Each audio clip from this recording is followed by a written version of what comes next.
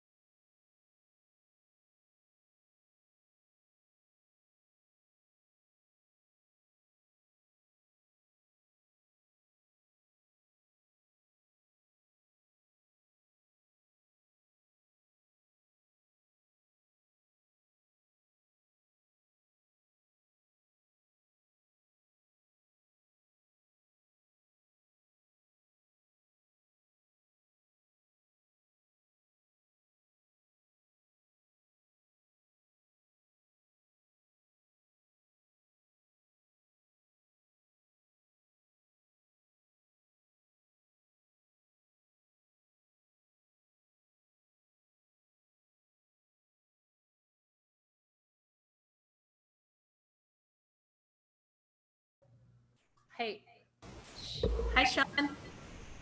Hey guys, how are you? Morning. Great. How are you? Good morning, afternoon. Yes. We're just getting set up. No worries. I figured I'd just make sure it worked. Perfect. Do you need me to get a set of headphones? Why not? Can you, I can't see me on here. Say again. Oh, okay. There. No, you're right here. Oh, video is on screen. Okay.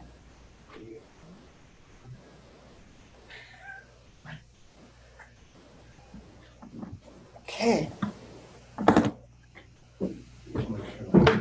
Are we live? Huh?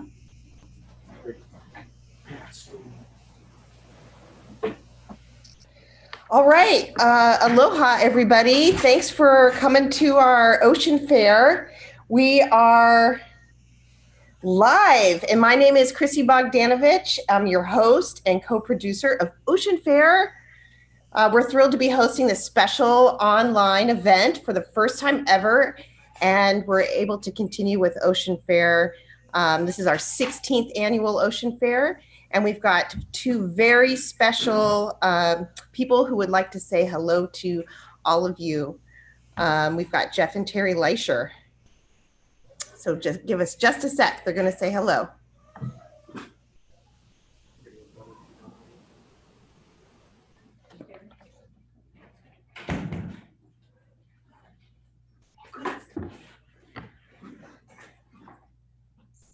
Jeff, do you want to take your minutes?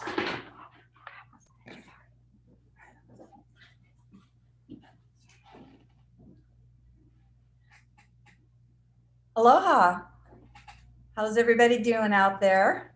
We are here to welcome you all to our 16th annual and first ever COVID-19 Ocean Fair. We are trying to all be socially distanced. I've got a super cool mask here with sharks all over it. Where'd you get that? It was a gift. Nice. Yeah. I got mine at Jack's Diving Launcher. So anyway, welcome. We're so happy to have all the programs that we have set up, and we've got the swimming pools open, our dive charters are open, our stores are open, both locations. If you go out to the harbor, you can also get a really amazing breakfast burrito still or a panini for lunch. And we just really want to thank you all for joining in. We've got kids programs happening, a big sale, parking lot and in the store. And Jeff's going to tell you a little bit about some of our dive trips. Yeah, we finally are able to take people out on boats again in small groups, which is great for the divers. It's like going back in time to 6-passenger boats. And if you're on island, go on out. We're doing 1-tank dives, so you're not out there all day long. If you have other stuff to do or tendency for seasickness or just want to get out and do a dive, we're doing it a couple days a week. We also have our 2-tank dives. If you're on the neighbor islands, come on over to Kona because they're lifting the mandatory quarantine starting Tuesday, I believe, the 16th. The governor has lifted it. So if you're on Oahu, Kauai, or Maui, come on over and go diving in Kona for a week. If you're on the mainland, you might still have to quarantine for 2 weeks, but that's not so bad because when that's over, you get to go out in small groups and visit reefs that are just empty right now and they've had a real break. So come diving with us. Check us out today if you're in Kona, and thank you for attending Ocean Fair 16. Yeah. And we have 2-tank morning dives and our new Wiki dive trip, which means a quick and easy and fun. Well, it doesn't mean all that. It means quick, but it's easy, fun, and it's a blast. So come on over. And stick around. Looks like we got Sean Heinrichs up to present next, and we're grateful to all our presenters. But I've been able to work with this guy a little bit. He is awesome. So I'm gonna go listen. Thank you, Sean. Is this where I jump in? Is he on? Chrissy's going to introduce you. All right. Oh, we're almost there. We just want to give a very proper introduction to Sean Heinrichs. He is just an amazing Emmy Award-winning cinematographer, photographer, scuba diver, and marine conservationist. He's an independent filmmaker and founder of Blue Sphere Media, a production company specializing in underwater adventure and conservation films. He has acquired considerable firsthand knowledge of the oceans and most important marine areas, and has worked with leading film and journalist teams, including National Geographic Wild Egg, Shark Savers, and Jim Abernathy, to name a few. He's also the co-founder of Sea Legacy. If all that stuff wasn't enough, we're so excited to have him part of the JAX Ohana, and today he's going to be presenting Light on Shadow, how he's using media to drive the conservation of our ocean's most threatened species. So Sean, take it away. Wow. Thank you so much, Chrissy. Really appreciate that. And thank you everybody for joining today. This is a unique time, I might say, in history for many of us. I can't remember a time that I've spent 3 to 4 months without traveling. So I'm beginning to almost call it getting into the vibe of civilian life. Because I think for the last decade, well, definitely the last 2 decades, but particularly the last decade, every month I've been somewhere else in the world. And what an incredible experience that has been. Traveling corners of the globe to some of the most incredible marine environments, witnessing nature in its most magnificent, but also documenting some of the more hard sides of it.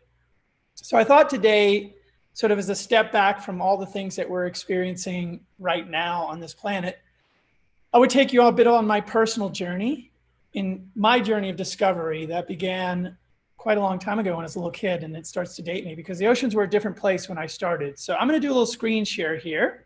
See if we can get this started. And here we go. Let's see if that's working. Is that working for everybody? Yes, I think it is.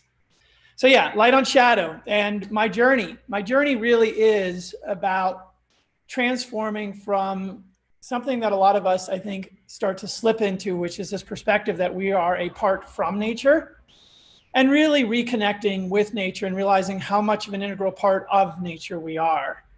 And as a small child, I always felt that. You know, I was the kid that was down playing with my dog on the floor, protecting all the bugs from the other boys that wanted to squish them.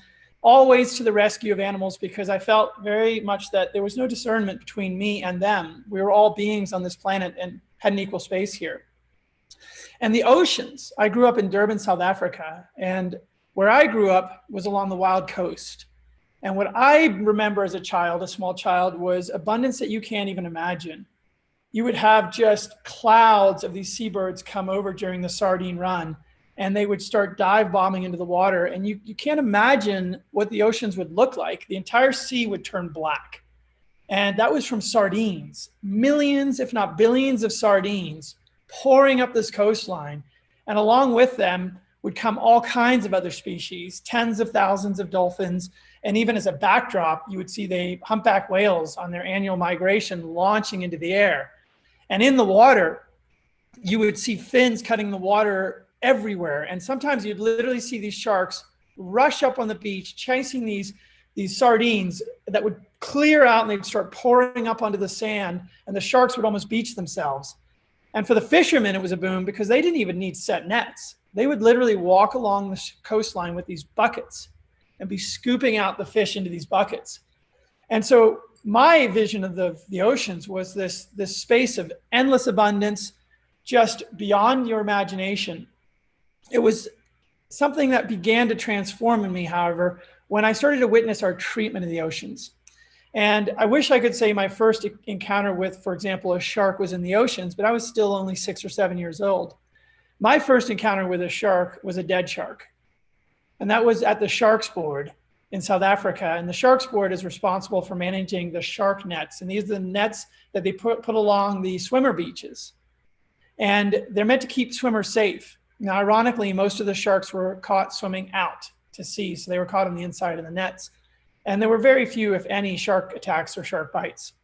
And I remember as a small child, we'd do a school trip each year to the Sharks Board, and they had this massive freezer room. And they'd open that cold door and you get hit with this waft of like ammonia mixed with like mist. And then as that mist cleared, we would just see piles upon piles of sharks. And back in those days, the sharks were much bigger. You know, the average shark, the blue sharks were 3 meters. The oceanic whitetips were 3 to 4 meters long. Same with the duskies and the bronzies, massive sharks. And while the other kids gawked and thought, wow, how cool, just the combination of the scent and this room of death really hit me. And I think it left an indelible mark on my soul, like, we're doing something wrong to these oceans. And I'm too young to understand right now, but somehow this has to change. It was then when I moved to the United States, I think I was around 7 years old, and our family began to do trips down to the Florida Keys. And my memories of those are so fond. We would literally just go snorkeling right off Key Biscayne or Key Largo or Key West. And the reefs were incredible. You would see massive schools of fish. You would see barracudas, massive groupers, and then all kinds of coral species. And for me, I was like, wow, we still got this incredible ocean. And year by year, we would go back to these same places. But again, I noticed something happening.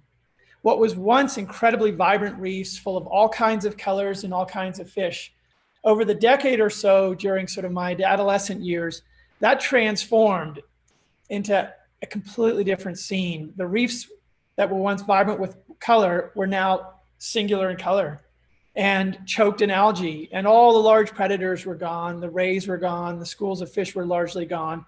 And this dark cloud almost, but in this case was just dead reef, spread across all of the Keys. And in fact, I believe now we've lost about 93% of the Caribbean's reefs.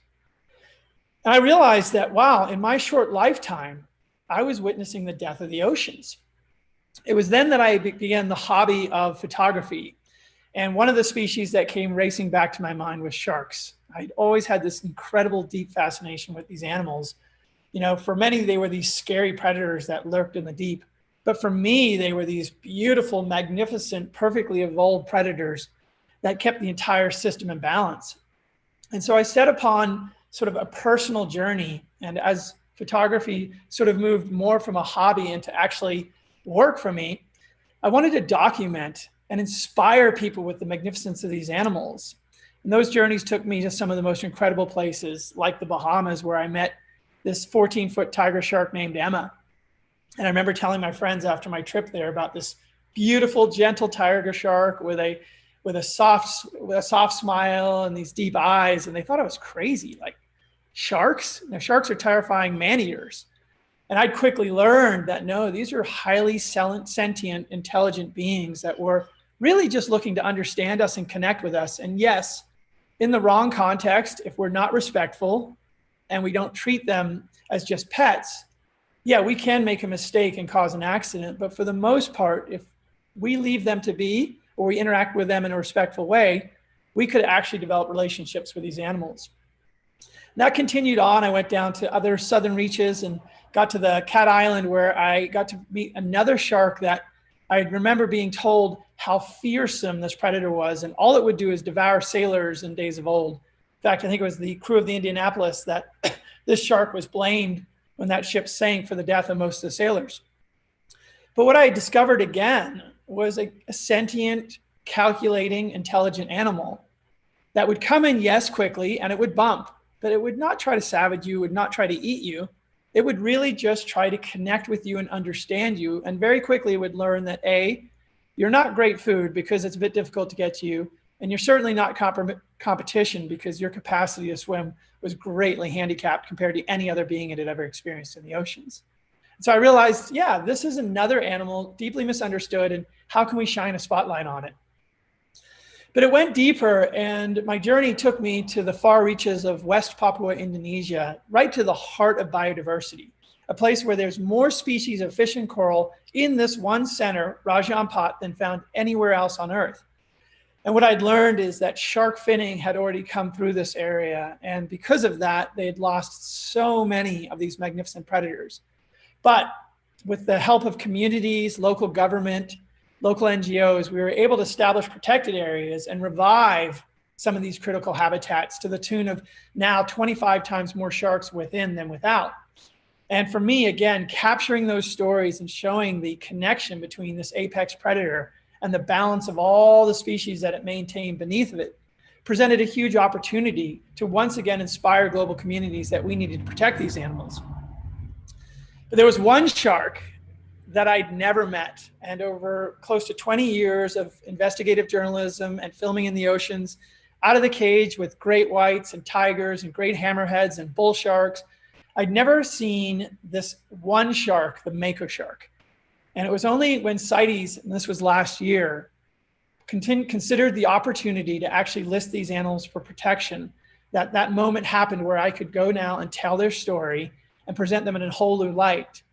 But even with all my experience in the water, when you think about an animal, the fastest fish in the ocean, fastest shark in the ocean, and one of the fastest fish that can literally launch into the air at 45, 50 miles an hour, savage a marlin and rip it in half in a single bite, you realize that even within me, I had that trepidation and that sort of lurking media program fear. And even when I first showed up on the back of the boat with a friend, Riley, in New Zealand, I remember this mako came in and she saw us. And instead of going for the little bait bucket next to the boat, she came right around and put her head, raced right up on the swim step, mouth wide open. And I had to literally jump out of the way for fear of losing my toes. And so it really realized that this was a very territorial animal.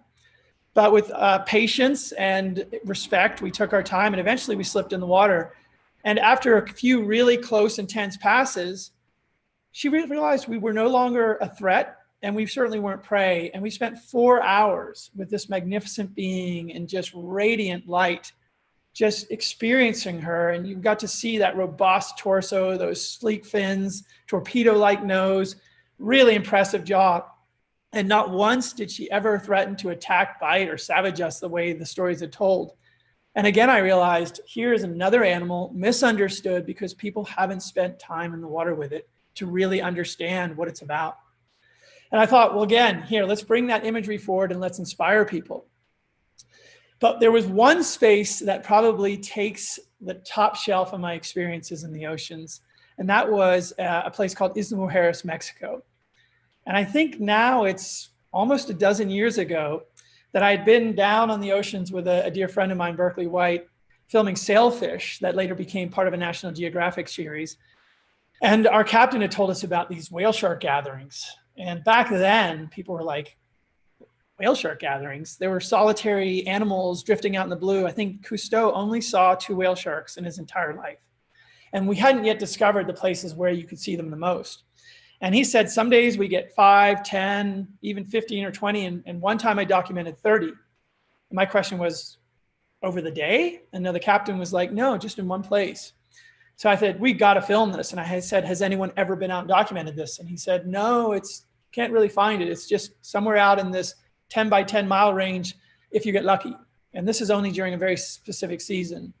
So we organized an expedition with some dear friends, and it was in July of 2009 that we went racing out into the sea. And it really struck me right away that I had miscalculated, because whale sharks live under the water. And if anyone's tried to grid search from a boat, a 10 by 10, 100 square miles of ocean, you quickly realize the futility of finding anything. So after hours and hours of searching, my hopes had diminished greatly, until in the far, far distance, we saw this sort of disturbance on the water surface. And I remember shouting down to the captain, hey, captain, what is that? And he's like, oh, it's bonito, bait ball. I'm like, okay. But 10 minutes later, it was still going on. And I asked him again, and he said bonito. And my experience filming bait balls is bonitos are some of the most efficient predators. And if you have a bait ball last more than 5 minutes, that's a record. So we pointed our nose, we went racing over, and all eyes are like glued on the horizon. And I remember that moment where still water for miles ahead, and suddenly you see this big giant spotted fin cut up, and then another, and then another, and another. And ultimately we could see them for miles in the distance, just fins all coming up to the surface on this glassy, calm day. Tumbled into the water, hadn't even loaded my camera, bounced off an animal behind me and saw another whale shark charging in, and quickly realized I got to film this. So even me, having spent so much time in the oceans, was so overcome with excitement. We wound up documenting. We had the entire aggregation to ourselves for almost a week, until we finally called a couple of folks and said, hey, come on by, we've got something to share with you. We estimated in that single day we had 300 whale sharks. And that was the world record ever documented until that time for a whale shark gathering anywhere in the world. And what that reminded me of is that these animals, even the most giant shark in the ocean, the biggest fish in the ocean, we know so little about it. We know so little about all of our oceans. And right here off Cancun, for who knows how long, has been this aggregation. And yet, despite all the boat traffic, no one had ever documented it. And I realized that there's so much opportunity to tell these stories if we just listen to the people who work on the oceans, and we take the time to really go out and connect. And sometimes, like with this aggregation, which is once in a lifetime, you get to come up close, and sometimes really close, with the biggest fish in the ocean. And for me, that means a lot, because it gives us an opportunity to shine a spotlight on some of the most charismatic animals. And it's not that only those are the ones that matter, but they are sort of the ambassadors for entire ecosystems. And a whale shark is a migratory species, and it requires healthy food and clean water and no rubbish for it to really thrive. And so it's an ambassador for why we need to protect our oceans. But there's one ambassador and one species in the oceans that I think for me is the closest to my heart, and that's the manta ray. And it was probably about a decade and a half ago, maybe longer, that I had my first encounter with a manta ray. We were in Thailand filming a little series about these islands off the coast of Phuket, when we were offered to take out to this little seamount. And I remember on our way out, we saw a little flashing in colors on the surface, fish bubbling up. And then I looked beneath and I saw this really dark, triangular, diamond-shaped body with these really white patches on its shoulder. And I was like, manta ray. And I'd always wanted to experience one of these animals, but I'd never had that opportunity. So me and my buddy, we hadn't even made it to the dive site. We could see it in the distance. We tumbled off, jumped in the water, and for 45 minutes, this oceanic manta ray just swam loops around our head and our bodies. And there was no cleaning station. There was no food. It was just it interacting with us. And I realized there was an intelligence.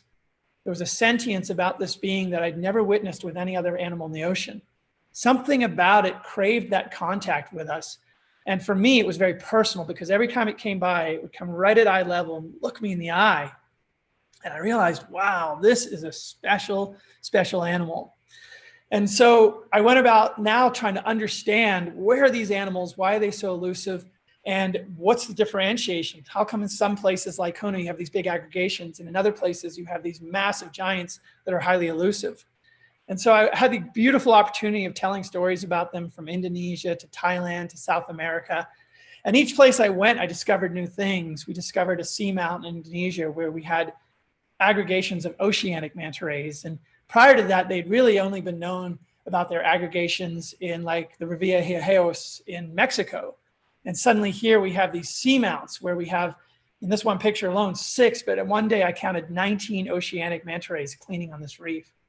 And bringing back the stories about them in even very popular sites and places where people just don't know about them. And in that journey, I thought, well, wow, if we can really inspire people with these beautiful images and these stories, these animals are going to be so protected because, they're harmless. They have no stinger. They have no teeth.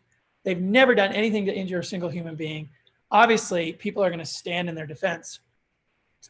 And the manta ray sort of became emblematic to me of how do we get people to connect with the oceans? How do we show the people that even the species in the ocean, they aren't just fish. Every single animal has intelligence. It has a personality. It has a life. It has a life cycle. It has connectivity, both within its population, but even with some of these beings, with human beings. And I really wanted to bring that to them. But along the way, I kept running into another story, and a story that I tried to ignore, but at a certain point, I realized I had to turn my camera around. And that was our mishandling at the hand of man of nature. What we were doing to these species in such a horrific manner. And perhaps more than anything, sharks. Sharks really fell to the cleaver of human beings. And what that means is everywhere I went in the world, I started to see what was happening to these species. And I would go from port to port, market to market, and I would see sharks piling up and fins piling up. And I tried to figure out what is going on. Why are people so interested in sharks? And I'd heard about consumption in Asia, but it wasn't really clear to me how big and how prevalent that was in our time. And so I went across the world from South America, Africa, Central America, Asia, Southeast Asia. And every place I went, I was trying to capture and document these horrific conditions and broadcast them out to the world. And what became clear to me is no matter where I went, and specifically in certain countries that had really set upon sharks, they weren't just targeting tens of sharks, not hundreds of sharks, but tens of thousands, if not hundreds of thousands of sharks every single day, to the tune of 100 million sharks every single year. And this crime was going on out of sight, out of mind. And when you looked at the news, perhaps the only thing you ever heard about sharks was the one shark attack. And when you consider that only, I think about 5 people ever die a year from shark attacks, and we kill 100 million, it felt to me that the news was so far off base and that we needed to really bring back the story to the real issue, which was driving the collapse of the apex predators in our oceans and threatening the stability of the entire life support system on this planet. But we needed to get to the story. We need to understand why. And it just came down to this. It came down to their fins. And it came down to the extinction trade, which is basically a largely corrupt, often illegal network that exploits animals such as rhinos and elephants and tigers and lions. And pretty much you fill in the blank, take a vulnerable species that you can take the parts, you can dry it, and then you can ship it illicitly across borders, and you can fabricate a demand, and through that, make a lot of money. And as the volume and the supply, which means the species goes closer to extinction, drops, the price goes up. And so you profit along the entire curve. And that investigation took me again to some of the biggest ports in the world. And I got to witness what was happening. And in some places, we literally documented tens of thousands of fins drying every single day in these processing facilities. And what happens to those fins? Well, they ultimately end up in front of a consumer or a restaurant buyer. But by the time it gets to them, they're packaged and polished, and the entire blood trail of destruction, suffering that has been left in its wake is completely invisible to the consumer. And all they're left with is this beautiful image of this sacred dish that somehow will increase their potency or will make them look good in front of their business companions. And so we really had to shine a spotlight and go back to the trail of destruction and bring people back to what was really happening. But it wasn't just sharks. What I learned as I had been working in these markets was something else was really happening. And that with the large sharks disappearing from the oceans, the traders had turned to another product. And that was one focusing on manta rays. And I was shocked because I couldn't believe it. Suddenly in these shark markets, I saw the streets lined with manta rays. And what had happened is a coastal remedy in China had been revived. And with that remedy, and the onset of the SARS virus, which I think that's about 17 years ago, it gave an opportunity to fabricate another treatment, one that would clear heat in your body. And they used it on chickenpox and other things. And they said, hey, it'll work really great on SARS. And they conscripted fishermen around the world that lived in proximity to some of the vulnerable manta populations to go out and hunt these animals. And I found a community in Indonesia that was killing 1,000 to 1,500 manta rays every single year. And that was happening largely out of sight and out of mind. And we realized we've got to shine a spotlight on this. But it wasn't just the adults. By the time they had hit these populations hard, even the babies, juveniles, were being pulled into the markets. And here it was for their gills that were then being traded in Asia and for hundreds of dollars a kilo. So a fisherman could make $500 off killing a manta ray. And from that would go out to the consumer, and they made a dish that I call extinction soup, which is seahorse, pipefish, and manta ray gills. So you can't get more of a poster child than this dish for the exploitation, really the unchecked, reckless exploitation of the oceans. But it didn't end with manta rays. In China, I saw islands upon islands of these floating cities that were targeting literally millions of turtles that they'd stole off beaches across Southeast Asia. And in certain communities in some of the developing countries, they had turned back to whale hunting with the disappearance of all the large fish.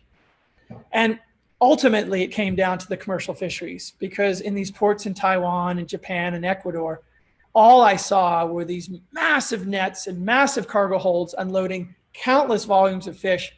And it really became apparent to me that this was unsustainable, and that in my lifetime, I was going to witness the death of the oceans if we didn't take action.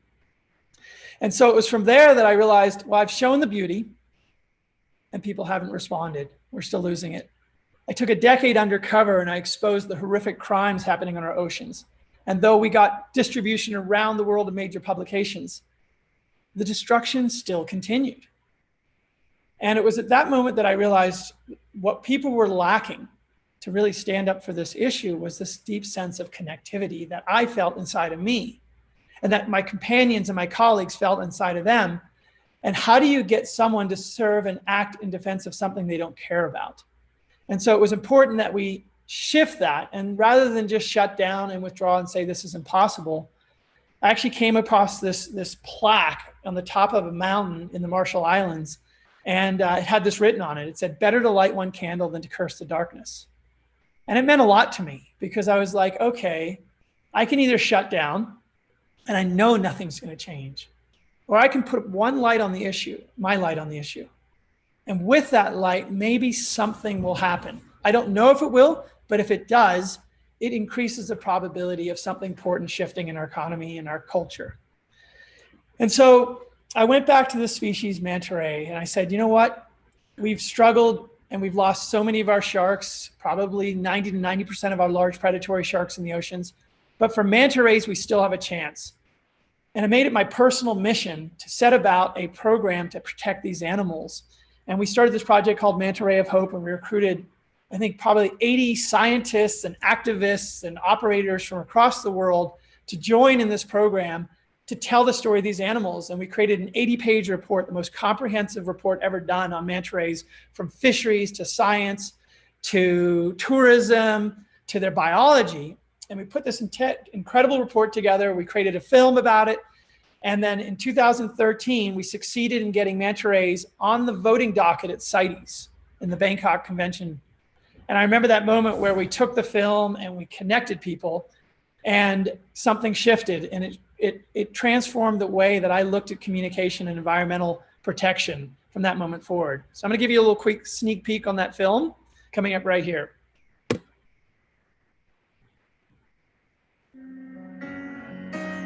If I could spare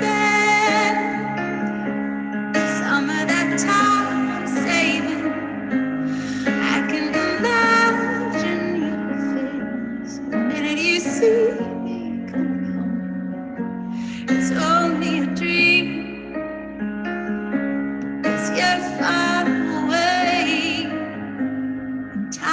spent on dreams could be time saved. And there's so many things that I don't understand. I'm standing in line with my open hand, waiting for some explanation, something to hold on to. So we filmed that film called Manta's Last Dance, actually with Jax. Keller was our wingman. We had the entire team behind us. We had very little time, very little budget. And with these incredible partners, we came together and we made this film about this woman connecting with this animal. And it was interesting during that time when we had brought the concept of protecting manta rays to CITES, it's about 180 nations, rumors had started to spread that it was a killer stingray like the one that had killed Steve Irwin. And those were propagated by industry. But it quickly struck me that who wants to protect the killer ray? They're terrified of it. And so we had a very short window and we descended in Hawaii during the Pacific swells and we captured this film. That was just a small piece of it. You can see the rest of it online on my website. And I remember that moment we took it to the floor of CITES and people are like, what is this? And I said, just watch. And for 3.5 minutes, we had this entire room filled. And we had this giant inflated manta ray behind us and we projected on the screen. And I remember as you could hear a pin drop as the music played and this beautiful woman interacted with this incredible animal. And at the end, I looked around the room and there were just tears in everybody's eyes. Now imagine sort of hardened bureaucrats that have been bribed for years by countries that are looking to exploit these animals. And suddenly here they are having a moment to realize that these are intelligent, sentient beings and feeling that connection, feeling the importance of what is happening right now. And one by one, I remember these delegates coming up to me and putting their arm around me and saying, don't worry, your mantas are safe with me. And this was the first time we'd ever brought the species to CITES. And usually it takes several rounds. And the convention's only held every 3 years. So we had very limited time. And so we had a short window to actually bring about this protection. And I remember that moment where we were now sitting on the floor and the convention was voting. And China called for a silent ballot because they didn't want people to, they'd been buying votes the entire time and they didn't want people to have to register their votes in opposition. And I just remember watching, and as that clock ticked and they finally said, read the ballots. And you had the red bar coming up, which was against, and then the green bar shot way up and we got an 80% margin of victory, a landslide victory. And even though it had been a silent ballot, across the room, delegates one by one stood up and said, I know this is silent, but I want it heard in this room that our country stood in defense of these animals. And I was just full of tears and my fists were just in the air. And I just realized that in the face of greed and corruption and bureaucracy, we can win, but it comes down to really deeply connecting people with these animals and about empathy. And we can overcome any obstacle, including finance and greed and corruption, when we do that. And I realized, okay, if we can do that with manta rays, and it took, by the way, an incredible team effort, not to raise my hand on it. We had organizations from around the world that came around, and it took a huge effort, but together, and that's part of all these efforts, we came and we made the success happen. But there's another animal that's much more feared than a manta ray, and that was tiger sharks. And very shortly after the win at CITES, we learned about the shark call in Australia, where they had been targeting, putting these drum lines, which are buoys right off beaches with a big, huge hook and a hunk of meat. And they killed several hundred tiger sharks to keep beachgoers safe. Well, ironically, there had been no documented attacks ever on a beachgoer by a tiger shark anywhere along those coasts. They were basically bringing them in with the bait and then killing them to justify some bureaucratic program. So we decided, okay, if we've done it once, let's see if we can do it again. How can we shed a new light on these animals? So we created a project called Tiger Shark, which was inspired by James Cameron's Avatar, where a human being goes down to the seafloor and becomes one with these animals. And the objective, again, was not to turn them into puppy dogs, to really, though, reveal their intelligence, their sentient nature, but also their vulnerability and the fact that they aren't senseless man-eaters. And so we created this film, Tiger Shark. We brought Good Morning America out with us. We brought World News Tonight, and we did it live. So either we got it right or we got it really wrong. And so 9 months of preparation went into that, working with my dear friend, Jim Abernathy, and incredible ocean activist and performance artist, Hannah Mermaid. And this is what we created. So take a look at this.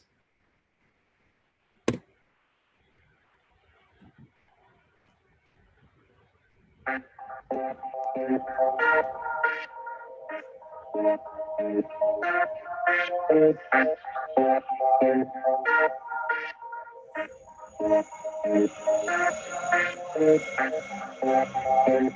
make love to my enemy.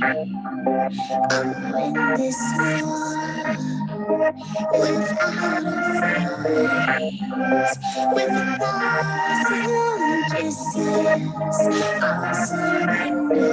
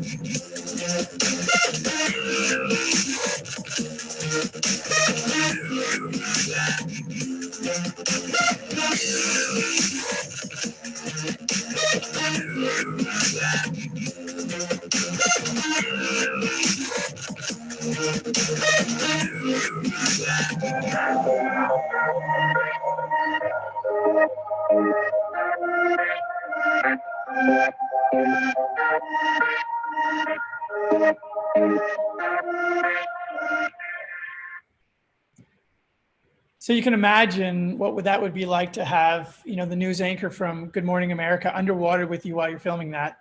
And that we only had 4 days in the winter, well, the spring months of the Bahamas, and 2 of them were blown out to film, produce, edit, and deliver this for World Oceans Day. But we were successful. And, you know, I had some people saying, hey, well, you're touching sharks. And I said, well, let's pay really close attention here. Right now, hundreds of these animals are being touched with hooks and gaffs and harpoons and being killed. We're not about riding sharks. We're not about chasing sharks. The only thing that's going to happen is when that shark comes face to face, if it chooses to interact, that's where we'll have that moment of contact. And that's what we did. And people understood that. And I said the larger mission here was to decriminalize these animals, to take them from what being basically vindicated away from these horrific, senseless, terrifying man-eaters into just another important species in our oceans. And we did it. And we put up a petition, and we collected more petition signatures in 2 weeks than the entire efforts that had been combined over the past 9 months prior to that. And we printed them out and we hand delivered them to the environmental minister in Australia. And the following week, they shut down the shark call. And for us, that was a really powerful indicator that through the power of connection, we can really reach people. We can transform them. And, beauty is an incredible thing, but it's not enough on its own. Shame and guilt can highlight an issue, but that can also turn people off. And what's so important is that you combine the two, you bring together that stunning imagery, you show, the strong medicine in that small dose, the suffering that's happening or the loss that is happening. And then you connect the most important ingredient, which is our connection with the issue. Because if we don't feel something, we're not going to act in defense of something. It's called empathy. And if you look around with what's happening right now in this world, in order for people to mobilize, they need to care. And I love the words of Dr. Seuss's The Lorax. Unless someone like you cares a whole awful lot, nothing's going to get better. It's just not. And it's that simple. We need to love these animals. We need to connect with these systems. And through that connection, we can be inspired to act in their defense. And in conservation, we've often missed the bill on that. And again, I return to it like my personal journey, which was, if I go just to beauty, yes, but we often get a sense of safety from that beauty. It's those natural history shows that just show everything so vibrant. Wow, the oceans are going to be okay. They don't need my help. And that really speaks to the apathetic nature of our species. And if we just show the violence, well, what's happening is I'm going to feel the pain of that, but I'm not connected to it. I'm going to step back from it. And the perpetrators that are committing those crimes are often doing it not out of ignorance or apathy, but out of greed. They're just making money off of it. And they don't care about the consequences. And, having spent 2 decades interacting with a lot of these traders across the world, many of them look me in the eye and they say, my business is going to be over in a decade or 5 years because we're running out of product. And that's how they look at it. They look at it as product. And what we have an opportunity right now is to shift our perspective, move away from the objectification of nature, and really look at nature as something that we are intimately connected with. We are inextricably tied to the fate of nature. Our natures are connected. And for me, storytelling and imagery has become the vehicle that I use to open up my heart and share my connection, because I'm not alone in that connection. Across the world, you have people who all feel just as connected and loving of these species and these places. And to give a voice to the animals, the places, and these people creates an opportunity for the larger audience, the 99% that never step a toe in the water, to also feel that spark inside of them. And maybe that spark grows into something, and that one candle becomes something much bigger, just like you have the lighters or now the phones at a concert, and suddenly the entire stadium lights up when everybody becomes activated and passionate about an issue. And that's my hope, is that by bringing this imagery and this storytelling to our communities around the world, we have an opportunity to cast that light on shadow and clear out all of the garbage that's preventing us. And right now, during COVID, if you think about it, the consequences of our mistreatment of nature have never been more prevalent. This virus originated in the markets of China. But those markets aren't just in China. Those wildlife markets exist across Western Africa, Central and South America, all kinds of places in Southeast Asia. It just happens to have come out of that one. And the source of that is our extraction of wildlife and our mistreatment and really sadistic treatment of animals.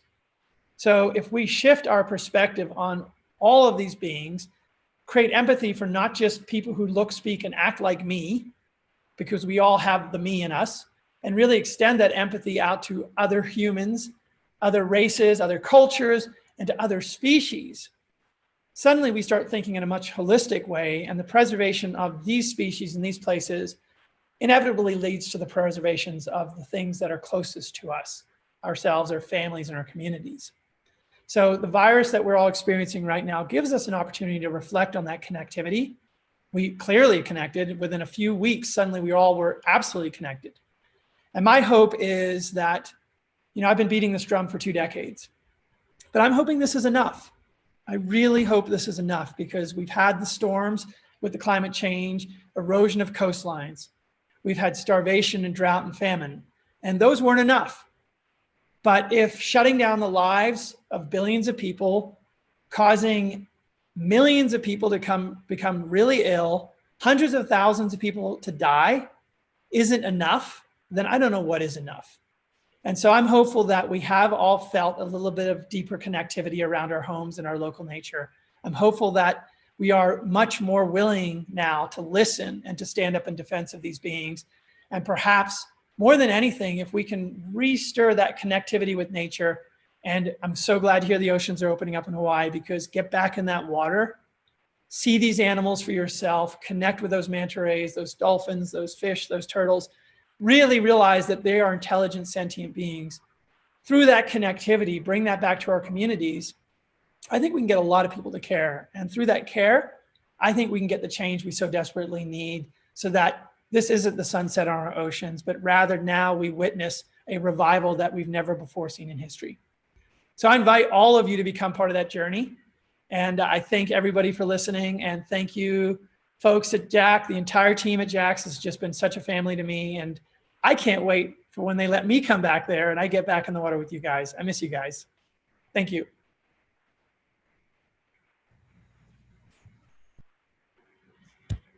Thank you, Sean, for that wonderful presentation. We are going to take some questions from our attendees and from our YouTube live chat. So if anybody has any questions, please go ahead and type those in, and you'll be eligible for some giveaways that Patty's gonna give away here in just a sec. So see if we've got any questions. Marty Snyderman says, thanks, Sean. Your presentation was great, and you've got a lot of wisdom. So. Thank you so much, Marty. Marty's a pioneer.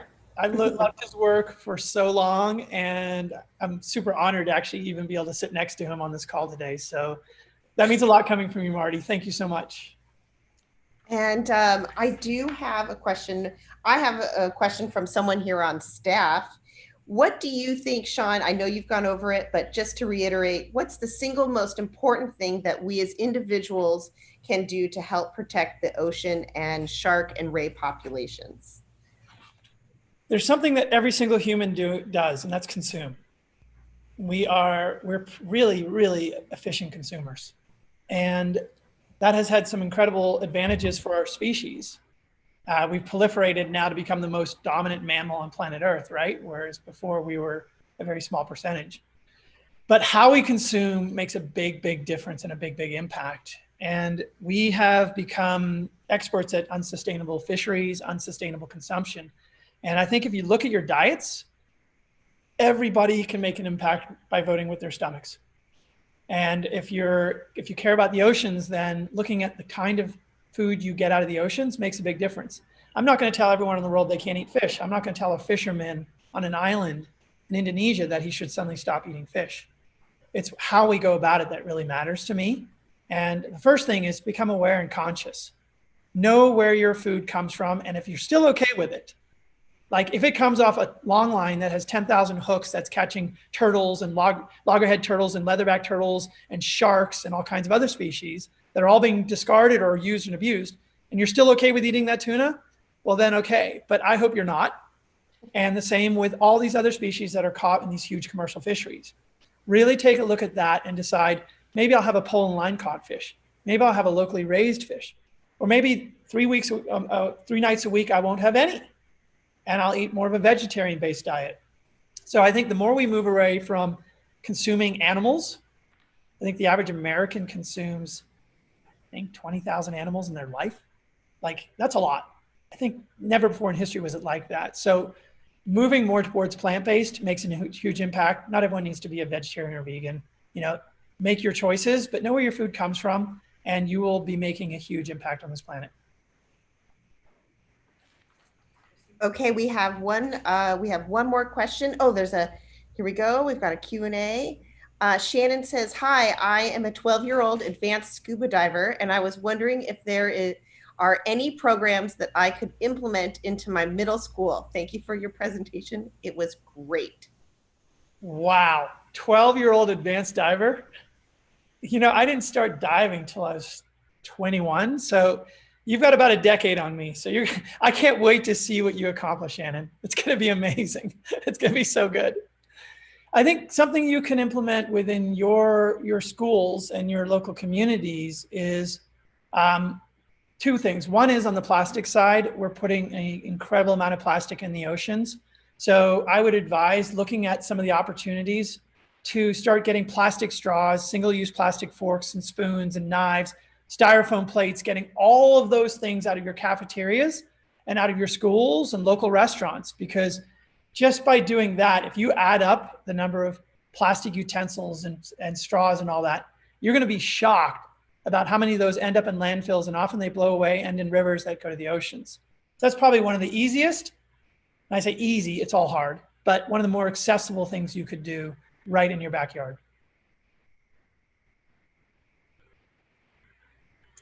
I think you're on mute there, Chrissy. Thank you. Sorry about that. I've got another question from Mark on our YouTube live feed. Does Sean's hook necklace have a story behind it? Yes, I haven't taken it off in 12 years, much to the chagrin of TSA security people in certain countries. Yeah, I'll try to make it as short as possible. I was working in 2008 with the Rangers and this group Marviva in Costa Rica. And every night around Cocos Island, which is a World Heritage Site, and any diver who's traveled the world knows this is the creme de la creme of pelagics. Every night there were poachers in the park, and I would go out at 3 a.m. with the Rangers, and we would count 40 illegal longline vessels. And a longline is a rope with buoys that hangs hundreds, if not thousands, of hooks. And those would all drift through the park, and we estimated about 1,000 miles of longline was going through that park every night, targeting tuna, marlins, and sharks. So we would chase the boats out, and then we would start pulling in about as much as we could pull in, maybe 60 miles, and the rest would have already drifted off. And on it, you would find all kinds of animals. And one of the opportunities I had is there was a live but struggling silky shark on that line. And the silky shark is a beautiful, sleek, pelagic shark, about 7 feet long. And I remember we were in the water and had it right up against the boat, and we worked with pliers the hook out of its mouth, and then just with our hands let it free, and it slowly swam and then made its way off into the blue. And it really struck me in that moment. It was like countless miles of long line, infinite number of hooks, so many sharks. What's the point? And I looked in the eye of that shark, and I realized for that one shark, it mattered. And for every one that we save, it matters.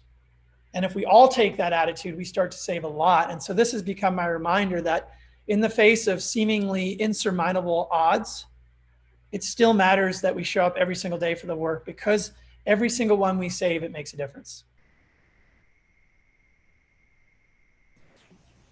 Hey, Sean, thanks so much for joining us today. Mimi on our YouTube live feed says that your photos are amazing and beautiful, and she's adding you to her watch list. So that's a win. It's a win. Thank you so much for joining us today, Sean. We really appreciate it. It's just amazing to have you out there working for our ocean's most vulnerable creatures. So thank you so much. And I look at myself as just a humble servant to the issue. And if you look around the world now, there are, just like some of the people who gave comments today, there's inspirational people working on the front lines all over the world right now. And if we can just raise their voices with our voices, and that's our job, especially I think as photographers now and storytellers, is to raise the voices of the real champions, the youth, the community leaders, the activists on the front lines who are doing that work, and bring that voice to the world so that people have a sense of change and they can join that change. So I'll keep doing what I'm doing. And thank you so much, Chrissy and the rest of the team at JAX, for all your support. You guys have been amazing. And I can't wait to come out and play with you in the oceans again sometime soon. We can't wait either. Thanks again, Sean. And right now we're going to go to Patty, who's going to do some giveaways for anybody who listened to Sean's presentation. So stay tuned, guys. And thanks for watching. Thank you, guys.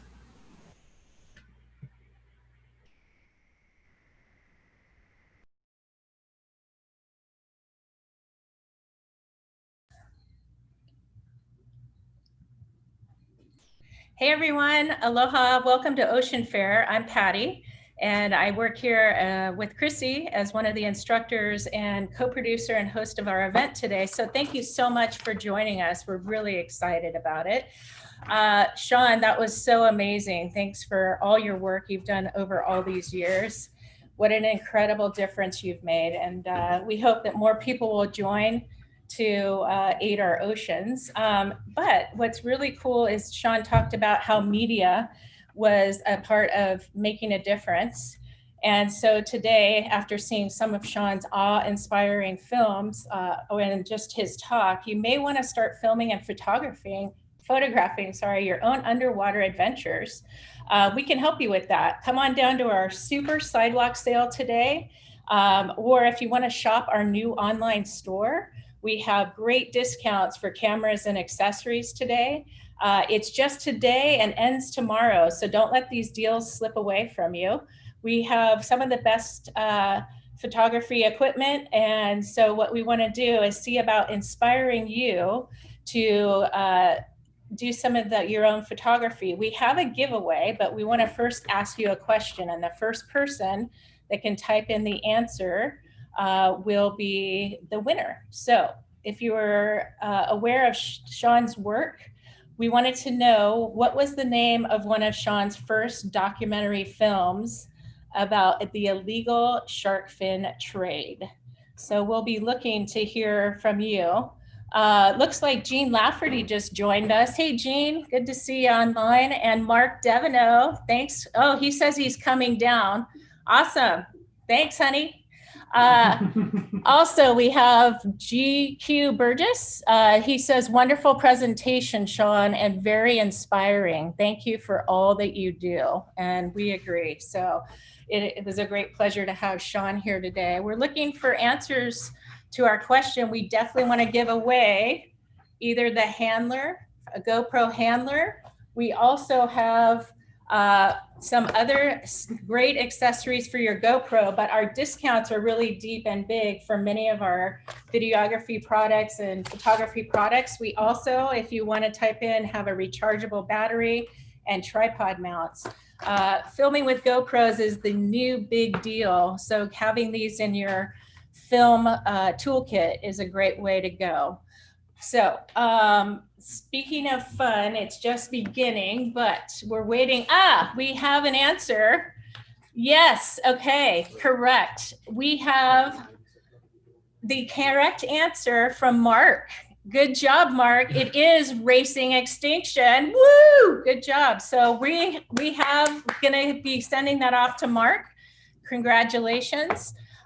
We want to know if you have any other questions for Sean, and otherwise, we're gonna be turning it over in just a minute. Stay tuned for a word about our Malamakai Foundation and to listen to our next Emmy Award-winning presenter coming up after our video. Joe?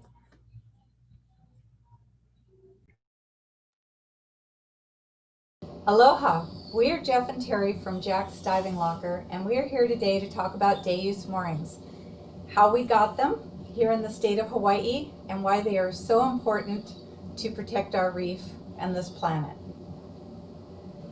We all like to go out and explore the reef and look for all the cool stuff that lives out there. Fish, eels, turtles, octopus, rays, you know, all that cool stuff. 35 years ago or so, when we got our first boat, we'd go out to explore the reef, and the only way to keep the boat parked where we left it was to drop an anchor. But the problem with dropping an anchor is it's almost impossible to put an anchor and all the chain that goes with it on the bottom without that anchor or that chain breaking coral. Now we all know that coral is actually made of thousands of tiny little animals, and it takes them a long time to grow and to build a reef. And we also know that all those cool animals we just talked about depend on the coral.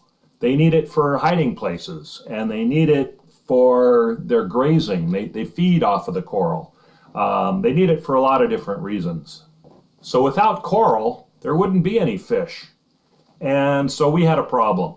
If everybody went out there and dropped anchors and chains on the coral, pretty soon there wouldn't be anything to go see. And not only do divers like us want to go see coral, but the very health of our ocean depends on it. And the planet depends on a healthy ocean. So everybody in this world that likes to breathe and eat needs a healthy ocean. So to solve this problem, we turned to science. Terry's dad was a scientist, and he did some research, and he found out there's a way to install a permanent mooring by drilling a hole in a big rock and cementing an eye bolt into the hole so that only that much is sticking out. And then anytime a boat wants to go, they just tie up to the rope and they don't have to throw the anchor anymore. At first I thought, that sounds kind of crazy. How are we going to drill a hole underwater? And how are we going to glue an eye bolt underwater? But we learned how to do it with George's help and some other scientists. And the next problem was, it's against the law to just go and put in a mooring without having a permit. And getting a permit wasn't all that easy, but we learned how to do that too. The third problem we had was it costs a lot of money to buy the eye bolt, the rope, the chain, the buoy, all that kind of stuff, and we didn't have a lot of money. But luckily, we had a friend who came to Hawaii and learned how to dive at Jack's Diving Locker. His name was Jerry Garcia, and he was a famous musician. He was part of a band called the Grateful Dead. And people would like that band so much that they would get in their vans and they would follow the band from city to city so that they could go to all the shows. Well, Jerry loved the fish and the coral as much as we did, and he wanted to help us. And so he actually helped us to get the permit, and he actually helped us to pay for the first bunch of hardware that we used to put these moorings in. So the next step was to install the moorings. First, you got to find the right spot. It should be someplace that people like to go and explore or fish and would drop an anchor. So rather than dropping an anchor, we would find a big rock that we could drill in, install the eye bolts. We'd rig them with chain and rope and a buoy. And then once the glue hardens, takes about a day, then it's time for people to go out, tie up to those moorings, and explore the reef. No more dropping anchors.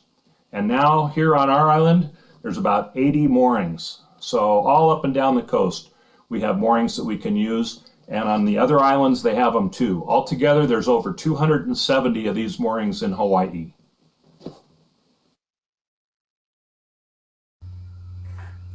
Hawaii's day-use moorings are made possible by donations to the nonprofit Malamakai Foundation. To learn more or make a tax-deductible donation, go to www.malamakaifoundation.org.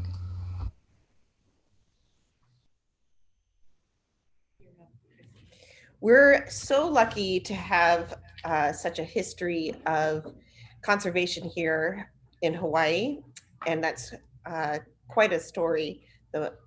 For this program's continued success in protecting Hawaii's reefs, don't forget we do rely on donations, so you can make a donation at malamakai.org, and every donation helps protect Hawaii's reefs. And from Malamakai and the influence it's had with friends of Jack's Diving Locker helping us like Jerry Garcia, this brings to mind our next incredible presenter who's been a big part of the Jack's Diving Locker Ohana over many years. And we are fortunate to have his tremendous talents in teaching underwater photography and videography right here with us in Kona. If you haven't already met Marty Snyderman and taken one of his photography workshops here at Jack's Diving Locker, you need to definitely check it out. He'll talk a little bit about that later. His list of achievements are far-reaching. He's Emmy award-winning cinematographer and author, magazine columnist for such prestigious publications such as Patty's Undersea Journal, and marine life editor for Dive Training Magazine.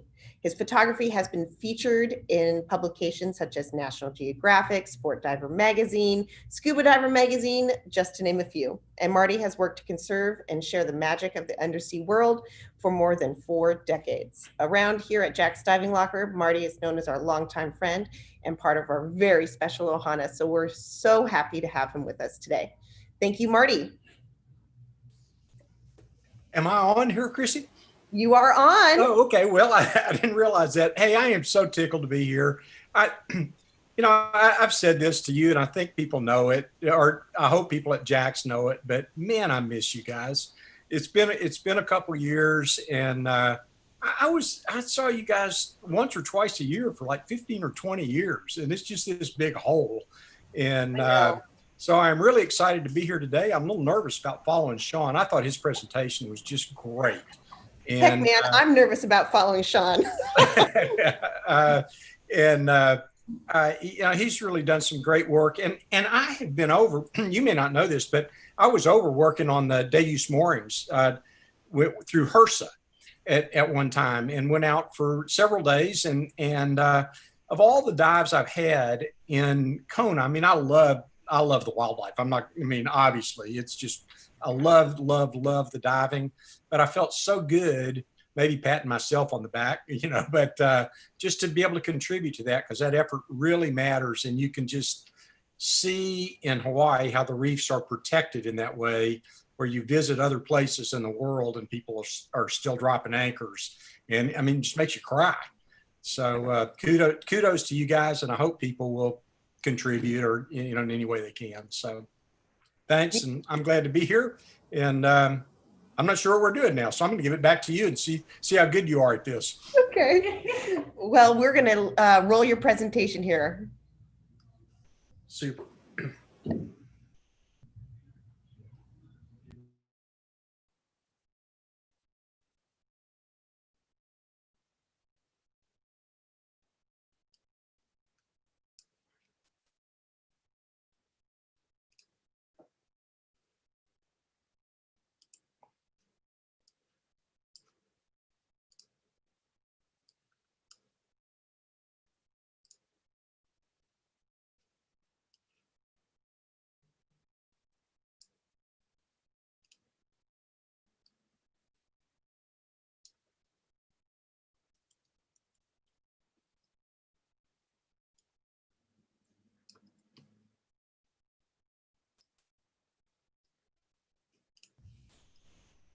It's coming. We're getting it up here. I Here we sure go. do appreciate the opportunity to be with you today. Obviously, we're not exactly living life the way we want to today, but it sure is nice to be with you, the diving community, in any way that I can be. And if I'm going to do that, there's no gang that I'd rather be with than the Jack's Diving Locker gang. I've been in this diving business for 45 years and traveled the world. It's been a great part of my career, and there just are not any dive operators that are any better than the gang at Jack's Diving Locker. There's some like you, but nobody's better, and so I sure do appreciate the opportunity to be here and be at Ocean Fair today. I've participated in the past, and I'm glad to be back today in any way that I can. So let's see if we can make a little technology work across the pond, and I am going to share my screen and see if we can kick this thing off. So what I'd like to do today is to just talk about some photographs that I've been able to make over the course of my career, just some favorite images, maybe a little insight into how I acquired the image or perhaps a story behind it. And I will tell you that if you guys, I don't know if people are joining from all over the world or there's just a lot of folks from Kona here today, but I'm assuming it's a bigger audience than that. And I will tell you that I have gone to the Jeff Leisher School of Diving, which Jeff is one of the owners of Jack's and a very good friend, Jeff and Terry. So my stories, like Jeff's stories, are partially factual stories. So let's take a look. So I think it's kind of interesting. I use this image to start it off. It's kind of a metaphor, I think, for where we are today in the diving world. This is one of those trips where I was trying to go out and film great hammerhead sharks in the Bahamas at an open ocean pinnacle, and conditions got rough and we got blown out. We came into Walker's Key and ended up diving with and photographing black-tip sharks. So it was one of those cases where life gave us lemons and we tried to make lemonade out of it. In fact, we did, and I hope that's what we're doing here today with Ocean Fair. So I'm really tickled to be here. For anybody that knows anything about my career, I got started as a big animal photographer. It's just kind of the way I paid my bills, whether it was with great white sharks or humpback whales. That was just kind of the story of my entree, I guess, into the diving and photographic world. And I can tell you that I am the last person you want to ask what the best place in the world to dive is or a favorite place. I love to dive. And I think that this photograph offers up a little bit of proof. I paid big money to live here for several days in Chinchorro Bank, Mexico, to dive and to try to photograph American crocodiles. This was really before Cuba was opening up, and we've seen a lot of crocodile images come out of there, but off Chinchorro Bank, I think this is about the biggest animal I saw or encountered. It's about a 14-foot long American crocodile. They are fish-eating crocodiles, and of course, when you read about them, you don't believe that they're going to be dangerous or attack people. But obviously, it's a big wild animal, and it's certainly capable.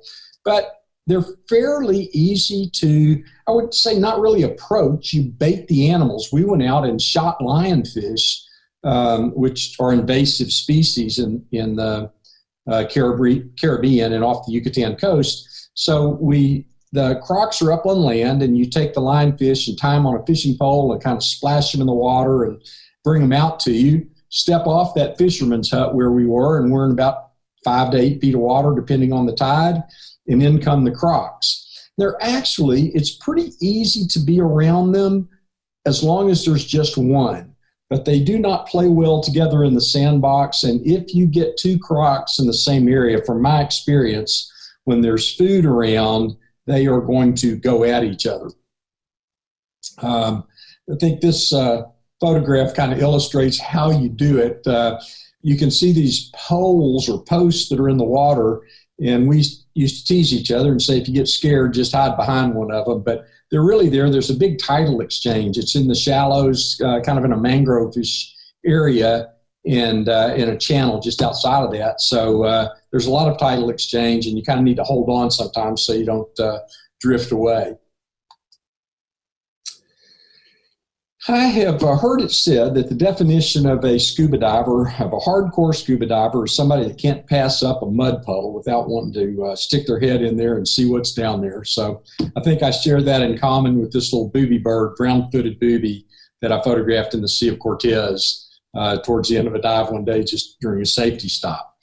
I live, despite this accent, which I will tell you, I growed up in Arkansas, but I live and have lived for about 45 years in San Diego area, and I dive in the kelp forest. And obviously, I can't see my audience today. I don't know how many of you have had that experience, but there is a certain sameness to diving coral reefs all over the world, and then you dive in the just the magical kingdom of a kelp forest on a beautiful day when there's sunlight dancing through the rays of sunlight kind of dancing through the kelp forest.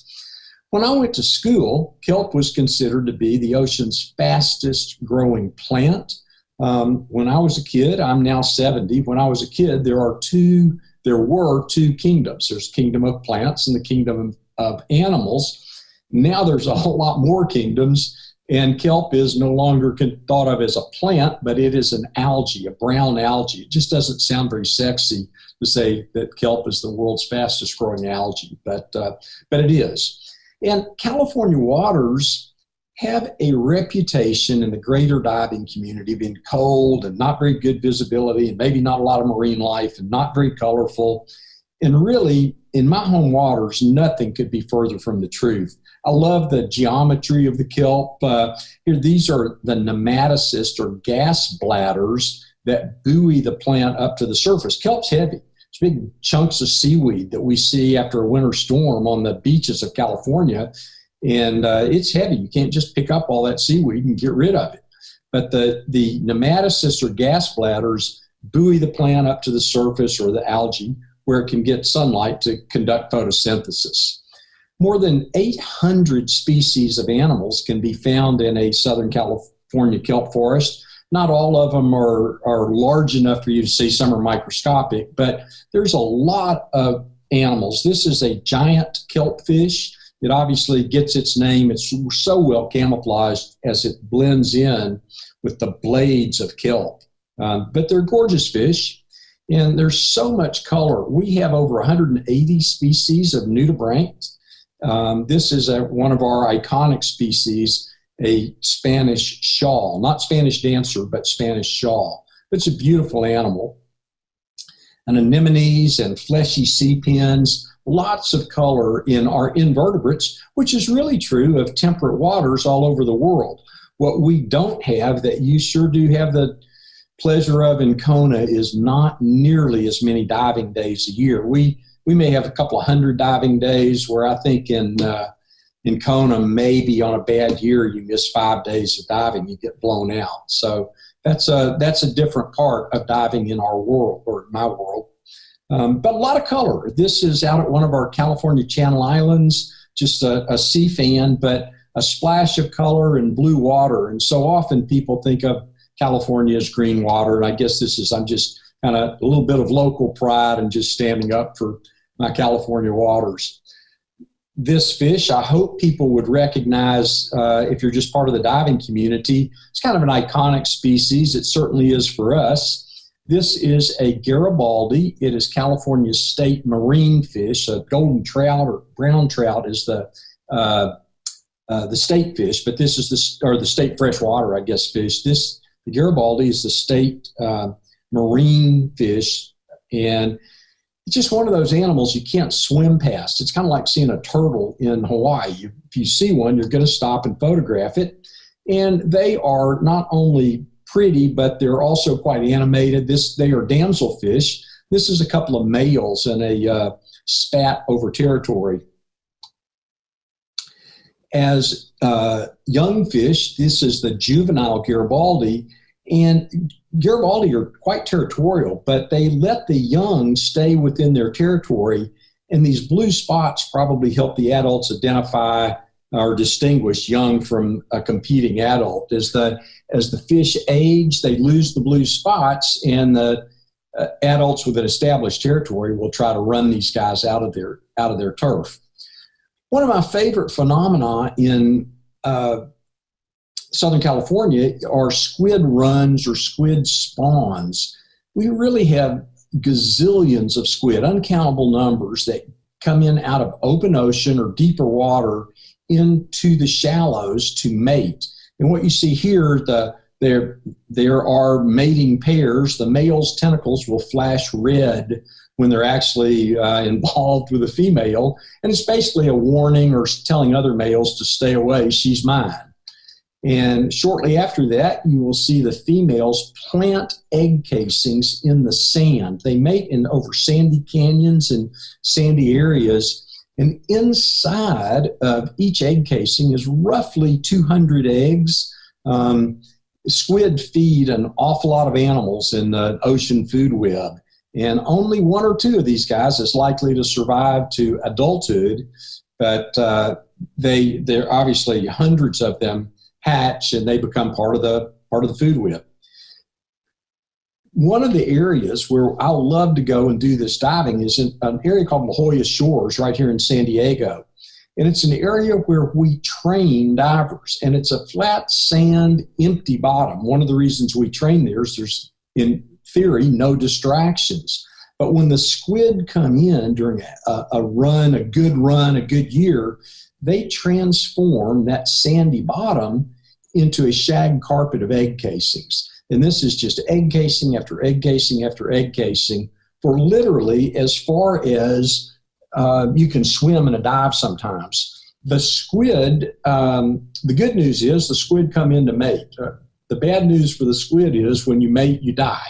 So shortly after they mate, they will die, and the world comes in to feed on them, whether it's animals like blue sharks or pilot whales or sea lions and harbor seals, or like the guitarfish that we saw in the previous shot, or sea stars. Animals like this horn shark will come in to feed on the dead and dying squid. They don't feed on the eggs. There's a protein in there that probably repels most animals. Not all the snails and stuff will eat them, but most of them will repel. So here's a horn shark, and this animal is so named for the little horn or spines atop of each of its two dorsal fins. And they grow to be about 3.5 or 4 feet long, something like that, when they're fully grown. This is the face of that horn shark. It hardly looks like anything like what we think of as a stereotypical shark face, but this is a shark, every bit as much of a shark as a tiger shark or great white shark or hammerhead or whoever. But one of the things that makes these animals a little bit different than a lot of sharks is they are an egg-laying species. So this is the egg casing of a horn shark. Now, I took this little series of photographs. I was working on a film. I produced a film with a gentleman named Dr. Rocky Strong for the PBS series Nature, The Secret World of Sharks and Rays in the late 1990s, and was able to get a photograph of a little horn shark that was hatching out of its egg. I would say the egg casing is maybe 10 inches long, something like that. And this little guy is, after about 10 to 13 months, will hatch. And it is on its own. It's actually on its own from the time the egg is laid. So there's no parental care in the world of sharks. This is another of our California sharks. This is a Pacific angel shark. It's obviously got a very flattened body. It either will lay on the sand, or it will bury in the sand. And that is often its hunting position. And it just waits on unsuspecting prey to swim within striking distance, like this little horn shark. And boom, that angel shark hit it. But that horn shark erects those sharp spines. This is a little hatchling horn shark, and it erects those spines. And it was kind of like that angel shark bit down on nails, and it was able to survive. As the horn shark ages, those spines dull, but they are quite sharp in the juveniles. Another thing that's often said about California waters is there's not very many big animals that doesn't get your adrenaline going, and that's not really true. This is a giant sea bass. This is an animal that'll get to be about 7 feet long, may weigh as much as 700 pounds, and I promise you, when it sneaks up on you in a kelp forest, that is a big, big animal. They are often, almost always, covered with these little isopods. But this guy just swam over my shoulder one day. I turned around and there it was. And of course, never heard it, but it's like a Volkswagen kind of swimming back, turn around and there's a Volkswagen right next to you. So bit of a thrill. Another of our favorite animals to dive with California sea lions, there's nothing like it. I have often described it to friends as it's kind of like recess at elementary school. It's just frenetic. The pups are all over you when you dive at the rookeries, especially in California, a little bit later in the year in our diving season. The animals mate and the females bear their young in the spring.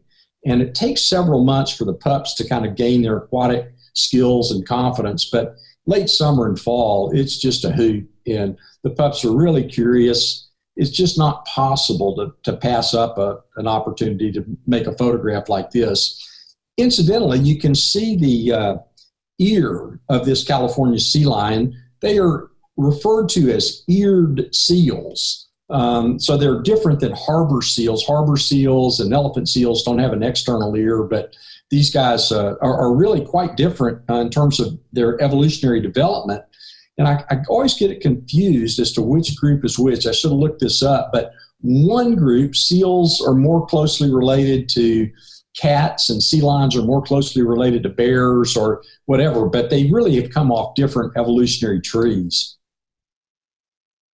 Another animal that we will see in the kelp forest sometimes, this is a soup fin shark, probably gets 5 to 6 feet long.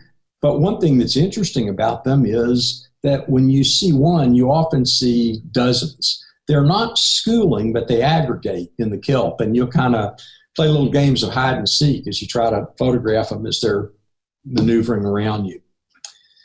I also have done a lot of open water, blue water diving, meaning for us, it's taking a boat anywhere from 9 or 10 miles out to 20 miles out to sea to see what's out there.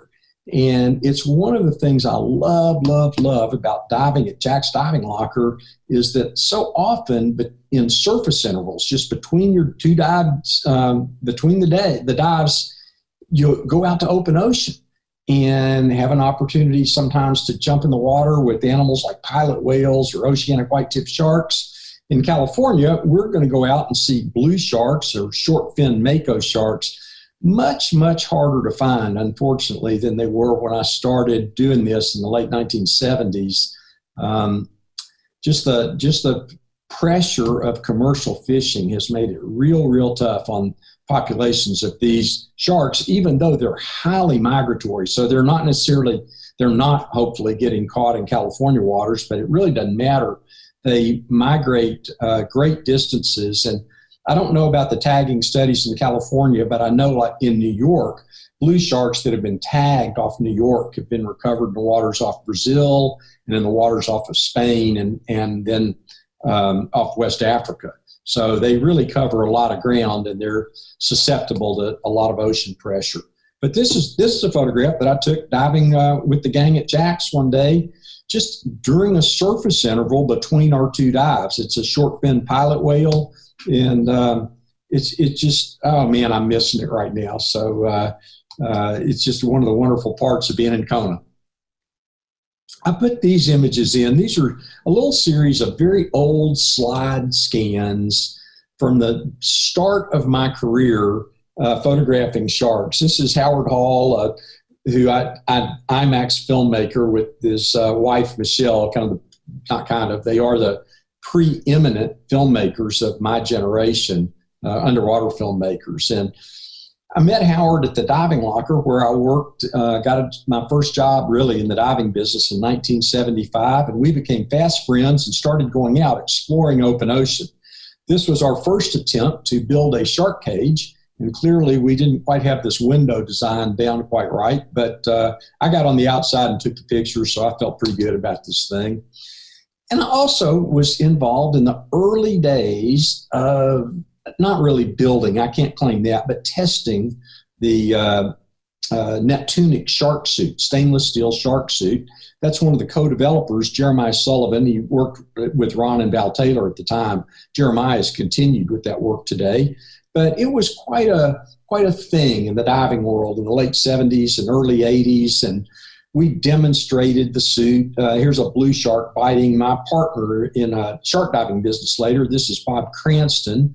Bob, unfortunately, has passed away. But this was kind of the great show back in those days. I wouldn't really do that these days. I think diving was just a different animal back in the 70s and 80s. And nobody knew how to dive around sharks. But this suit does have some value, and it certainly it did then. We later began really to use it so that we could get outside of shark cages and make films getting closer to sharks. And this is a picture I was able to take of the eye of a blue shark. For those of you that are my age or perhaps a little younger, I took this with a Nikonis, it's a film camera, and an extension tube or a framer. I'm not actually sure, but it meant I had to be about this far from the shark. And back in the 1970s and 80s, people were just not comfortable doing that. don't always want to do that these days, but the suit has really evolved, and so that people like Christina Zanato and is using it in the Bahamas to really help remove the hooks from shark populations there that really bring thousands and thousands of dollars to the Bahamas every year. So I guess I have a little bit of pride. I would wish I would not have done all the bitey scenes way back early in my career, but I'm glad to see this suit is being put to good use and able to get photographs like this. I wore one of the suits down working on a dive with Christina not too many years ago and took this photograph. It's the face of a Caribbean reef shark. The photograph that really launched my photographic career, and I don't mean for this to just be about me, but this photograph really turned my life around. And this is a photograph of a great white shark on the bottom outside of a shark cage in South Australia diving with Rodney Fox. And it was back at a time when nobody had really been out intentionally outside of a shark cage with great whites. And Joe Weston, I can just see you looking at this and going, wow, that launched your career. You cut the shark's tail off. It maybe is not the sharpest photograph in the world. It could have had a little better angle, but it was just diving was a different time. And photographically, this 1/125th of a second did a lot for my life. And it later eventually my involvement with white sharks led to Bob Cranston and I being able to start, and we ran the first commercial operation down to Guadalupe Island off the coast of Mexico to take people to film great white sharks. We were not particularly successful in our first trip, but it led to a cottage industry, and I feel some sense of pride about that. But it's not all about big animals for me. I love animal behavior. So whether it's nudibranchs or humpback whales, I want to play. And I'm going to just share some animal behavior. This is a little sequence of a fish this is a female sling jaw wrasse. It's an Indo-Pacific species. And this is the female, and you can see how it gets its name. When this fish feeds, it extends or protrudes its jaw, and it really turns it very quickly into a straw where it reaches out and sucks in its prey. And I have tried to get this photograph for years. I've seen this happen a bunch, but it happens pretty quick. And I finally found the fish. This was in Yap in Micronesia, and was able to find this fish over a series of days and was able to capture that sequence. But I love animal behavior. So photographing cleaning stations, I can't pass one up. And I think if you just stop, if you want to learn a lot about the lives of fishes, I think the best advice I ever got was from Ned and Anna Deloche, who said, just stop and watch. It's not just see this species, see that species, but stop and watch what fish do. And I realized that I have an opportunity to be in the water a lot more than some people. So somehow I feel like I have the luxury of time where I can stop and watch. But cleaning stations are places where these cleaner, like this little Blue Streak cleaner wrasse or this cleaner shrimp, rid host or client animals of dead tissue, bacteria, fungus, and ectoparasites that are on their skin or in their mouths. And this is from Hawaii. This is, I believe, a bullethead parrotfish that's getting cleaned not by Blue Streak, but by a Hawaiian cleaner wrasse. One of the differences in Hawaii is the cleaners seem to move up and down the reef a little bit more. There are areas in the world where the cleaning station and the cleaning occurs over just kind of a little smaller, tighter, one particular coral head or something. You'll find it kind of in the neighborhood in Hawaii more. At least that's been my experience. I have a picture of this hanging on my wall, and I can tell you on a dive with Jeff Leisher right outside Hanakahau Harbor. It is one of my favorite dives in Kona. It's a very short boat ride. Sometimes people think, oh man, we paid to get on the boat to go out here. It's about a 3-minute ride, but it is a magical dive. And I shot this Jeff would know better than me, but I would say in 20, 25 feet of water. And there is definitely a drop off. You can get into deeper water real quick there, but there's often these goatfish, or I think almost always when I've been there, goatfish being cleaned by the Hawaiian cleaner wrasse. Another thing that I think is just interesting is the sex and reproduction of marine animals. This is a yellowhead jawfish. It's a Caribbean species. It's a male. He is a Mr. Mom. The male is going to guard the eggs until they hatch. The eggs have been fertilized by his partner. He takes that egg mass in his mouth. And I found this. I didn't really have the right setup when I found this fish, but I went back. I knew where its burrow was, and I kind of made my mental notes and went back over a series of about 5 days. And you can see the eggs start to develop. Is that they were yellow, and as the yolk gets absorbed and the embryonic fish start to develop, they change color. And at this stage, I think this was the day before, a little closer picture, and you can see the eyeballs of the little hatchlings. And when I went back the next day, no fish. So they had hatched that night. I've not gotten that shot of little hatchlings emerging, but you can see how quickly it happens. The males don't eat, or they certainly don't eat much during that period of 5 to 7 days between the time the eggs are fertilized and he takes them in his mouth. You see this mouth brooding in a number of species of fish. It's not unique to jawfish. This is a ringtail cardinal fish.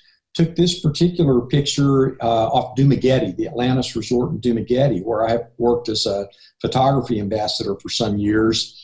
And this is a male. He's got, again, a mouthful of freshly fertilized eggs. And over time, you will see the young develop, the yolk gets absorbed, and they really radically change colors. And people have often asked, well, gee, all those fish out there, how do you find this guy?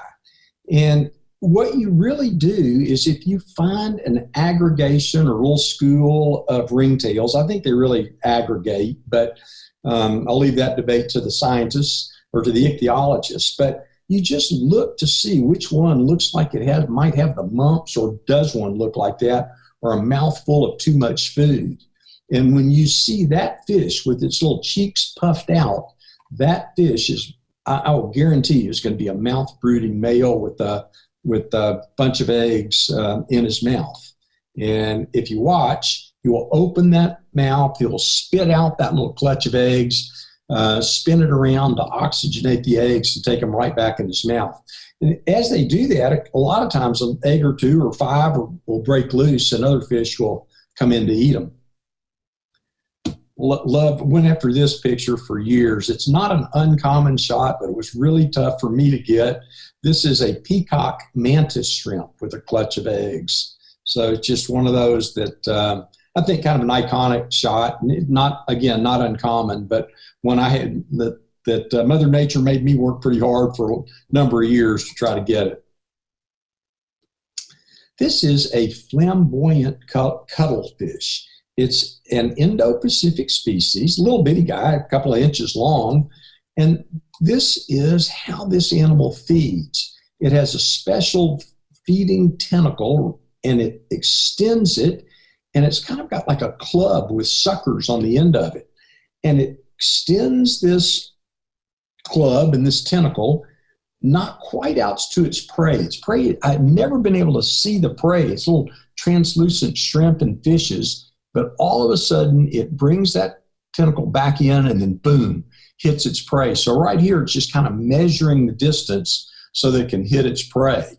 And these are the egg casings. Cuttlefish lay eggs often in empty coconut shells or the roots of palm trees that have washed into the water. You'll find these eggs. And there's one here that's hatched, and I watched it hatch, and it has changed color to look like the other flamboyant cuttlefish I've seen. And within about 30 seconds, I watched this animal start to feed. So they hatch and go, and again, are on their own, but I would say this guy was certainly not as big as my little finger when it hatched. Eggs, it's very common to find eggs, as long as you know where to look and you think about it, diving. This is an anemone fish. You often see eggs at the base of the anemone, kind of at that interface where the anemone attaches to the reef, where it anchors itself to the reef. And you can see those eggs below. And this is a pink anemone fish. They clean debris off the eggs, and they blow a little water or fan a little water over them to help oxygenate the eggs. They hatch pretty quickly. Most of these things need to occur fairly quickly in the water if there's not an egg casing like the horn shark, because it requires so much energy for the adults to protect and take care of the eggs. This is a different anemone fish, an animal you find more in the sand than in reef communities. It's a saddleback anemone fish, but you can see it's the eggs are glued to a little just piece of rock and debris that was next to the anemone where it lives. But again, not uncommon. If you just look for them, you might be surprised at how often you'll see eggs from anemone fish at anemones. Here's another. This is an orange-banded pipefish. Pipefish are not uncommon, but I had learned that maybe 1 out of 10 of them will have eggs glued to his belly. This, again, is a Mr. Mom. It's the male who guards the eggs until they hatch. Mating nudibranchs. Nudibranchs, as you may know, are simultaneous hermaphrodites. That means they are both male and female at the same time. So when they mate, it is clearly a case of boy meets girl meets boy meets girl. Their sexual organs are always on the right side of their body, so they're kind of head to tail when they mate. And I've gotten this shot a number of times. I've always wanted, and I worked real hard to get that shot when they were very first engaging in the act, and I finally got it. So I guess my career has developed to the point where I got this shot, and I can speak to you at Kona about nudibranch penises. I never thought that was what was going to happen to me in my career, but here we go. And there's a couple of nudibranchs that are just starting to engage in mating, and you can see that. This is a poison ocelot octopus, actually more poisonous or more potent venom than a blue-ringed octopus. And I was photographing this animal, and I was excited to get it because I didn't have an image of it before, but it's on kind of an uninteresting background. And all of a sudden, in the edge of my frame, I saw this little arm come into the frame of my camera, and it was a male who had come to mate with this female. And here he is extending a specialized arm. He is delivering a packet of sperm to the mantle of the female. And so sometimes you go after these shots and you target a particular behavior. Sometimes you just get it because you're lucky, but the only way you can get lucky in that sense is to get off the couch and get in the water and go see what you see. And to be a good watcher of animals. If you go out with the gang, whether it's the gang at Jack's or some of the guides in so many Indo-Pacific resorts, and you watch how they dive and how careful they are to look and how slow they move, instead of just swimming from animal to animal to animal, kind of with a checklist, they see so much more. And it took me years to learn that, but it certainly has paid off in more recent years of my career. This is one of my favorite frogfish. It's called a hairy frogfish. You can see in this particular instance, the animal is fishing. It's extended its lure and it wiggles it about. They have a rather large lure compared to their body size, but I also found them a little gang. This is two males behind a female. They are chasing this female across the sand. They were going about as fast as I could swim backwards. I think these two little males were trying to vie to see who gets lucky. Maybe they do, maybe they don't. But I stayed with these animals for about 20 minutes, and eventually they got down deeper than I could really go with the air I had left. We were 130 feet and going deeper towards the end of a dive. So I needed to call it quits. I don't know if they ever mated or spawned or not, but just another behavior. One of the favorite dives to do that's a relatively easy and somewhat predictable dive in a lot of Indo-Pacific places, certainly a lot of the places where Jack's has led and hopefully will lead trips again before too long. This is, if there's a more beautiful fish in the world, I don't know it. This is a male mandarin fish. They mate almost every night, depending on the lunar phase, but a lot of nights they mate in the shallows right around sunset. So the idea is you get in the water just before sunset. That often happens in the rubble in maybe 15 feet of water, sometimes less. And you wait, and the male, who's the larger fish, will bump and rub and woo and encourage the female to rise up with him, and then they will eject sperm and eggs into the water. It happens relatively quick. The male will try to mate several times with a number of females during a given evening, and then they disappear into the rubble. You rarely see them in the daytime, and once they are done for the evening, they're back in hiding in the rubble. They are in the family called dragonets, mandarin fish. And I was diving in Puerto Galera in the Philippines, saw these two fish that are recognized as dragonets. I didn't know their species, but the way they were behaving, I went, oh, these guys are just like mandarin fish. It was a late afternoon dive, and I waited and watched, and sure enough, they mated. And here you can see the female is ejecting her eggs into the water that the male will very quickly fertilize. It happens at a particular time of day when there's not much brightness for predators to be able to come and consume the eggs. It's often timed around a little bit of tidal movement, but you will also often see cardinal fishes and other fish when around that time kind of hover around mandarin fish and I guess other dragonets. This is a little different way that fish reproduce. These are yellowtail hamlets. They're Caribbean species, and they are, instead of being simultaneous hermaphrodites, they are alternating hermaphrodites. So each fish is male and then female and male and then female, and they mate several times a night, often right around sunset, late afternoon, and they'll go through a series of mating 5 or 7 times over the course of a night pretty quickly, but sometimes each fish is one time male, the next time female, next time male, next time female. So you think your sex life is complicated, try being some of these marine creatures. Sometimes lucky. These are Chinese or sea kraits or banded sea kraits. It was on a dive at a place called Snake Island or Manuk Island in the Forgotten Islands in Indonesia, and just happened to encounter these animals and realized what was happening. They started to kind of intertwine, if you will, on the reef and rose up into the water column.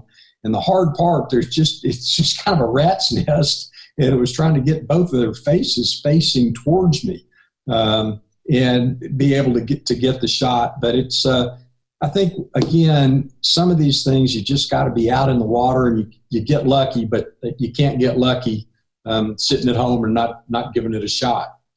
Yellow tangs. Everybody knows these fish from Kona.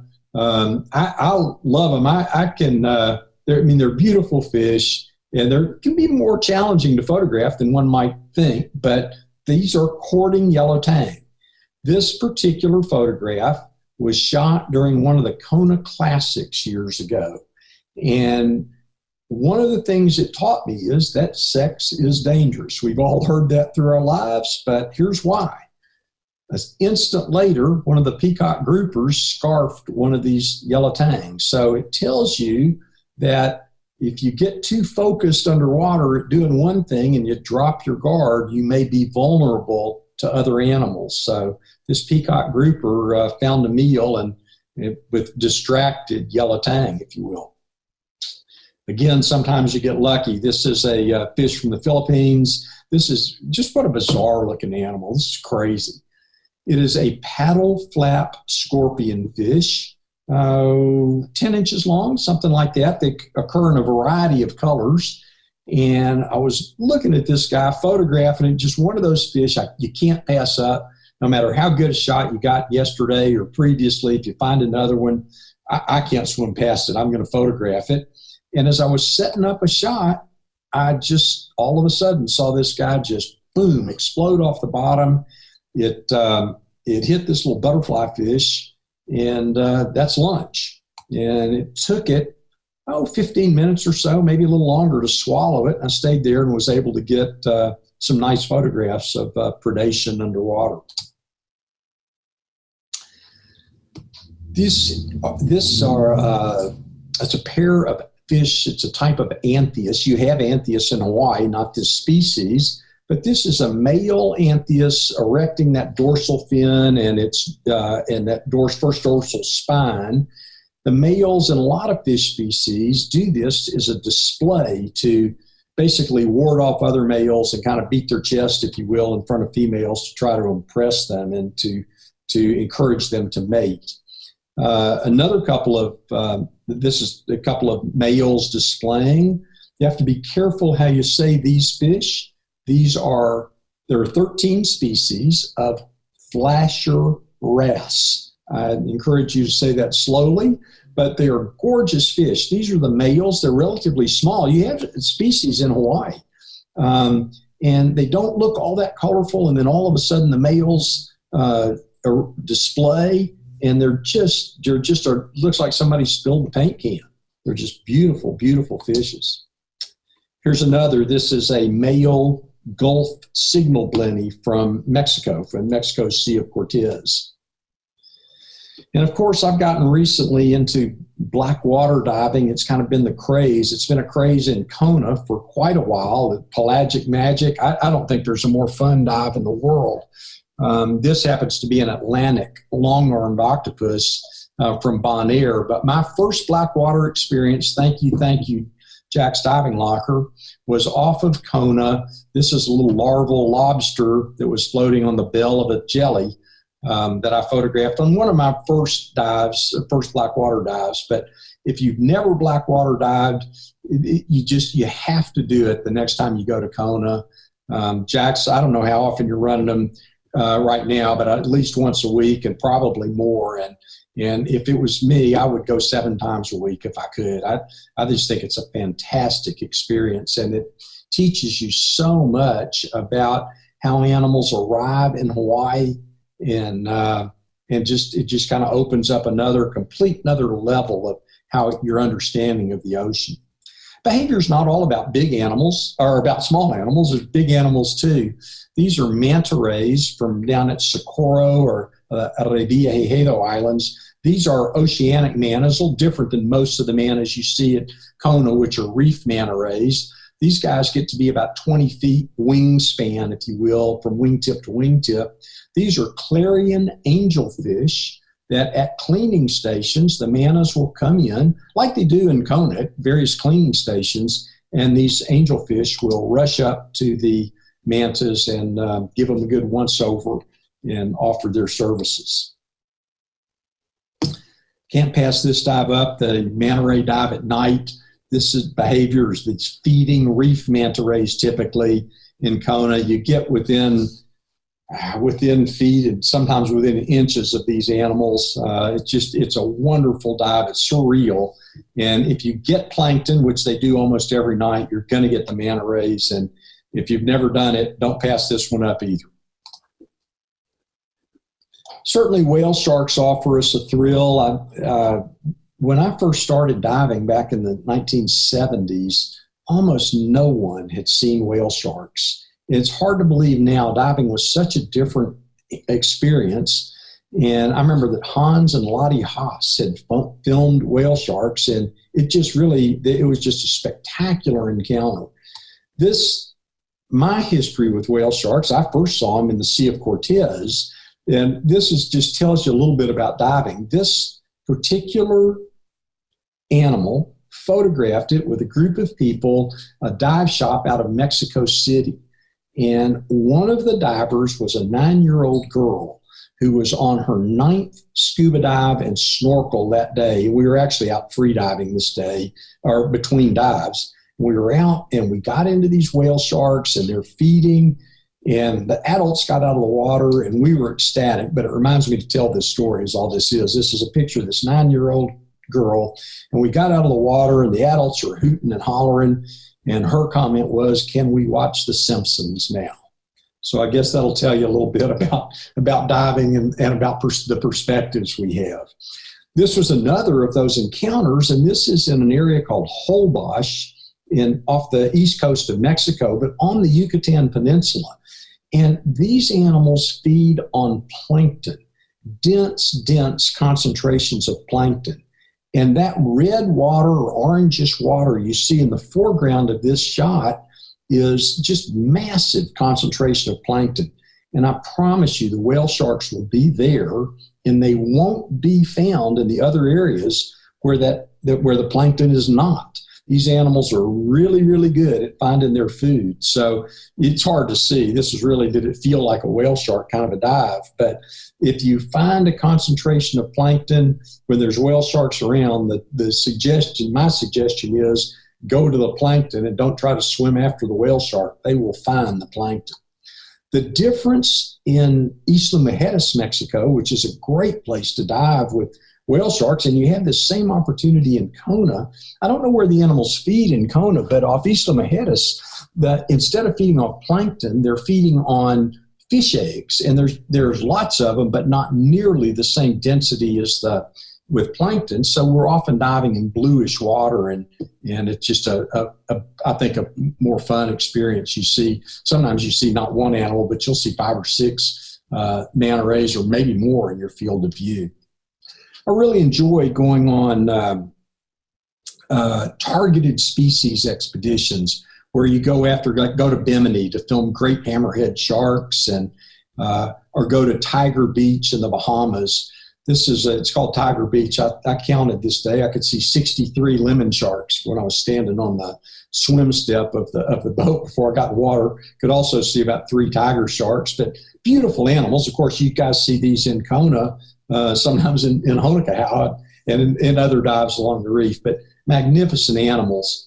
There's a lemon shark accompanied with a squadron of remoras. This is a blunt-nosed 6-gill shark photographed in Puget Sound, Seattle. Targeted dive, going specifically after these sharks, diving, and I know that I took this picture at 3:58 a.m. in Elliott Bay, in about 60 feet of water. It was so happy to get this shot, surfaced, and it's like you could look into the headquarters of Starbucks. It's just kind of interesting that in a bay that close to a major metropolitan area, it's kind of Godzilla is alive. This animal is probably 14 feet long and was able to get a pretty nice shot of it.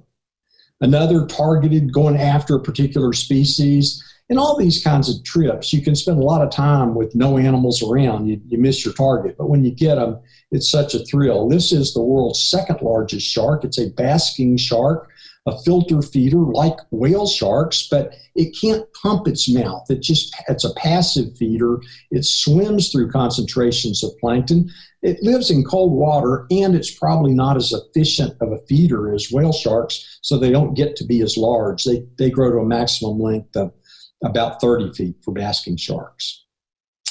White-tip reef sharks, the animal you see in Hawaii quite a bit. Now, it wouldn't surprise me if you've had similar experiences with the gang at Jack's, but this is from Socorro, or the Revillagigedos in the south of the Sea of Cortez, and a cave with white-tip reef sharks. And I've been to Roca Partida, this dive site, about 15 times over the years, so 15 different years. Every single time I've gone into this cave, I have found a gathering of white-tip reef sharks. I think that's just kind of interesting that they have a home that they use in that same way. And it wouldn't surprise me if that was the case in Hawaii.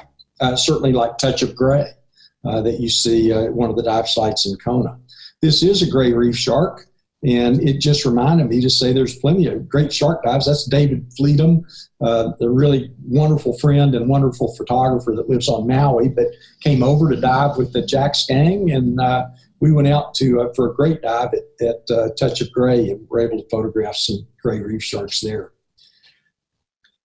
In Yap, I saw a gray reef shark with a little juvenile jack out in front of it, and had a wide angle lens and thought, let's go back and get a different type of photograph. And I went back up to the boat, changed lenses, came back down. It was a shark feed, so the animal stayed around and was able to go and with a macro lens get this shot. It's the kind of thing that I think a lot of photographers that work at this thing for a living love to do, is to go get something that's not just that same wide angle shot time after time, but to go get something that's a little bit different.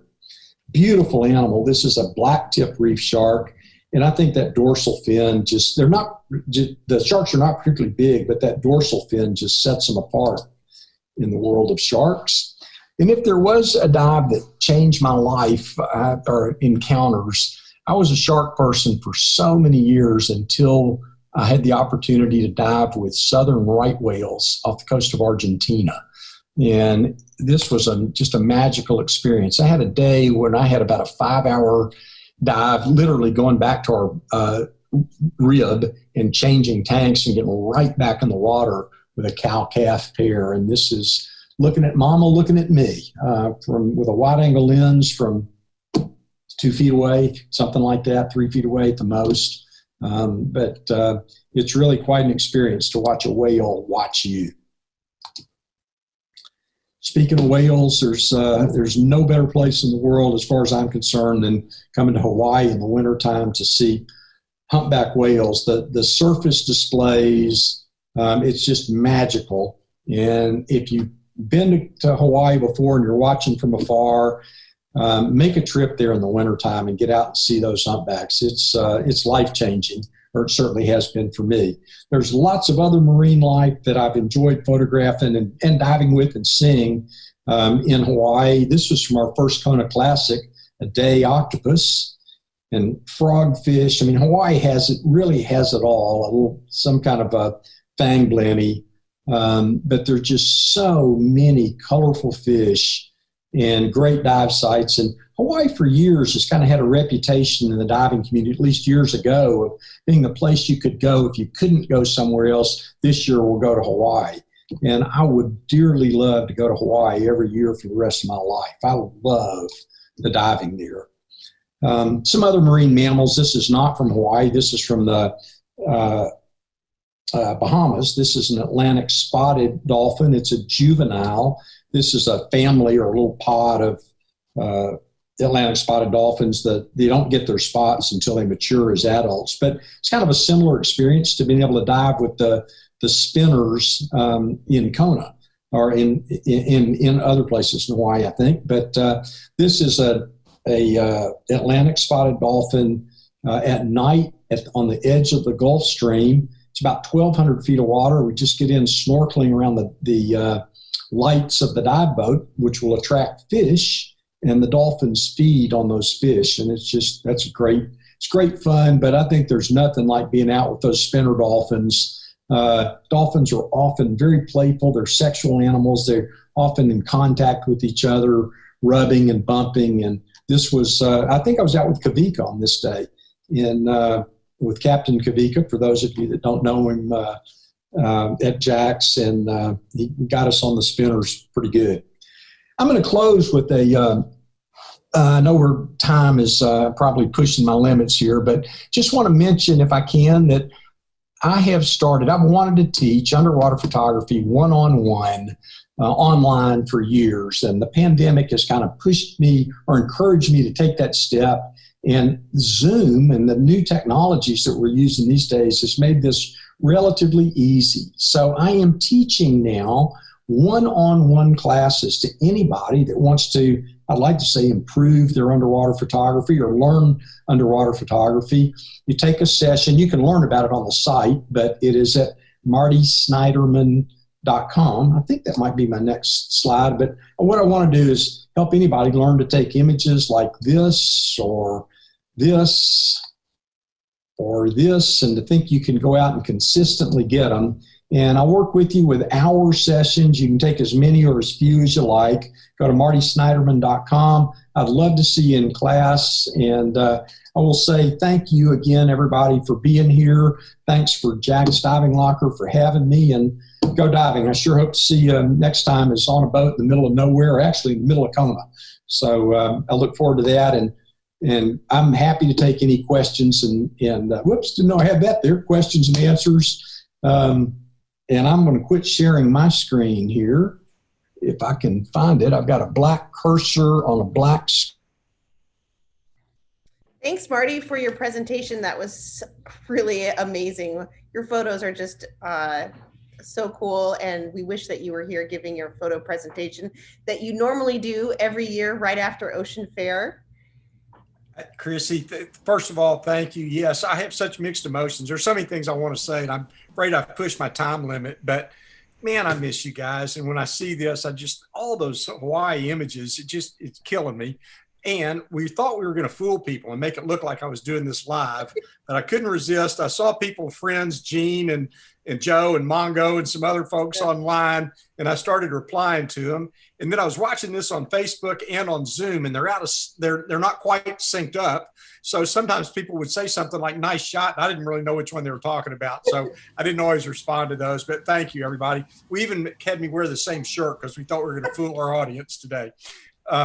But I've had it. I love doing this. I just wish it was in person. And also one thing is, I took us through kind of a history of some of my diving, and I look at the early days and some of the things we did in terms of baiting sharks and the shark suit, just things I would not do today. And when I follow Sean's Heinrich's presentation, you just realize some of the power that we have as photographers and videographers, and how the diving world has changed. But it makes me really want to do what we can to preserve and conserve and enjoy this. So thanks again for the opportunity, and I'll take any questions. You guys hear me okay?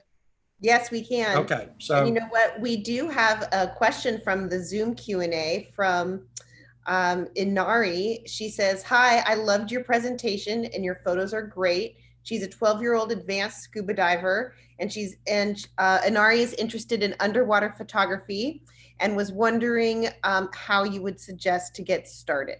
Boy, great question, and we certainly need young people coming into the ocean to do the things that Sean is talking about, and just to share the magic of the ocean. I think that one thing I would tell you is, at 12 years old, you may be a great diver, but you cannot have had years and years and years of experience yet. So I would say become a good diver first. Be really, really comfortable in the water. And you really have to have the right habits and always, always check your pressure gauge and your depth and so forth. And then I don't know all the details about the programs that Jack's Diving Locker has, but Anari, if you live in Kona, you've got programs. Chrissy, you might be able to talk more about that, but some of the sea camps that you do that could help somebody develop their skills. I would tell you that underwater is not so different than topside, Anari. And if you can learn a little bit about taking pictures on land, a lot of that knowledge you can take directly underwater. The biggest difference is, well, there's two things. You want to get really, really close to subjects, and you really, really, really, really, really want to keep your camera dry. And those things matter a lot underwater. And Chrissy, you may have some details you can offer, and I'll be quiet. Well, I just want to tell you, Marty, that Jeff Leisher says that thank you so much. He misses you, and so does Terry. And he's got to go film some mermaids in the pool. So, his job is never done. Well, I appreciate that, and tell him to enjoy, but I know he will. He enjoys Jeff. So, all right. Any other questions? We've got one from someone who was watching in the dive shop. They have asked, in terms of your experience over these years, have you seen an overall improvement or decline in the ocean's reefs and biodiversity? And then what do you think are the biggest contributing factors? And then maybe what can we do as, scuba dive? I know Sean's talked about this, but what can we do in our own, personal diving experience to help that? I think that I get asked this question a lot, which may be a sign of the world recognizes me as being old, but no. I have been diving for 50 years. And yes, do I see a change? There's no question about it. And every place you go, there's no place on this planet that hasn't been impacted as far as I can tell. Now, there are places that are not impacted as severely, but clearly, what are the problems? The problems are we have a lot more people. I'll always remember this, or I think I will, hopefully. When I turned 39, my mom sent me a birthday card. And on that birthday card, it was all about what the world was like the day I was born. Who was winning the baseball games? What was the number one song? The population of the United States was 139 million. Now it's 330 million. There are more and more and more mouths to feed, not just in the United States, but all over the world. There's 7 billion of us, and we all want to eat. And so what is, in my view, and it is my view that there's just too many people. And that is a tough sell in a lot of places in the world. But that's what I think. There's people and fishing pressure. And I have no more right to eat than any poor fisherman anywhere or poor family anywhere in the world. And we just consume more in America. It is our economy. It's the way we make things work in this country, but we put a lot of pressure on the world's resources. What can we do as divers? I think the thing Sean was saying is, like, if you try to do this all by yourself, it's overwhelming. You don't know how to get started, and you think, oh, I'll go pick up all the plastic in my yard. And then you come back and you read that there was an oil spill, and you think, well, what difference did it make? But that one little light that Sean was talking about in his presentation, I think you just do your part. You watch what you eat.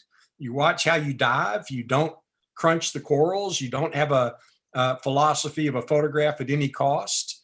I think those things really matter. And you try to talk to your friends. You try to talk to people at your school. And I think that's what you do. And Chrissy, I think I see you looking at a watch. So maybe No, I'm looking at my YouTube live chat feed. You've got a couple quesets from there. Okay. Oh, good. Mark Okay. I've got time. Okay. Mark wants to know if you use a rebreather to get close to your subjects. Mark, it's a good question. And I used to dive a rebreather quite a bit. I've got several hundred hours on a rebreather. I don't use a rebreather these days.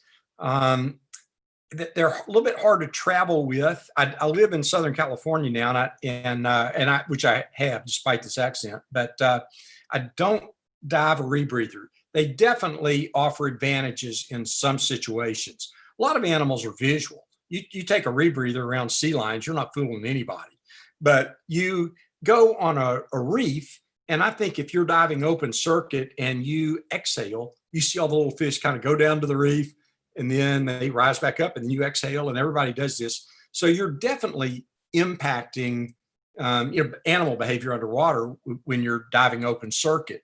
So I think rebreathers have an advantage. I don't think the disadvantages, which is they do have, I don't think it's really safety as much as some people that haven't used them think. I think if you're trained well and you use them right, they can be plenty safe. It's like traveling with another camera system in terms of maintenance. So you just got to be willing to put in the time to take care of them. All right, and our last question is from Gene. He wants to know what projects you're doing right now. Well, Gene, during the endemic, I've cleaned my attic. Pandemic, I start saying endemic. During the pandemic, I've cleaned my attic a lot, but I am dying to get back in the water. So what I really have been doing project-wise is teaching online. And that's what I really started. It's a way for me to stay connected with the diving community, to do these one-on-one sessions. And that's been really fun. When I get back in the water, what do I look forward to? I've got a couple of trips that are lined up that I'm going to go up to a place called God's Pocket up in north of Vancouver Island in Canada, that I had to cancel a trip this past March. We couldn't either get out or get back into the country. I can't remember which. So I'm looking forward to doing that. And this whole, I said black water, it's pelagic magic, your pelagic magic dives. I cannot get enough of those dives. And those animals, it just opens this door to a whole nother chapter. I think that's the way I might have expressed it, into understanding how animals get where they get. And we think we know a lot about the ocean because we see what's going on in a little bitty reef area that we explore. The oceans are huge, and there's just there's so much to learn. And so project-wise, it's teaching and getting back into trying to do as much blackwater and pelagic magic as I can. And I haven't photographed everything in Kona that I need to, so it's high on my list. Well, Marty, thank you so much for joining us today. And we can't wait to dive with you again when you get back here to Kona. So Thanks so much for participating again today. I hope you know it is my pleasure. I miss you guys. And I do feel part of the extended Jax family. I've always wanted to. And I've always wanted Terry and Jeff to adopt me, but they are too smart. So you guys stay safe, and I hope to see you back in the water real soon. All right, thanks, Marty. And we're going to take it over to Patty. She's going to do a little tour of our sidewalk sale outside before we go to Kurt Lieber.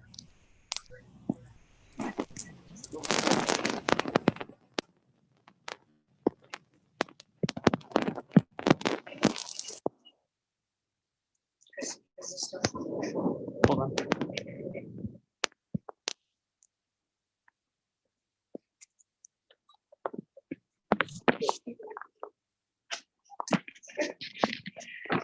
Hey guys, just wanted to say, hey, thanks Marty. It was so great to have you today. It is something that we miss, seeing all of you in person, including you, Marty. So we're gonna start a tour in a minute, but first I wanted to show you what we're doing behind the scenes. And don't forget to subscribe and like us on our YouTube channel. When you're doing that, you can help us in these times that are challenging. And so we're going to turn it around to film you now. Here's our Joe. Here's our lead guru of tech doing the show live today for us. Thanks so much, Joe, and our co-host Chrissy here in our room. We're going to take it down now into our showroom. All right, coming out of our classroom, and this is where you guys would be if you came to do our classes. Here's our lead guru of tech. Right now, we're going to show you. Here's our sidewalk sale. Say hi, Zilla. Zilla is our rebreather tech doing live with one of our customers. Yeah, as a matter of fact, Zilla, we're talking about side mount right now. Yeah, awesome. Here, so. Excellent. Oh, and it's Juan Carlos, one of our old. You too. Thanks for coming in today. No problem. Great to see you. Here's the rebreather setup that we do here at Jack's, and you can come and check that out on our website. Here's Allie. Yes, Allie's doing our kids camps, director of kids camps. Yes, she's starting this week, so she'll be busy doing that. We'd love to see you all for that. Yeah, bye, Patty. Bye. Yes. We also have booths here that you can check out, and you can come talk to Allie live. She's one of our most incredible instructors. We have some patrons coming in right now. Hi, guys.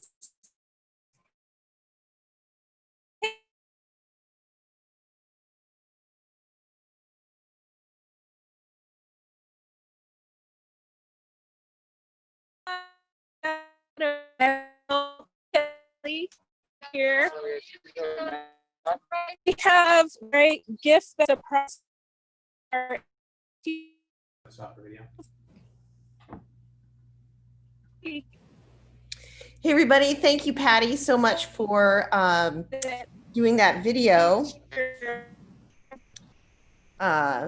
We had a little bit of technical difficulty there, but right now we're going to and dive accessories. Plus, introduce our next guest, who is Kurt Lieber, and he's the CEO of Ocean Defenders Alliance. Let's see if we've got him on the horn here. He's a longtime conservationist and marine educator, scuba diver, and friend, and visionary. He's devoted his entire career to rescuing marine life and working towards a healthy ocean habitat. Right, so we're coming in. You guys, we want you to come down. 1 second. And and he's worked directly with Jack's Diving Locker here in Kona to do some pretty amazing cleanups. So we are going to turn it over to Kurt Lieber, because when it comes to marine debris, every pound removed helps. So thank you, Kurt, for being with us today. Sure enough. Howdy, everybody. Good to be here. Good to see you, Chrissy, Patty, the whole crew, Joe behind the scenes there. I didn't get to watch Sean's presentation. I was busy, but I know all about him, and he does amazing photography. I had the great honor of diving with him for a week in the Bahamas several years ago with tiger sharks, so I have good history with him. And Marty's presentation was spectacular. What can you say about all those great images? You're not going to be seeing that with me. I focus on kind of the more negative side of what's going on, what humans or how humans are impacting the oceans. So I'll give you a little video presentation here. It's going to be about 22 minutes long. But I just wanted to first start out by telling you a little bit about myself. I grew up in Ohio, was turned on to the ocean by Jacques Cousteau's great presentations, great stories he had to tell with all those documentaries. And it was just an eye-opener for a kid from Cleveland to see these fabulous coral reefs all over the world when I was swimming in Lake Erie at the same time, which, if people remember, there was pretty much a catastrophe that happened in Ohio back there in the 60s. So Joe, can you start rolling that video so I can talk people through this?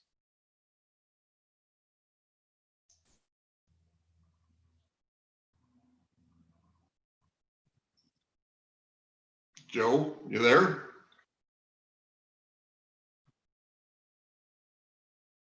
All right. We're working on it here. Oh, okay. All right. Yeah, Joe's getting the video queued up right now. Okay. Here we go. There we go. Okay. So back to Ohio this was 1968, I believe, might have been 67.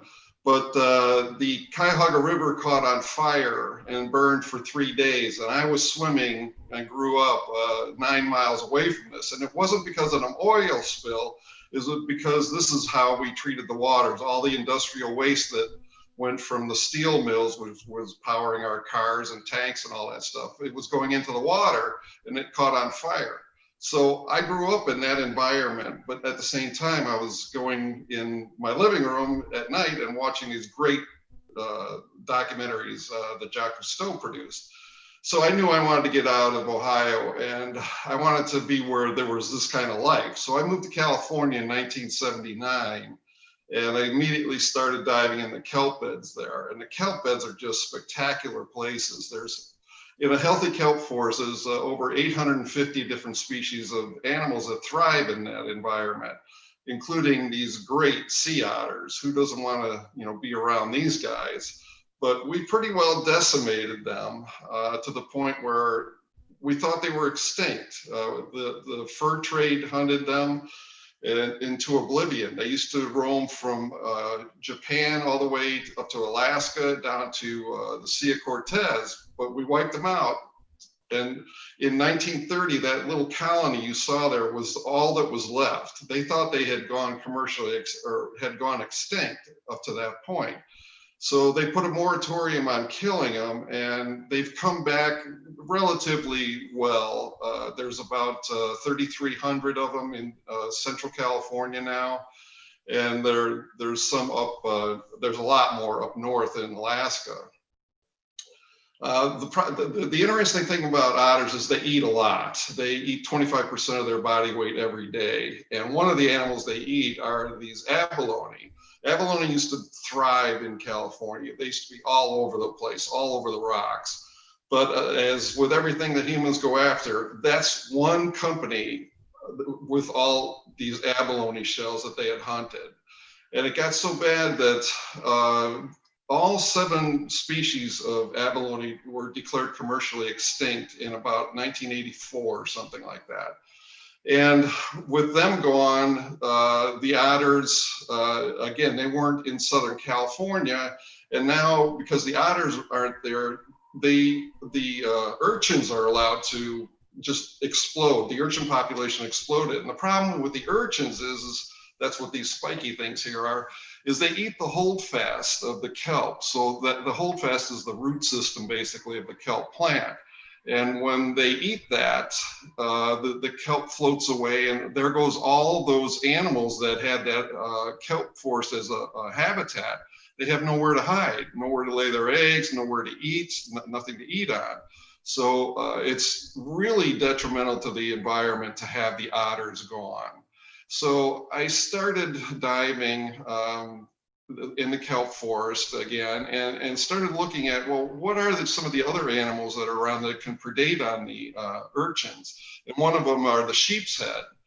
But sheep's head, unfortunately for them, they're curious. They come right up to divers and they're easy to spear. And we've pretty well eliminated the large ones out of the population. Another animal that can eat urchins are lobsters. And in 1999, I came across this lobster trap, and there were several lobsters stuck in it. It was abandoned. It was way after the season, and I wanted to get them out of there. So a couple of people worked with me. We got them out and set them free.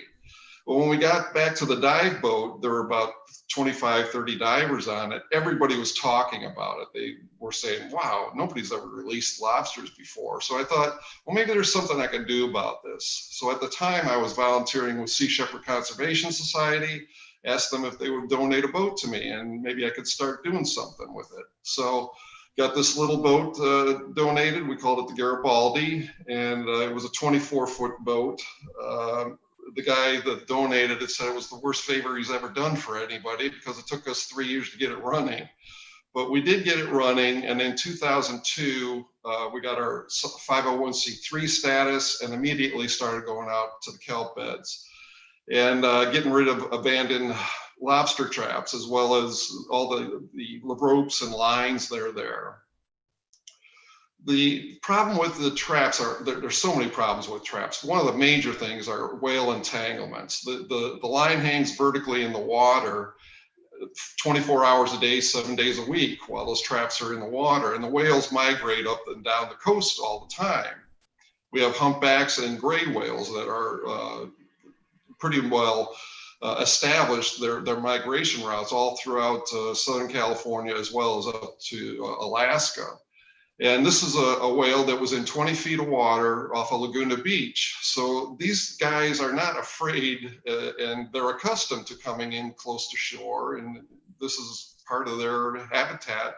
And now all of a sudden we've been putting all these traps in the water, and we're having huge spikes of entanglements because of the traps in the water. And I'll get a little more into that later. But the lines for the traps are made out of polypropylene, which is a plastic that's lighter than water. And it hangs in the water column even after the lines become abandoned. It hangs in the water. And whales can get caught on these things. This one got caught, this was off of Newport Beach about 3 years ago, entangled in it, went in her mouth, around her dorsal fin. And if you look closely, you can see it's cutting right into her dorsal fin. And it's a huge problem. We had an average of 10 to 14 whale entanglements in Southern California a year, 10 to 14. And it spiked up to 76, I believe it was, in 2016. So NOAA just started tracking these entanglement incidences about 10 years ago, it might be 12 years ago. And so they're now getting a handle on where these entanglements are happening and highlight where they're happening, as well as get rid of this. I'm moving on pretty fast, but in 2007, we got another boat donated to us. This was a 20 or 40-foot ex-Coast Guard rescue vessel. This was made out of aluminum, much more durable, and it allowed us to go out further. One of the first jobs, the major jobs we tackled was this one called the Infidel. It was off Catalina. It was a squid boat that went down in 150 feet of water, and it had its net fully deployed when it went down, which was really problematic. Because not only were there squid still in that net, the sea lions were coming in and trying to get at the squid that were in there. And as the squid disintegrated, and over the years there weren't any more squid in it, that's still a problem because the nets are made out of nylon. And nylon is going to last a minimum of 650 years, the scientists are saying. So all kinds of things grow on these things, algae grow on it. And of course, when there's algae on it, the shrimp come in and feed on it, the crabs do. And then every other animal wants to come in and feed on those animals that are feeding on the algae. So here's a horn shark that got caught in it and obviously would have died if we hadn't come along and gotten rid of that thing. We worked on it for about 3 years. The LA Times covered the story, and it was huge for us in that we had never gotten much publicity at all, but all of a sudden this went all throughout the world, and it was a major game changer for our profile. We were suddenly getting requests from London, Japan. They wanted to know if there was ocean defenders in their neighborhood. They wanted to do something about it too. So that was a big deal. Going back to 2014, Bob Barker liked what we were doing, and he gave us a significant donation, which allowed us to get a bigger boat. We're now calling it Mr. Barker's Legacy. So now we can have a big boat that has a proper davit on it and all kinds of equipment on there that we didn't have on the other boat. One of the major things that really bothers me are these whale entanglements, obviously. And we've set California has done a really good job of setting aside 16% of our coastline as marine protected areas. that means little or no fishing can go on inside those parks. But unfortunately, the fishermen know where these park boundaries are. And all those white dots you see there in the water, those are trap markers. So they put these traps right along the border of the MPAs. And now they're at such high densities that you can't imagine a whale being able to swim through it. Here we charted this. We took a small boat in there, got the GPS numbers of all the trap markers, and that red line you're seeing there is the border of the park. So you can see they're set, they know where that boundary is, and they set all the traps there. So we went underwater. You know, you can't really get a grasp of how densely these things are set just looking at these markers at the surface. So we went underwater, grabbed our scooters, and scooted along that whole line to film, to let people know what's going on here. I mean, that's 10, 20 feet apart. And we counted 180 of those traps set in that one section. I believe it was 1.2 miles long. Don't quote me on that, but it was something like that. But in amongst even those active traps, some of the traps are abandoned, and there's animals that get stuck in those. And of course, that's the highlight of our day, is being able to set some lobsters free. Here's a big animal. This is obviously a legal, according to the Department of Fish and Game, legally caught lobster. But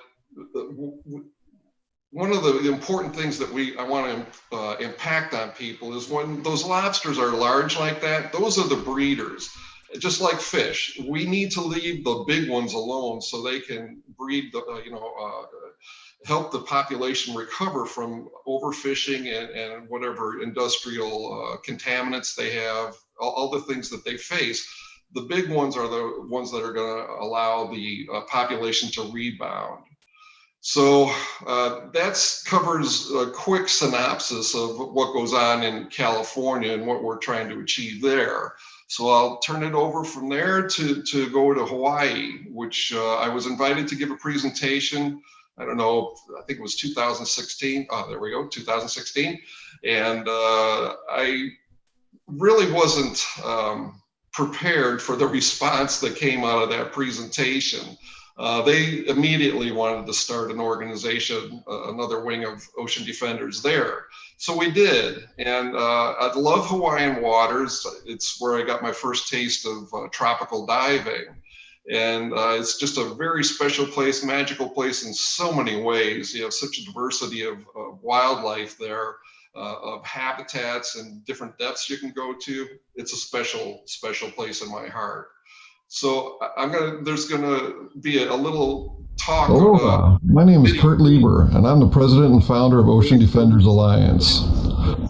This is a short video about how plastic fishing lines can create havoc for some of Hawaii's iconic marine mammals, turtles, corals, and fish. You probably love Hawaii's rich diversity of marine life as much as I do. 30% of the fish found here are endemic, meaning they can't be found anywhere else in the world. Others, like humpback whales, come here in the winter months to enjoy the warm waters, have their babies, and then mate before they migrate up to Alaska. Spinner dolphins can be seen here year-round and are a huge part of the dive tourism industry. Who doesn't want to swim with one of these wild dolphins? Turtles are another iconic animal of these islands, and they play a vital role in the Hawaiian culture and religion. Unfortunately, humans are having a dramatic effect on their well-being. Whales, dolphins, seals, and turtles are getting entangled in active and abandoned fishing gear. Some of this gear is put in the water by commercial fishermen, but some of it is also left behind by recreational fishermen. Just about anywhere you go on these islands, you will see fishermen casting their lines from shore, hoping to hook a big one. Sometimes that big one may be a dolphin, a manta ray, or a turtle. They don't intentionally hook these animals, but when they cast their lines, there is no telling who is underwater when the hook drops down. And when the hooks reach the bottom, they can become caught on a coral head or a rock. The fishermen then cut their lines and leave it behind because they have no way to retrieve it. Ocean Defenders is partnered with several dive shops on these islands. One of them, Island Divers Hawaii, lets us charter their boat once a month when we take our volunteer divers out to local dive spots and drop down to remove as much of this ghost gear as we can in one dive. The dives can last up to 1 hour, and we have pulled up hundreds of pounds of lead weights the fishermen use, as well as tens of thousands of feet of fishing lines.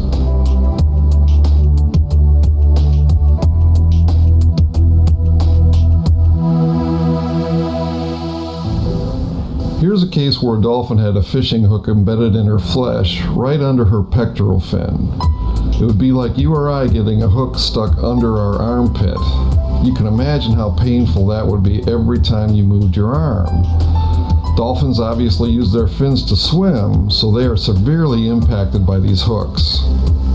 This diver eventually got the hook out because the dolphin was cooperating. Really amazing behavior. She has been seen by this diver many times since this incident and is doing just fine. Here we have a huge manta ray that had a hook and line wrapped around her massive wing, and if left unattended would have eventually cut off half her fin, no doubt killing the animal. And as you can see, it only takes a few feet of this fishing line to cause a lot of damage. Turtles come in contact with these lines even more frequently because they swim close to shore where they feed on the algae and corals. Some of them have become so entangled that they can hardly move. This one had her flipper completely severed, and with the line wrapped around her neck, she slowly starved to death. Corals are also affected by these lines as they come in direct contact with them and leach the plastic's toxins into their bodies as it slowly degrades over time. How much time does it take for plastics to break down?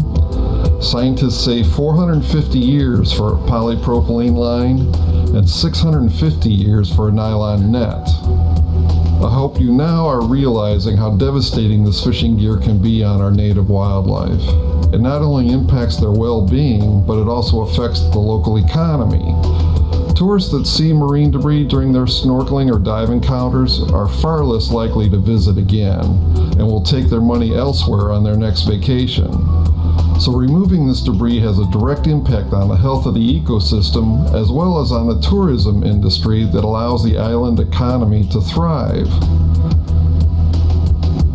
We're all thankful to all the volunteers and dive shops that have helped us remove this ghost gear, both on Oahu and on the Big Island of Hawaii. But it's not cheap chartering these dive boats and supplying all the gear necessary to facilitate the debris removal. We need volunteers. We also need the financial support of the community. I hope you will consider making a donation to ODA Hawaii. As you can see from this video, we have already accomplished a lot, but with your donation, we could get a whole lot more done. Mahalo.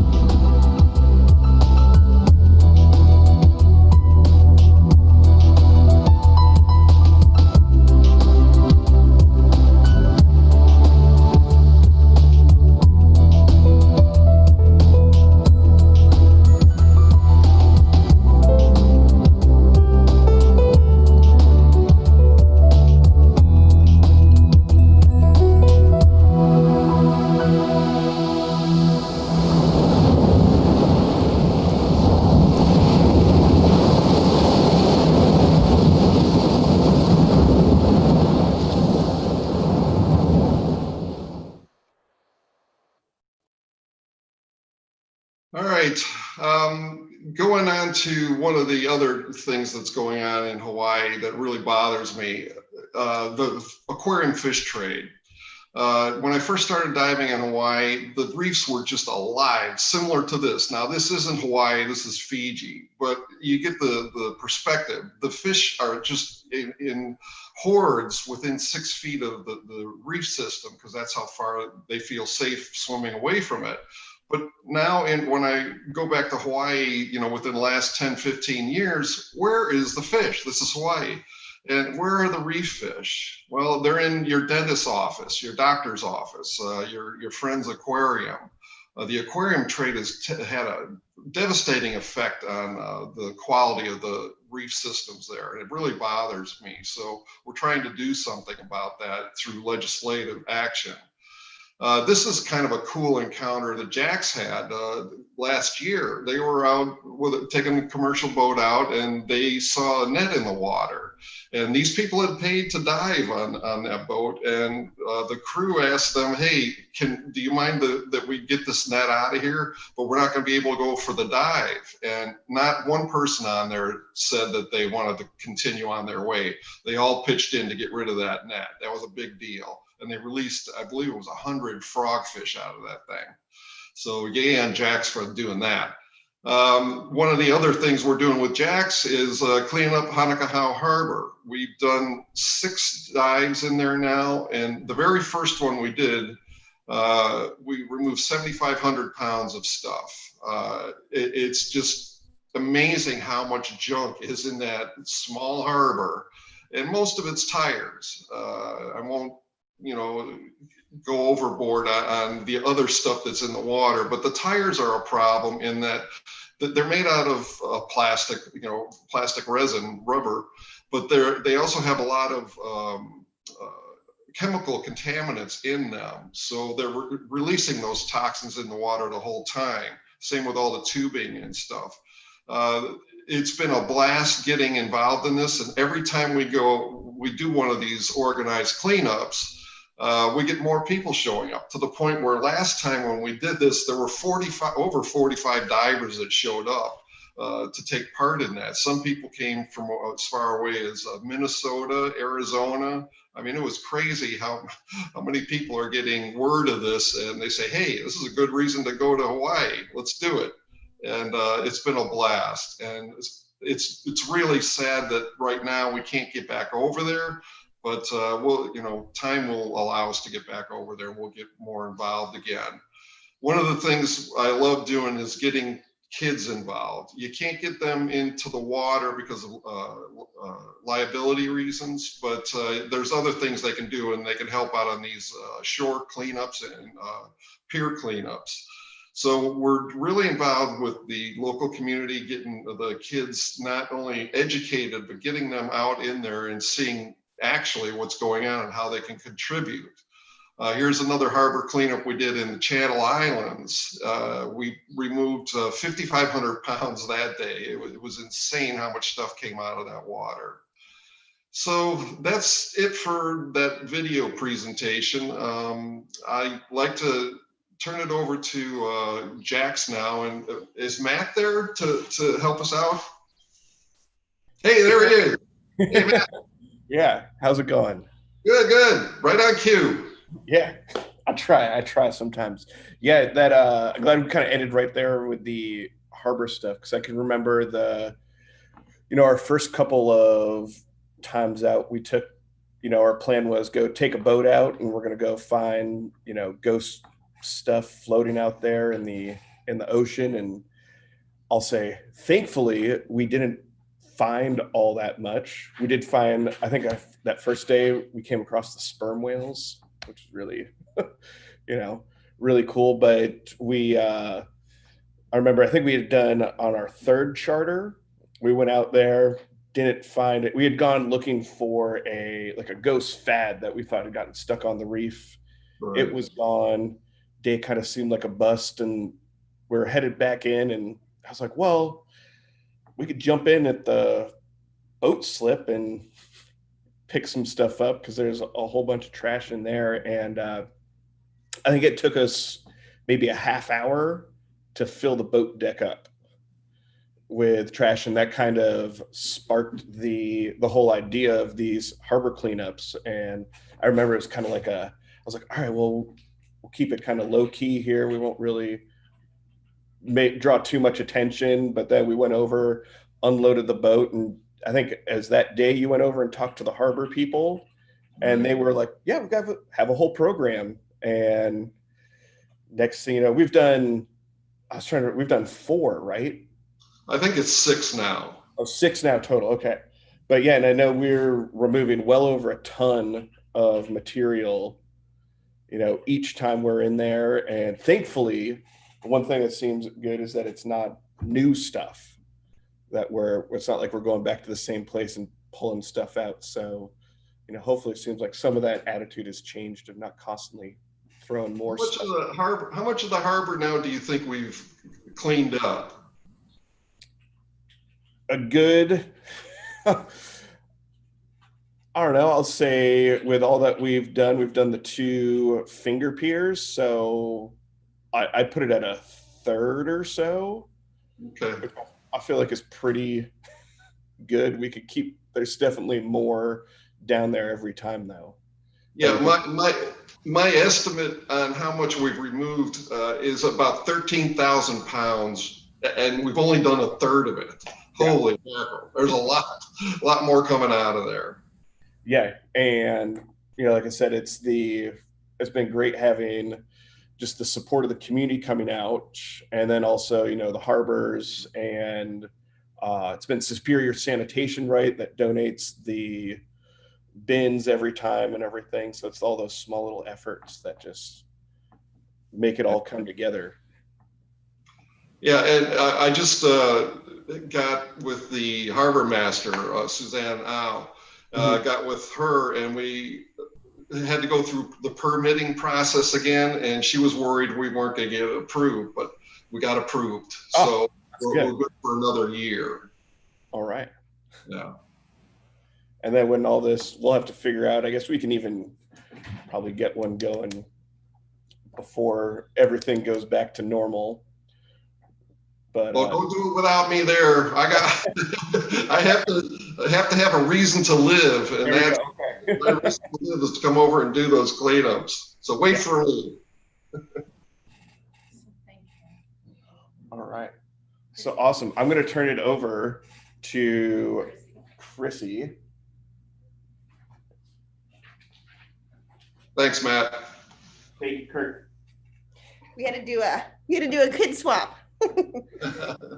So let's do some Q&A. Kurt, that was an amazing presentation. Thanks, Matt, for telling you the story about how the harbor cleanup started. That's pretty great. One question that we have from one of our guests out at the sale is, what's one of the biggest threats to marine life from trash or pollution right now, Kurt? Well, the plastic plague is killing the oceans.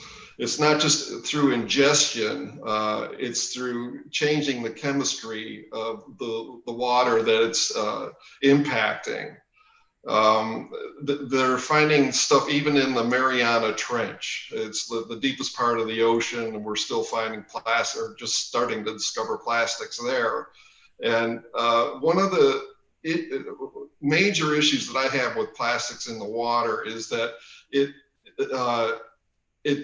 the toxins that are in the water just floating around, pollution, from industrial waste and street runoffs, they attach themselves to little plastic pellets. So these plastic pellets are becoming more toxic because they're loaded with the toxins that were they're like magnets, basically, for the pollutants that are in the water. And so now, we know that the albatross are feeding the plastics to their chicks. The fish are eating them, the pellets, thinking they're fish eggs.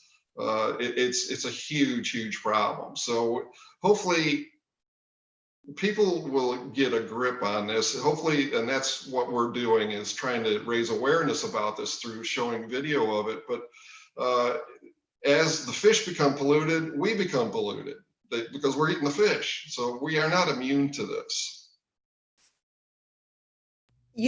One thing that we have going on right now is our socially distant cleanup, where people can go and do a cleanup in their own backyard. They maybe can't go diving right now or join Ocean Defenders for a cleanup, but we do have something on our website where people can go out, clean up maybe their community, their yard, where if they can dive, they can clean up underwater. And if you post the pictures to Jack's Diving Locker, we will enter them in for a drawing.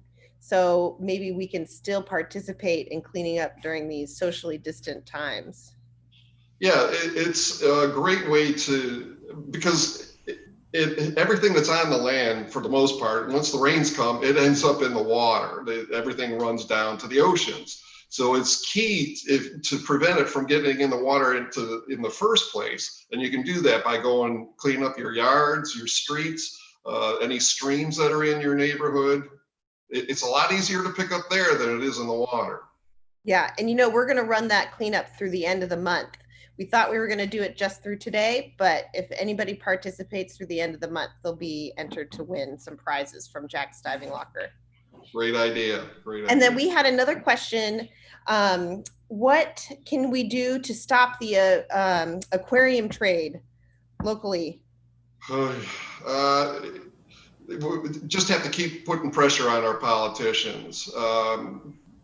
The DLNR, am I saying that right? Is it Department of Land and Natural Resources? Yes. Yeah. They're the ones that are regulating that industry. Now, we just had a win about 3 weeks ago, maybe it's a month ago, where they agreed to put a temporary ban on collecting of fish. I think they're going to do an ESA, environmental assessment on it.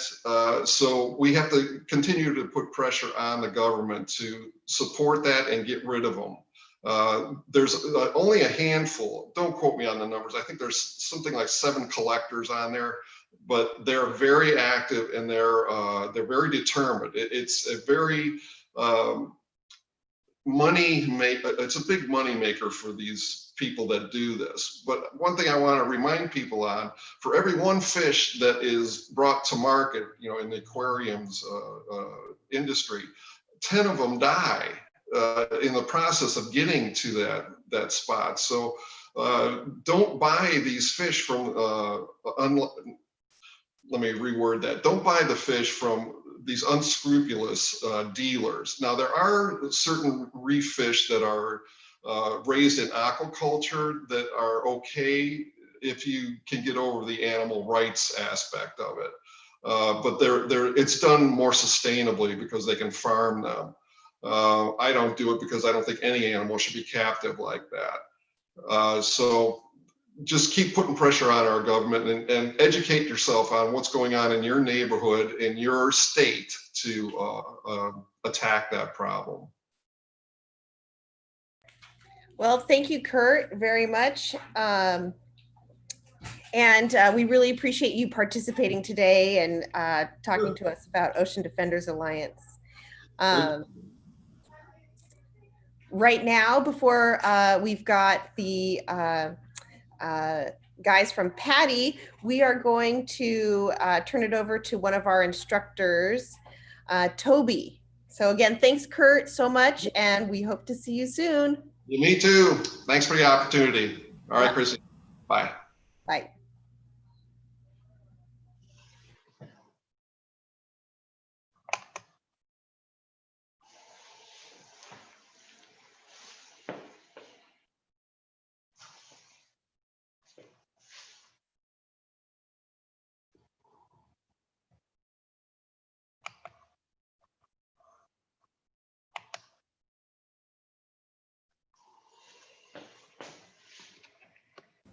Ahoy! Here to talk to you about Kids Camp this week. It's me, Toby the Pirate. So we're halfway through, a little bit more than halfway through with our Sea Camp extra credit videos. You might recognize the joke of the day. We're on week 4 of 6. Make sure you go to our website, or if you can find us on YouTube at Jack's Diving Locker, you'll find us there. I'll leave you with a joke. Since it's Ocean Fair, I have a joke about the ocean. What did the ocean say to the shore? Nothing. He just waved. We'll see you on the website. Thanks very much for stopping by.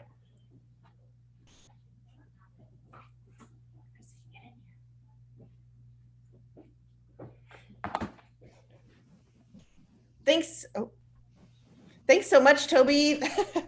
That was awesome. If you guys want to know more about our kids programs, check out our website, and also go to subscribe to our YouTube channel and look at our Sea Camp Extra Credit series, which has been just amazing and really, really fun for all these kids who are stuck at home all spring and all summer long. We're so grateful for our instructors here at Jack's Diving Locker who have used their time at home to put together these really amazing videos.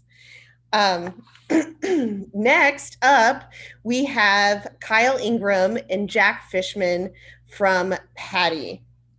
And these two presenters are going to talk to us about seeking adventure and saving the oceans. So I'm going to give you guys a little bit of intro on them. Kyle was first did scuba diving in 2001 while attending college, and he got open water certified and progressed to becoming a PADI instructor prior to graduating. He became hooked, no pun intended, or pun intended, on the ocean, and a lifelong career in diving began. While in North Carolina, he swam with sand tigers, World War II wrecks, and he hunted for megalodon teeth. Man, I wish I had a megalodon tooth. And he worked in Kauai as the general manager of a PADI 5-star dive resort, and then became a retail and resort marketing consultant. And he, after 6.5 years in the marketing department, he was chosen to become PADI's regional manager representing the Pacific, which includes Hawaii, Guam, Saipan, Northern Mariana Islands, Marshall Islands, Palau, and the Federated States of Micronesia and Okinawa. So we are super lucky to have Kyle as our PADI regional director. And then Jack Fishman came from a family of divers and has been diving since the age of 8. That's a little bit earlier than I was diving. When I got certified, I was 13. So he's always asked questions and explored ocean environments. And he first saw reef change before his eyes when diving in Bonaire in the Caribbean. This motivated him to become a PADI instructor at age 18. Jack then worked as the lead conservation coordinator and MSDT instructor at a PADI dive center in the Florida Keys. And during the aftermath of Hurricane Irma in that region, he worked with local dive centers and NOAA and the fishing community to help establish debris removal efforts and reporting, which he's been working with Project Aware for years. Whew, that's a lot. You guys are pretty amazing. So we're excited both to welcome Kyle and Jack, representing PADI and Project Aware, to this year's Ocean Fair Live. And take it away, guys. Seek adventure and save the ocean.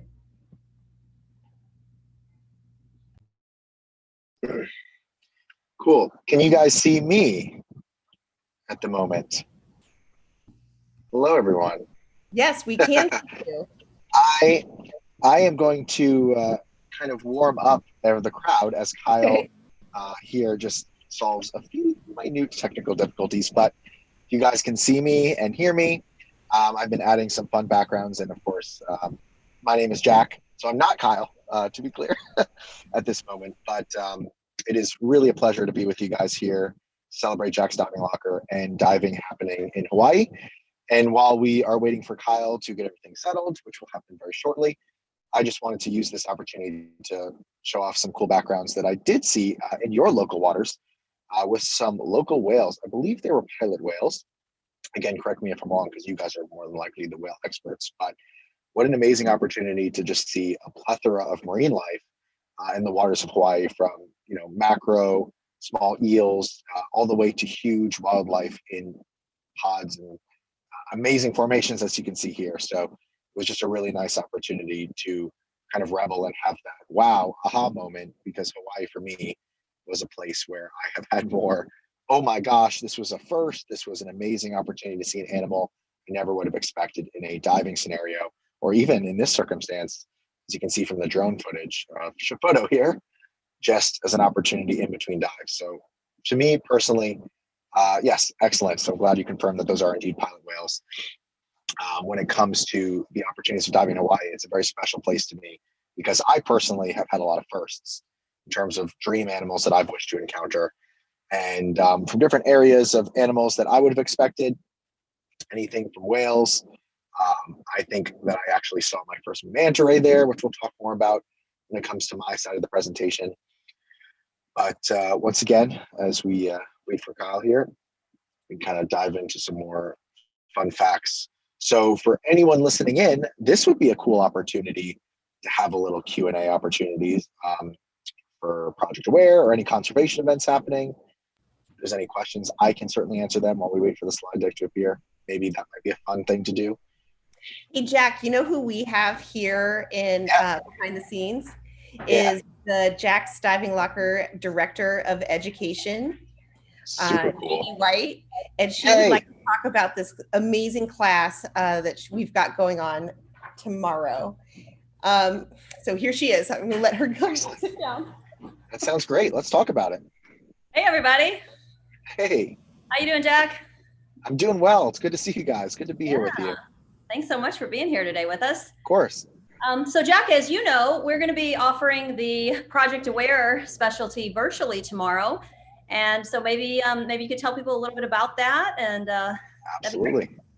That's a great segue. So while we're talking about some of the amazing animals, and you can see here these pilot whales among some of these first, if you guys are diving, if you guys are celebrating Jack's Diving Locker, tomorrow Jack's will be offering a Project Aware specialty course.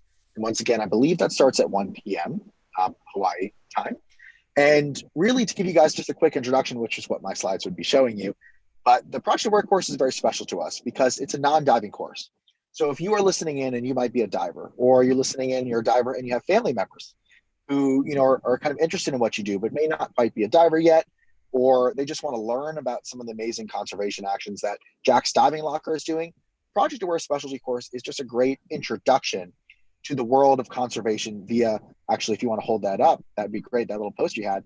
These are our 10 tips. And I know they're a little bit hard to see, but essentially what we did is we took each of these tips all the way, there you go. You can see that it's very important to be a buoyancy expert, being a role model, some things that you consider to be very generalized, but others like becoming a debris activist, which is a lot of what we focus on at Project Aware with our dedication to removing marine debris and training others. The idea here is that if you're a non-diver or you're a diver kind of looking to bring conservation into your training, this Project Aware specialty course is going to show you exactly about the most important things that we as divers do to protect our ocean environment. And these 10 tips are just a sample of some of the kind of guidelines, if you will, of the important parts of conservation, like we were saying, from good buoyancy tactics to learning how to remove marine debris and being a role model for others. And for all of those listening in who are divers, of course, as we'd imagine, we're the ones who get to see these amazing animals and that we want to share these experiences with others. So the Project Aware specialty will be a cool opportunity to learn about local efforts, learn exactly how you can enter the underwater world or support the underwater world as a non-diver. All of the above can participate. And I just think you're going to learn some really cool facts, really cool stories about what Jack's Diving Lockers do. Just as Kyle has appeared in his amazing shirt and this beautiful background, you guys want to learn more about these kind of environments, then this Project Aware specialty will be exactly what will be a good opportunity for you. Thanks, Jack. And just to let everybody know, if you want to sign up for that, you can just give us a call at Jack's Diving Locker or put something in the chat and we can reach out to you. We are inviting people to just come and be part of the conversation. So if you then want to get the official certification, then you just pay for the cost of the pick. But if you want to just come and join and be part of the conversation to learn some things, you're welcome to do that for free. So give us a call or put something in the chat if you'd like some more information on that. Thanks, everybody. Thank you guys. Yeah, we'll keep on talking about some cool stories for you guys.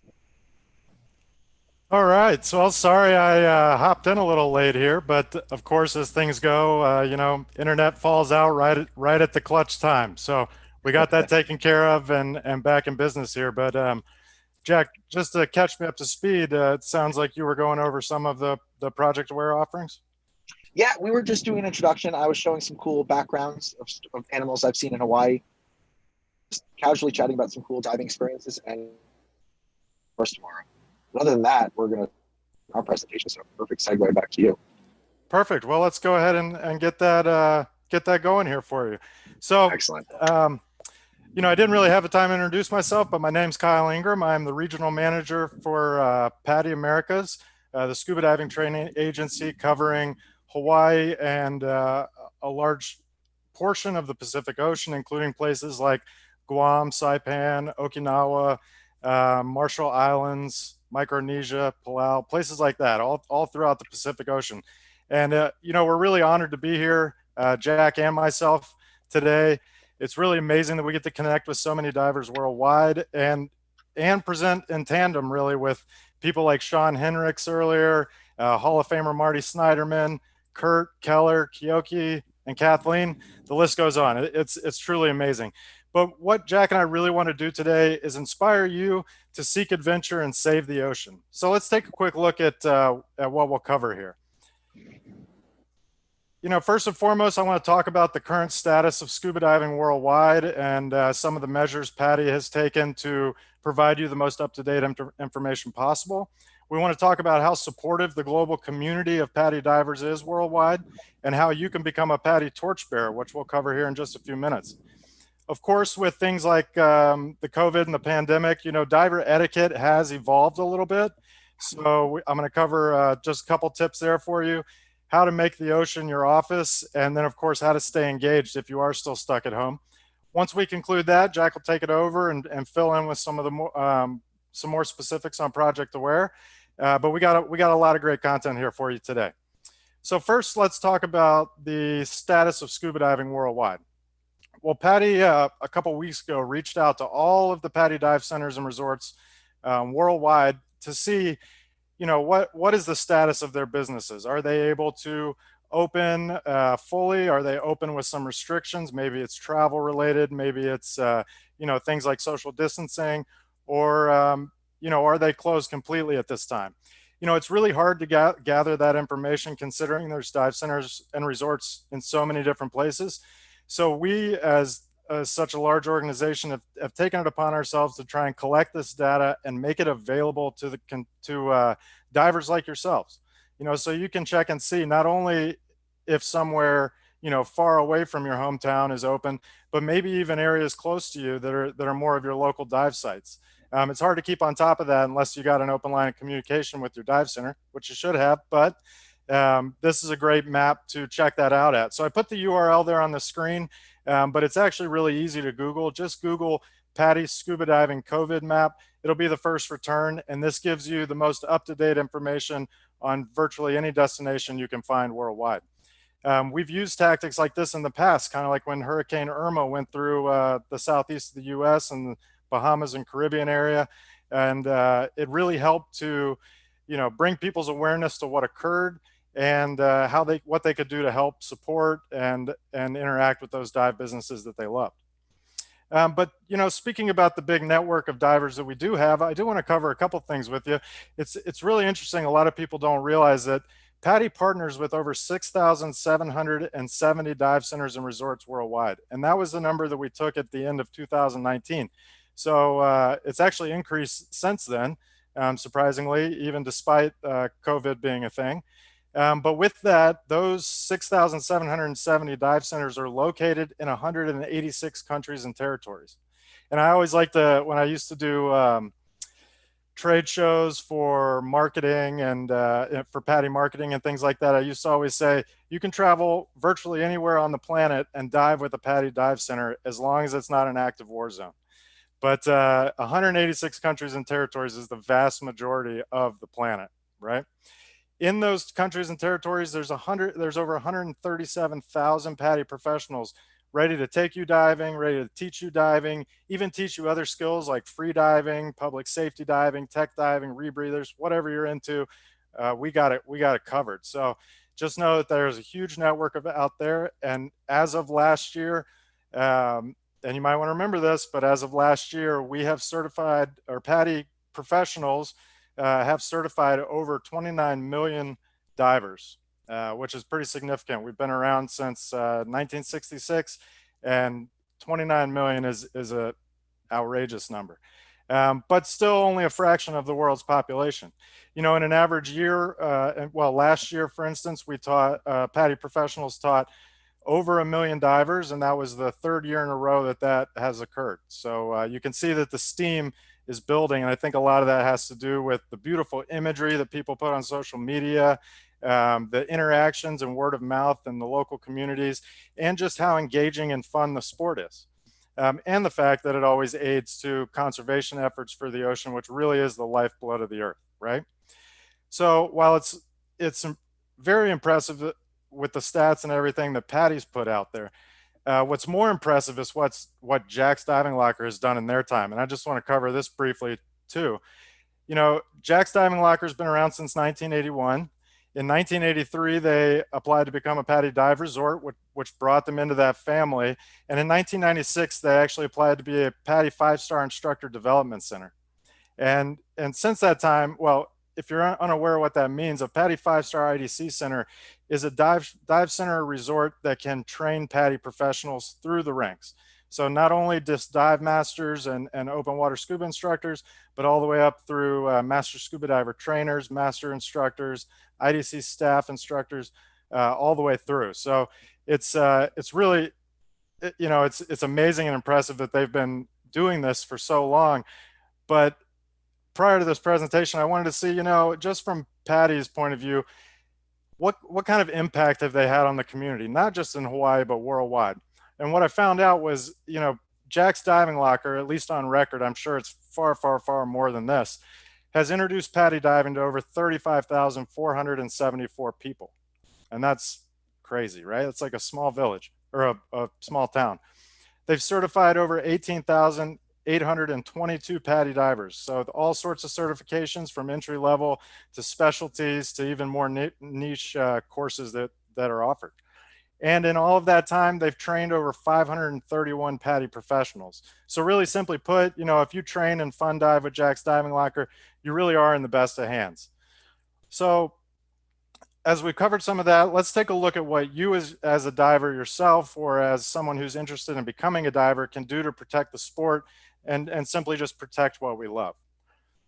Now, you know, once upon a time, the decline in our ocean's health, which has been covered greatly throughout the whole day of presentations, great presentations from Marty and everyone else prior.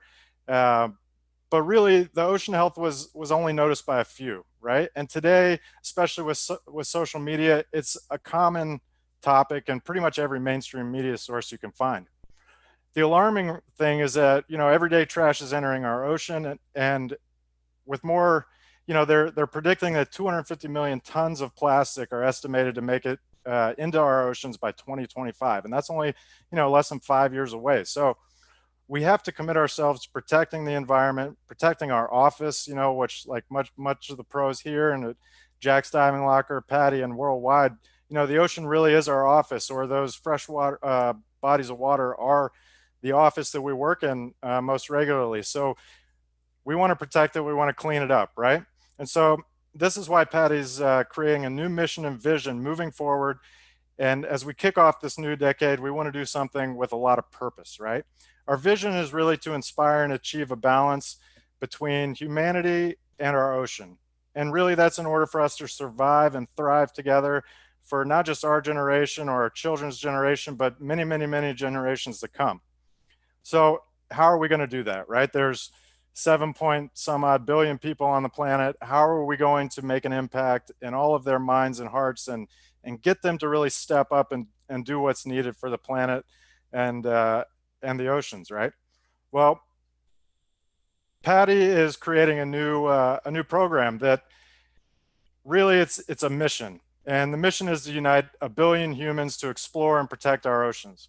And that doesn't necessarily mean 1 billion people certified to scuba dive, but what it means is 1 billion people focused on protecting where we scuba dive, right? And so, you know, while these challenging times are on many levels, you know, alarming, Jack's Diving Locker and this Ocean Fair in specific serves really as an important reminder to connect with and prioritize the role that the ocean plays in all of our lives. You know, ocean health determines the quality of life on Earth, and really the importance of mobilizing and uniting the world's population, you know, that's 7-some-odd billion people, into sustainable management of our world's resources. It just can't be ignored, right? So PADI's building the momentum to restore balance between humanity and the ocean, and further create 1 billion torchbearers. And you can get involved in that, and I want to go over a couple ways how you can do that. Not just at home or when you travel, but you can take a stand. And there's a lot of ways you can do that. you know, intellectually, most people know that the oceans are important to, you know, important and endangered, but because we're divers, or because you're inspired by the art of diving and the sport of diving, we really have that heart knowledge and not just that head knowledge, right? We immerse in the sea and it embraces us. We see it, we feel it and connect with it really like no other group can. So when the ocean hurts, you know, I hurt, we hurt as a group. And when it heals, we feel that healing. We see that healing when we're underwater. So more vital than you know, more than a vital biosphere, the ocean itself, all life depends on it. Life on land and life underwater. So for us, you know, the seas are an art, an adventure, companionship, and solace. And as I think Jacques Cousteau once said, the sea, once it casts its spell, holds you in its net forever. I think I may have left a few words out of there, but it's really an inspiring quote, and one, it's not a small point. You know, less than 0.5% of the people on Earth are divers. So as a PADI diver and as you as a PADI diver, you can become a torchbearer, you can become an influencer and really make your voice heard, right? You know, COVID's going to leave us behind here soon, and we just want to make sure that all the repairing and healthy actions that the Earth has provided itself while we're all stuck at home maintain and actually get better over time, because we really understand the value of what that is. And all of you guys are invited and encouraged to join the community, the conservation community of PADI, to become a torchbearer, to make your voice heard. So I'm going to show you how you can do that. You know, first off, it really starts at home, right? You need to make there's a number of things you can do, that beneficial choices and habits that you can start enacting that are far better for the health of the ocean. Like, first off, eliminating toxic chemicals in your home. You know, if you probably asked your grandmother, or even your mother in some cases, before the supermarket shelves had all of the cleaning products on them, families were using simple products at home to clean things up every day. And those things are far less toxic to our bodies of water and our oceans themselves. So things like vinegar, baking soda, and lemon juice. Simple products, it saves you money, it's better for the environment, and it can be used for a number of reasons. I challenge you to Google it. You'll be surprised at what you can do with just vinegar, baking soda, and lemon juice. You know, choosing sustainable seafood is another one. And by all means, I love seafood. I eat it all the time. But you need to make sustainable choices as to the seafood that you do actually eat. So it can really be as simple as just looking what's on your dinner plate, right? Or in your shopping bag, for that matter. You wouldn't think of buying something, you know, made of ivory or coral, because we all understand that it's improper to take those and then use those, right? So use that same mindset the next time you order seafood. You know, fish are an essential part of our planet's ecosystem, but 90% of the world's fish stocks are used up, right? Overfishing isn't the only threat. Some farm-raised seafood is also a problem, because with the way that they're grown out there, it kind of pollutes the local surrounding areas. In some cases, mangroves, depending on where you live. But if you're a seafood lover, really don't stress. There's actually one easy thing that you can all do right now while you're listening to me. Just go on your smartphone and download the Seafood Watch app. And that'll actually tell you, give you a lot of details on which seafood is sustainable, which ones aren't. And so it's really easy to do. So Seafood Watch app, you can get it on iPhones, Android. I'm sure you can access it on desktop if you needed to as well. So check that out. But there's also people that make downloadable guides specific to your area. So depending on where you live, maybe go on your Google search, type in seafood guides, and wherever you live. I'm sure somebody's blogged about it, talked about it, but if not, the Seafood Watch app will definitely help you. Now, of course, you've heard this a lot lately, and a lot of states have taken it upon themselves, but just as an individual and at your home, say no to those single-use plastics, right? It's, you know, I was looking up a couple stats on single-use plastics, and one of the interesting things I found was that just a simple plastic water bottle, disposable plastic water bottle, lasts 450 years. And those cheap plastic grocery bags that they've started banning all over the place, they banned them in Southern California up until COVID hit, right? And now they're using it for sanitation reasons. But those last 20 years, and they're so thin, you can see through them, right? just the plastic forks, knives, and spoons that you use, those last over 100 years, and plastic straws, 200 years. Even cigarette filters last 20 or 10, 20 years, something like that. It's alarming. So do what you can to find alternatives to those single-use plastics, and take it upon yourself to limit your usage of that. Now, here's a funny one a lot of people don't recognize, but you can be an eco-friendly pet owner. And that doesn't necessarily mean just picking up your dog's number 2 when you take them out to the park, but really it has a lot to do with their food, and some of the other packaging requirements of some of the products they use. So when you read pet food labels, consider what the environmental impact will be. Anything that's usually beef related or beef heavy is going to have a much higher carbon footprint. So if you choose other things, other forms of meat for your dogs, such as chicken, things like that, not quite as much of a carbon footprint. Pork is another one as well. And then there are sustainable seafood alternatives that you can find as well. Choose, if you have the choice, choose pet food that comes in recycled packaging. I actually saw some at Costco recently. I thought that was pretty interesting. Another interesting one is don't ever flush cat litter down the toilet, because the cat litter has pathogens in it that are that can make sea life ill in the local environment. And of course, if you have an aquarium at home, whether you have it for your kids or yourself, or maybe it's in your office, focus on using fish that are not wild caught, right? Because it just helps keep those populations thriving in and underwater. Finally, choose an ocean first alternative product. You've seen some of these new products come out here from the ocean cleanups. They're making sunglasses and flip-flops. You'll actually notice that there are a bunch of companies coming out of Indonesia, because there is such a large waterborne rubbish issue out there. A lot of people are collecting that and making products and reselling them out there out of that recycled material. So if you have the chance and you're in the market for something new that you think you might could find an alternative for, start looking for the ocean first alternatives before you go after your everyday generic option, right? Bamboo utensils are a good option, metal straws, and of course things like organic reef safe sunscreen is a big one as well, especially if you live near the coast. So while you can do a number of things at home, there's a lot more you can do, right, to ignite that passion in others, to get them to start protecting the oceans, and what we call our office. Be a local beach and ocean steward. If you're at the beach and you see somebody leave behind some trash, do your good deed and pick that up, but also make sure to clean after yourself. This is common practice in backpackers as well, right? So not only those underwater, but those above water who might enjoy hiking and the leave no trace concept.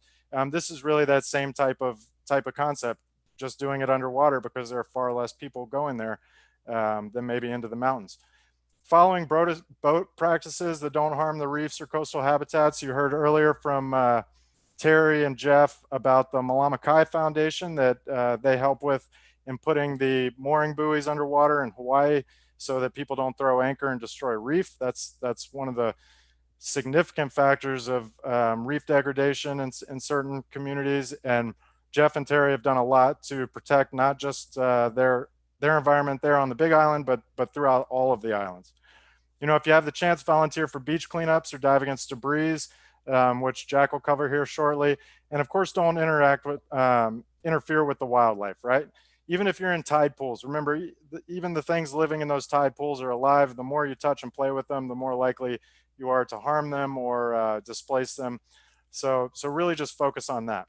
We covered already the disposable lifestyle, but once you ingrain that in yourself, it kind of becomes second nature, and it's really not as expensive as people tend to think, especially over the past few years. The price on those alternative products has really gone down dramatically.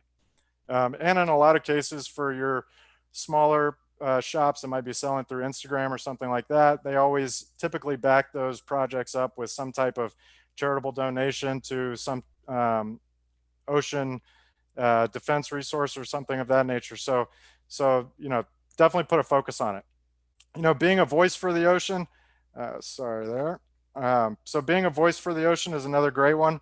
If you have the time and you're active on social media, use the hashtag Save the Ocean. It's one that Patty's been using a lot lately, especially with World's Ocean Day that went over a few days back. But if you're out there and you're doing something and you're doing a beach cleanup, or you just happen to see trash, snap a picture of it, hashtag save the ocean, and get that message out there so that people worldwide can take your actions and be inspired by them.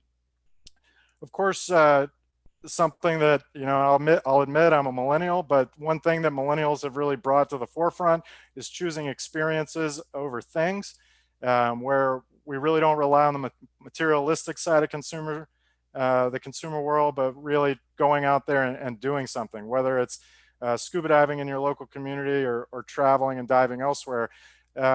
Choosing experiences over things just in general reduces the total consumer footprint of the planet and really allows for a little bit of health and rebuild to enact itself. The less we buy, the less they can produce. So the more you do, the more fun you'll have and really see what the world has to bring you. And of course, finally, supporting organizations committed to ocean protection, like Project Aware, that Jack will talk about here shortly. Being in the PADI network is as well. And then of course, there's so many other organizations that do a lot of good, like the Coral Restoration Foundation, Lonely Whale. It goes on and on, but there are plenty out there. So we've covered a couple ideas, and you'll keep seeing at the bottom of your page there a link that says padi.com/conservation.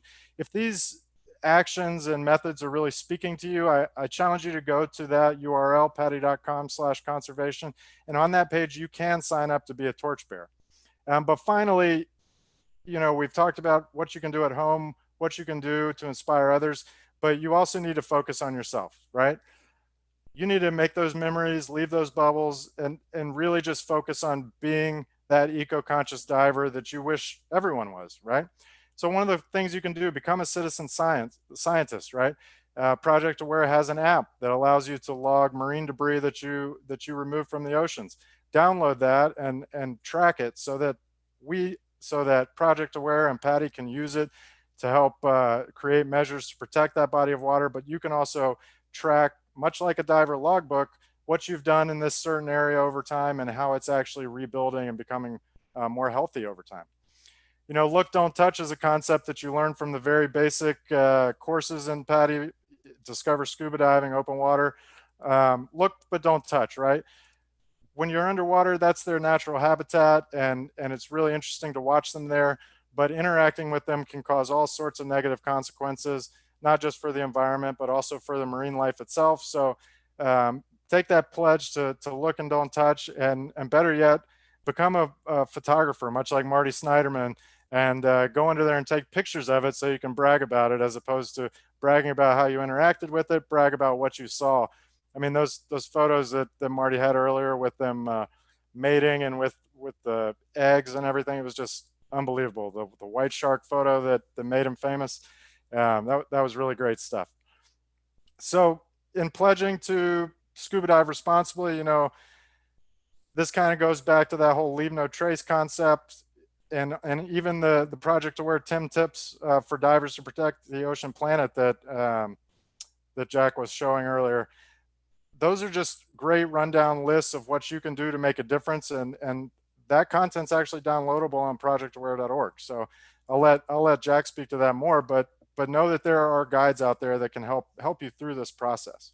Of course, volunteering and giving back is always a great way to pay it forward. And then of course, invite others to carry the torch with you, right? So if you go on and you pledge your commitment to be a PADI torchbearer, protect the ocean, to focus on it, inspire your family to do the same, right? So that everybody's thinking about it and making that big difference.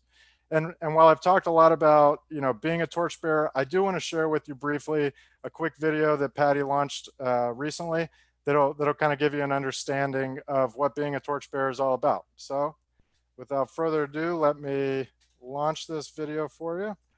And you may want to check your volumes. Give me just 1 second here.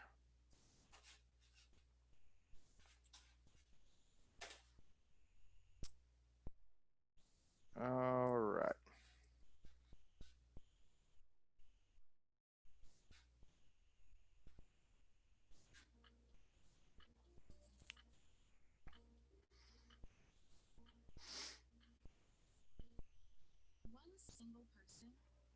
make a difference. And that person is you. You can start change. We need passionate people who care about our planet. Because it will take all of us to make things better. There's a growing community of explorers and adventurers coming together. A community that cares deeply about healing the planet above and below the surface. Together we are turning passion into purpose to protect what we love. We're a community of torchbearers, sparking change for the ocean and inspiring others to follow our light. Your light will make us stronger and our future brighter. Spark change for the ocean. Be a torchbearer.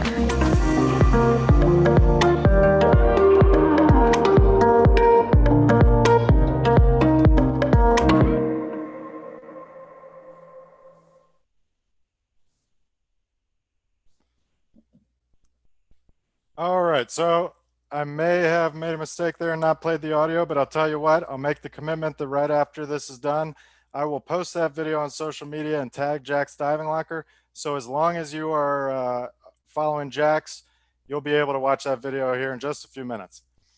But moving forward, you know, we talked about becoming that torchbearer, so definitely go out to the URL there, but we really want to talk about what diving is going to look like, you know, now during COVID and after COVID. So let's talk about some etiquette, right? First and foremost, you need to make sure that you are considerate and honest when going diving with a local dive center, much like Jack's, right? And while I'm not a scientist, I think the good news is that you're probably not going to catch COVID underwater, but above water is what we're most concerned with, right? At least generally speaking. So nevertheless, it makes sense to take precautions when you're off diving, and COVID really is spread kind of like a common cold or flu, and that it can be caught by somebody sneezing, coughing, or exist on some surfaces for a period of time. So this is a simple set of rules just to take with you as you begin to dive again, and begin to dive off of Jack's boats or offshore with them. But really, you know, the dive centers are putting together, you know, procedures to make sure and keep you safe. So follow those procedures when you're going to the dive center. You know, tell staff, of course, ahead of time if you've contacted COVID in the past, if you've been in contact with anybody that was COVID positive, or you're currently, you know, feeling flu-like symptoms, right? Wearing a mask or a neck gaiter. A lot of people are familiar if you're into fishing or scuba diving with you know, they're called neck gaiters, right? So I guess it's hard to explain. I guess I don't have one laying around here, but the gentleman in the picture right there is wearing one. Fits around your neck, helps protect you from the sun. You can cover up your face with it. Really easy to wear, usually pretty thin, and a lot of them have sun blocking technologies in them as well. And Patty's actually, not to rep Patty Gear, but Patty Gear just released some as well that have removable, removable filters in them, as well as being made from recycled ocean plastic. So definitely some great options there. Of course, wear that when you're on the boats and follow their distancing procedures while you're not only above land or on the boat, or while you are above land, whether that's at the shop or on the boat or at the dock. Keeping your distance after diving is good practice, right? Bringing your own type of sanitizer or disinfecting wipes so that you can wipe things down after you're done using them. And of course, one of the most important parts is to disinfect your personal gear, not only after you go diving, but before you go diving, right? And there's a number of ways to do that. Dan, Divers Alert Network, has come out with a list, as well as the WHO or the World Health Organization and the CDC. So look those up, a couple options, talk about bleach or stearamine or there's a few other options out there that are compatible with dive gear. If you do have gear that you're wondering on what the best method is, maybe reach out to the manufacturer of that gear as well and see what their recommendations are. And of course, the most important thing, if you have any concerns or questions before diving, or before doing something while on a dive, you know, ask your instructor. That's what they're there for. The captains, the boat crews, the instructors, whether you're from shore or out in open water, They're there, they know, they've discussed it and had meetings on it. So ask them first before acting. You know, I want to go into some other new ideas that, you know, that have kind of surfaced after this time that you might not have thought of right off the bat. And the first is, you know, we're all familiar with mass defog, and there's always those people in the group that use spit, right, instead of some type of mass defog. But it's more important than ever now to really rely on that mass defog, because, you know, you get a boat full of people and everybody's spitting in their masks and dunking it into the same dunk tank. You know, it might cause a few issues there. So certainly a good idea moving forward now is to get yourself one of those trusty bottles of mass defog. Don't forget, those things last forever. I'm pretty sure I've got a bottle in my dive gear locker that I've had for 4 or 5 years, right? Another big one right now is really, why continue to rely on rental gear, right? It's time for you really to purchase gear that you trust, kind of invest in your health. Know that you're not just investing in the sport, but you're investing in your own well-being in owning gear, especially things like wetsuits, regulators, BCDs, stuff like that. It protects you underwater. It can help mitigate your disease transmission risk. All in all, it's a great idea. The one thing that a lot of people as well haven't considered is having the right safety equipment, right? So you should probably go out and purchase your own CPR rescue mask with a valve. You know, for the unfortunate time that you might be next to an incident where you need to react and you're properly trained, you can use that mask and in the safest manner possible revive that individual if that's what it comes down to. So keep in mind to look for a CPR rescue mask with the valve.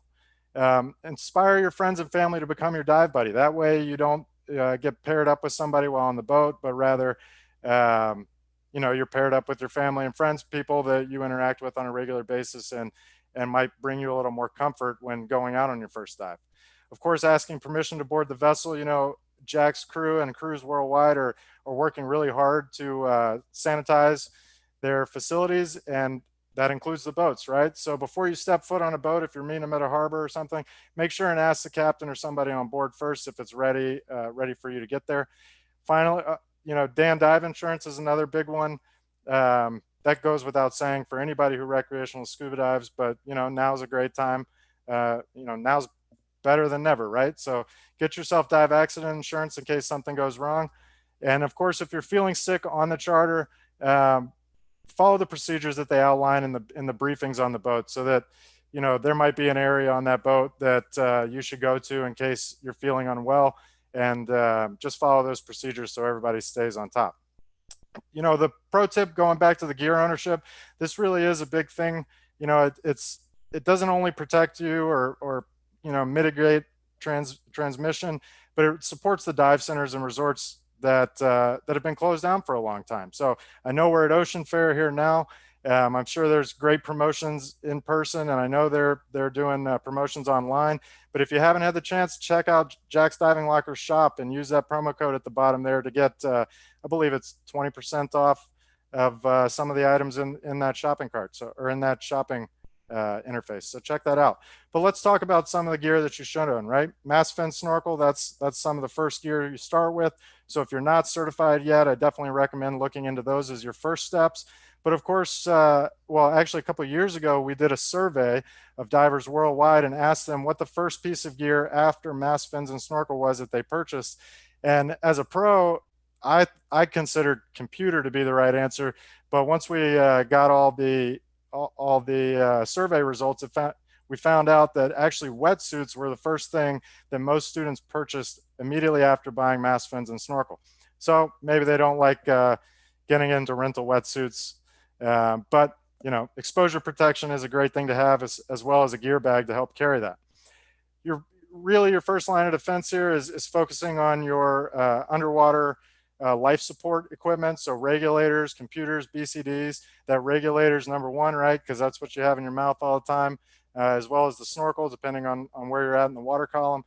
So focus on picking up those pieces of gear to really round out that package, as well as some of the safety equipment we mentioned earlier, like the CPR masks. Save a Dive kit has saved my life or my dive a million times. I can't even count And of course, the DSMB, right? So AKA a signal sausage, something that can help protect you if maybe you get stuck in a current off of a shore dive, or you surface away from the boat on a boat dive. Something that can help bring awareness to where you are in the water and just provide a little bit more safety and comfort for you as you move on. And then of course, specialty accessories like dive knives in case of an entanglement or removing marine debris from the bottom of the ocean, flashlights for those night dives, compasses for navigating. I think that was one piece of equipment that I've used more than anything as a compass.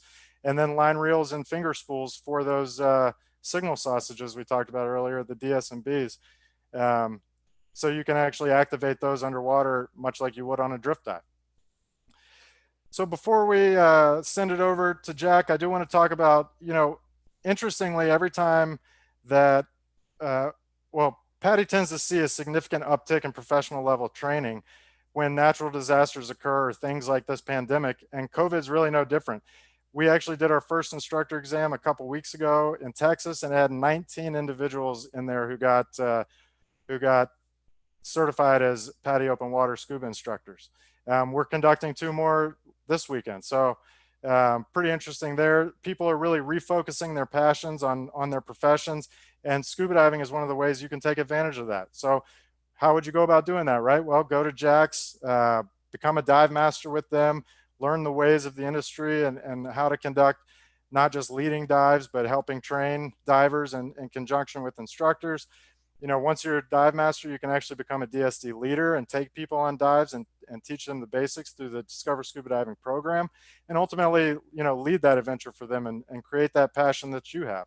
And then of course, in taking the instructor development course and passing the instructor exam are the final steps into becoming a scuba instructor. So if you have that passion to change your career right now and you want to look for something that's new and interesting and can take you to 186 countries and territories and new diving environments worldwide, definitely look into becoming a PADI Pro, and definitely doing it with Jack's, because they've already taught 531 people who are out there active as well, right?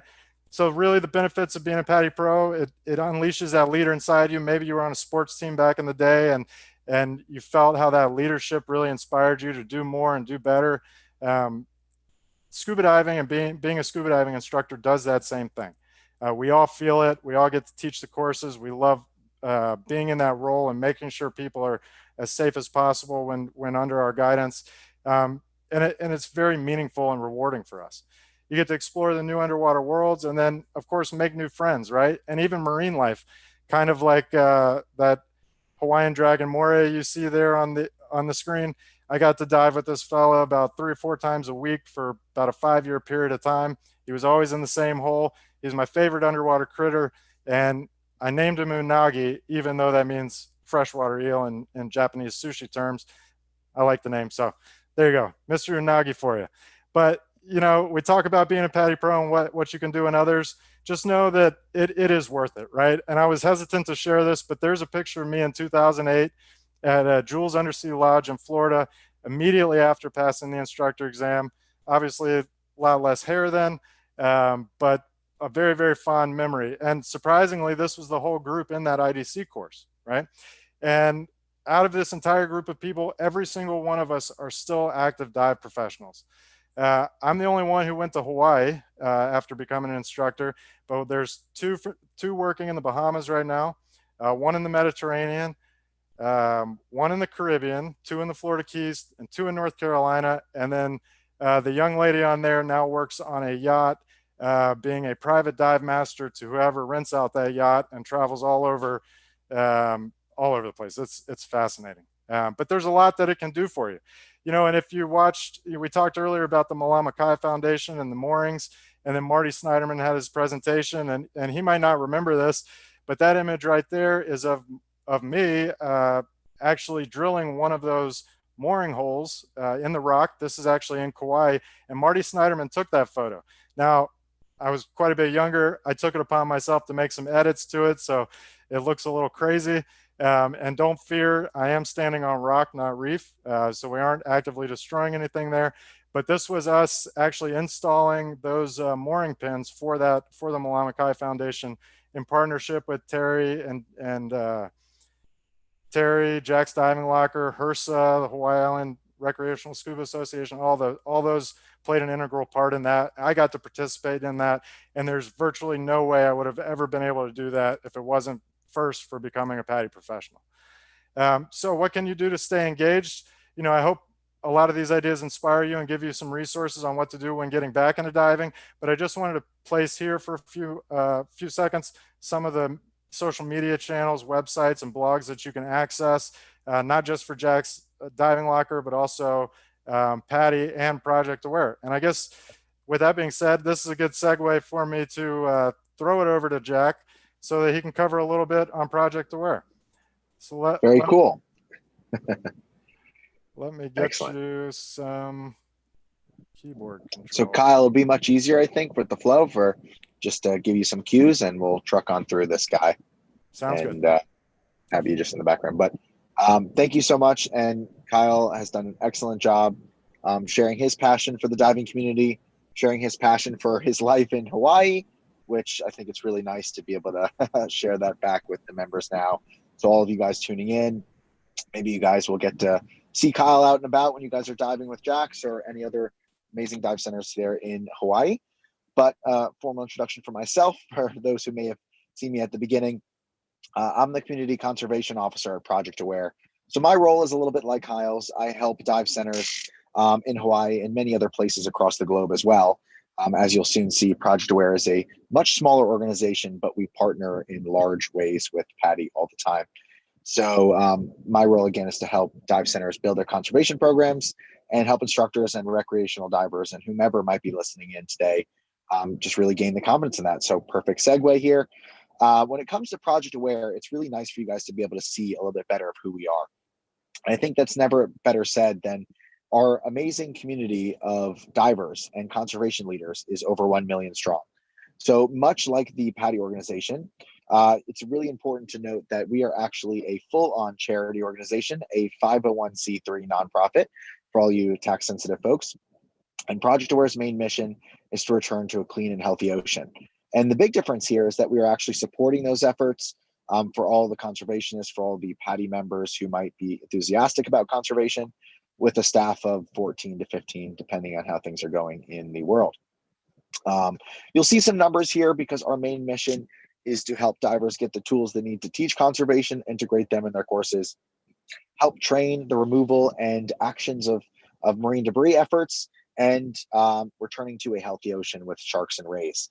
So one thing I like to mention before we go to the next slide here is just a little bit of a visual for kind of how the funding goes for Project Aware. And a lot of it really comes from the dive community, the passionate ones themselves. More than half of our entire revenue is actually generated by those excited about doing fundraisers, including donations in their certification cards and more. So we are ever thankful for all the support of conservationists, for amazing supporters like Jack's Diving Locker, who is actually a 100% Aware partner and an active conservation partner as well when it comes to Adopt a Dive Site, which we'll talk about. So it's just amazing to be able to have this opportunity to share some of our passion back with you guys, the divers. And that'll be a perfect segue into the next slide. Cool. So just to give you guys an idea of what exactly we're doing in the background when we're not out there supporting divers like yourselves. Recently, we've taken all of the scientific data when you guys are submitting the Dive Against Debris information, as Kyle really eloquently introduced during his segment. You'll find that that marine debris data really helps us build a better picture of where the hot spots of conservation need to be in terms of marine debris issues. We know that there's issues happening all across the globe in terms of marine debris. It's something that pretty much all of us here can relate to. And I'm sure when it comes to maybe some questions at the end or anyone listening in, I'm hoping and I'm also sure that many of you guys who have been in the water or not have removed at least some trash in their time. And that's the point. We know you guys are doing it. We know everyone cares about marine debris issues. And we want to be there at Project Aware to help support this mission by providing methods and tracking opportunities using that Dive Against Debris data to actually show the progress and measure the successful actions that you're already making. So we've taken that data recently and published a full-on scientific paper alongside our partners, Ocean Conservancy, and an organization in Europe. So many of you guys would have heard about that. But one thing I really like to focus on when it comes to the marine debris side is that you'll see that we've removed more than 1.7 million pieces of marine debris. And that really is a huge effort across the global dive community, with Jack's Diving Locker participating quite significantly, which we'll talk about in a little bit. But what's amazing is since we started the program in 2011, it's really a testament to the conservation impacts of being a torchbearer, of really making conservation a centric opportunity of every dive, and really showing how that progress has only increased in 2011. Because from 2011 until 2018, we were actually have successfully removed that 1 million pieces, which was a huge milestone for the dive community. But what's even cooler is that from 2018 until now, of course, these new times of ours with the COVID situation being worth mentioning, we've actually removed nearly 1.7 million pieces. So the fact that we're already nearly at that 2 million mark just in 2 years, or maybe a little bit more than 2 years, is an amazing testament to how conservation is really becoming more centerfold to everything that divers are doing, which is exactly why we support everything with Patty's Torchbearer program, and really using the 10 tips or mindful actions that we want to do to protect our ocean environment. So that's essentially what we're doing. And we also have created a number of really cool tools and guides for you guys, like a social distancing guide of responsible shark and ray tourism, which we'll again talk on briefly. So perfect segue into the next slide here. For those who may have seen at the beginning, as we were chatting about with the Jack's Diving Locker staff, we're really excited to kind of bring a little bit more of that conservation value directly from Project Aware alongside Jack's Diving Locker, and this will be tomorrow. So once again, this Project Aware specialty class will be happening at 1 p.m. Hawaiian time. For anyone who's listening in, there is a chance to receive a certification, but also a certificate for participating. So if you guys are listening in, you have any family members that you think would really enjoy this program, excellent time to bring them in here, because they can receive an actual PADI certification, a Project Aware centric PADI certification for participating, and also the opportunity to experience and learn from some of the passionate conservationists at Jack's Diving Locker, telling you guys about the local conservation efforts alongside Project Aware support. And of course, for those who might be able to participate, one of the people here, one of the lucky folks, may actually receive a free certification, which is a really cool reason to stay all the way through and tune in. And so these are all non-diving specialties, and it's a really cool opportunity. So I just wanted to use this perfect example here about being an ecotourist. This is actually taken from one of our 10 tips. We know that things like practicing good buoyancy, as Kyle was saying, right? We want to make sure we don't touch our ocean environment. We want to make sure we're actually being mindful ambassadors, because at the end of the day, who else has access to the ocean like we do as ocean enthusiasts and divers? Very few else.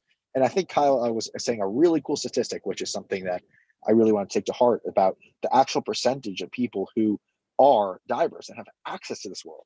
Something like 0.5% or around that mark of the world's population, right? And we think about those kind of numbers, whether it be higher or lower. The main point of this takeaway here is, for those who have access, you have to realize the power that you guys have in the choices you're making from a business perspective, from a travel perspective. And you can take solace in the fact that when you're choosing an operator like Jack's Diving Locker, who is taking these steps and offering programs and making conservation at the forefront of everything they're doing, you can know you're making a good-minded business decision and a great opportunity to learn more about what you can do in your ocean environments. So we'll kind of keep on moving here. And so as we were talking about making sustainable choices about being ecotourists, this is a nice way to introduce exactly what we're talking about when it comes to social distancing. And the Shark and Ray Tourism Guide does a really cool job of taking individual species of animals, sharks and rays specifically, you guys may know about. And for those who may be visiting Hawaii or listening in from elsewhere, you guys might know that they have some amazing programs to interact with manta rays and some other just beautiful ocean creatures. And so when we look at these kind of guides, that was created in tandem with a lot of PADI dive centers, along with the World Wildlife Foundation, and of course, Manta Trust. These are organizations that dedicate their entire livelihoods to protecting animals that you might see here in Hawaii and many across the globe. We've actually created a number of standards, much like you would have for your open water diver, but for interacting with these sharks and rays. So you can look at this for a moment here and just kind of see what may or may not surprise you. Of course, the things like don't ride the animals, that really stands as a common sense level etiquette. But in terms of the numbers, in terms of how far you might be, and of course, things like you may not realize, but the impacts of your sunscreen choices as well. We know that not just being able to interact with the ocean environments, but protecting yourself is just as important as a human being. And of course, from the health side. And so you may or may not know that there's choices you can make. And I know that Hawaii has really been at the forefront of a long time of being mindful about some of these chemicals in terms of sunscreen, like oxybenzone, which is actually a chemical that is known to be harmful to coral environments. So when you guys are shopping and making those eco business choices like Kyle was introducing earlier, take a look at the back of these bottles and the labels, really see what you're interacting with. I know that Patty Gear and Project Aware, we partner with some organizations like Stream to Sea, for example, who does a great job of creating ocean-centric and safe alternatives to sunscreen and that are just as effective, but actually nutritious for marine animals. Can you believe it? If you're going for a swim or you're going for a dive or a snorkel. So we just want to make sure that you guys are staying safe out there, but realize that there's eco choices you can make in just about every aspect of your ocean experience. So we'll keep on going. And here I like to use this photo of a manta that I took here actually alongside Jack's Diving Locker. And something that I like to share both about in reference responsible shark and wake tourism and etiquette is just like we have these amazing moments. And for me, this was actually not only a picture I was able to capture of a manta in Hawaii on the island, but actually one of my first encounters in my entire life with a manta. So you can imagine the general excitement that I possessed. And of course, just the awe and wonder of seeing a creature of this just amazing beauty here. And one of the things that I like to remind people, especially in regards to underwater photography, which is something you guys should pursue in terms of better practicing your buoyancy and just really becoming more attuned with aquatic life and how their behavior might look. Because when you have the camera out, you're going to be paying more attention to the behavior of animals and learn more about them as well. But you can see here that I'm behind the animal. I'm not hesitating where the animal might be going. So in this case, I'm not in front of the manta, so I'm not blocking any way that it wants to go. I'm behind it. I'm a little bit under it, so it's free to swim all around where it chooses. It may come close to me, but I'm sure not going to be chasing after it. And I was still able to catch an amazing photo from a safe, visible distance, but in a way that respects the animal completely. So a great reference and just one of those moments where we just love to see these animals. My first experience that I wanted to share. So when it comes to things that you guys can do at home, especially right now, I know that maybe some of you guys are going to be lucky enough to dive in Hawaii. Maybe you guys will be diving else in freshwater and other places. But both the Diving Against Debris specialty is an opportunity for you guys to get involved in removing marine debris. And once I was saying, report that data to Project Aware. If you guys want to get involved the next time that you might be taking a course, Diving Against Debris is only a one dive specialty. So it's something that you guys can consider as both an adventure dive in your advanced course, or maybe something more that you want to incorporate in just the next recreational dive you participate in. And I like this slide a lot because I actually included some really cool statistics about what Jack's Diving Locker has done specifically in terms of marine debris efforts. And so you can see that they've made a tremendous effort in terms of marine debris. And some of those have been quite a large given the amount of surveys submitted. But with Jack's Diving Locker submitting more than nearly 8,000 kilograms of debris, this just goes to show that there's certain areas that need to be protected, certain areas that need to be better understood from a debris perspective. And that's exactly where we will segue into things like the Adopted Dive Site program, where Jack's Diving Locker has made a commitment to protect not one, but 2 dive sites. In doing so, they're actually going out to these sites, surveying these areas and removing marine debris from them accordingly. And they'll go out about once a month for each one, help us gain a better picture over time, both in the sense of how much debris are they finding in this time of the month. Does it attribute to maybe a big event? Like for those listening in, maybe you guys can consider something like July 4th, right? A really big event that would bring a lot of people together. Although in these current circumstances, we'll see how that goes. The main idea is that you can imagine that larger events and gatherings will lead to a larger amount of debris. So for those submitting data over the course of a year, like the Adopted Dive Site program will do, you can get a very clear picture of when the trends of the most debris entering the ocean will be and what exactly you're finding as well from those pieces reported. So just an amazing effort that we can help measure and a really nice opportunity to show that diving against debris can be both an action that you participate in and also something you can take both inside your advanced course next time or just in tandem with some of the programs that Jack's Diving Locker and many others are already doing. Cool. And here's an image that I like to share that kind of brings a little bit of what is marine debris to the perspective. We know that a lot of the issues we face are plastic. We know that underwater, we face more than just plastic, but certain types, including but not limited to fishing gear and much, much more. So I like this picture because it's actually a visual on what and how much type of debris enters the ocean in a specific amount of time. So if you guys want to zoom in a little bit, look around, you'll see that there's little bits of green inside of around all the plastic that you can see. And this is actually a staged exhibit in Europe for reference. But during this exhibit, it was an opportunity for people to get a visualization of what kind of debris they might be running into in underwater environments. But I think from our perspective, for dramatic effect here, there is a certain amount of time it takes for this much debris to enter the ocean. And that amount of time, though it may not be a day, it may not be half a day, it may not even be 15 minutes, but in fact, it actually takes only about 15 seconds for this much debris that you can see here to get into our oceans. So it certainly is something that we want to consider. It's certainly an impact that needs to be done. And what can we do about it? We can do things like we're going to talk about right now. So we go into the next slide. Submitting that marine debris data.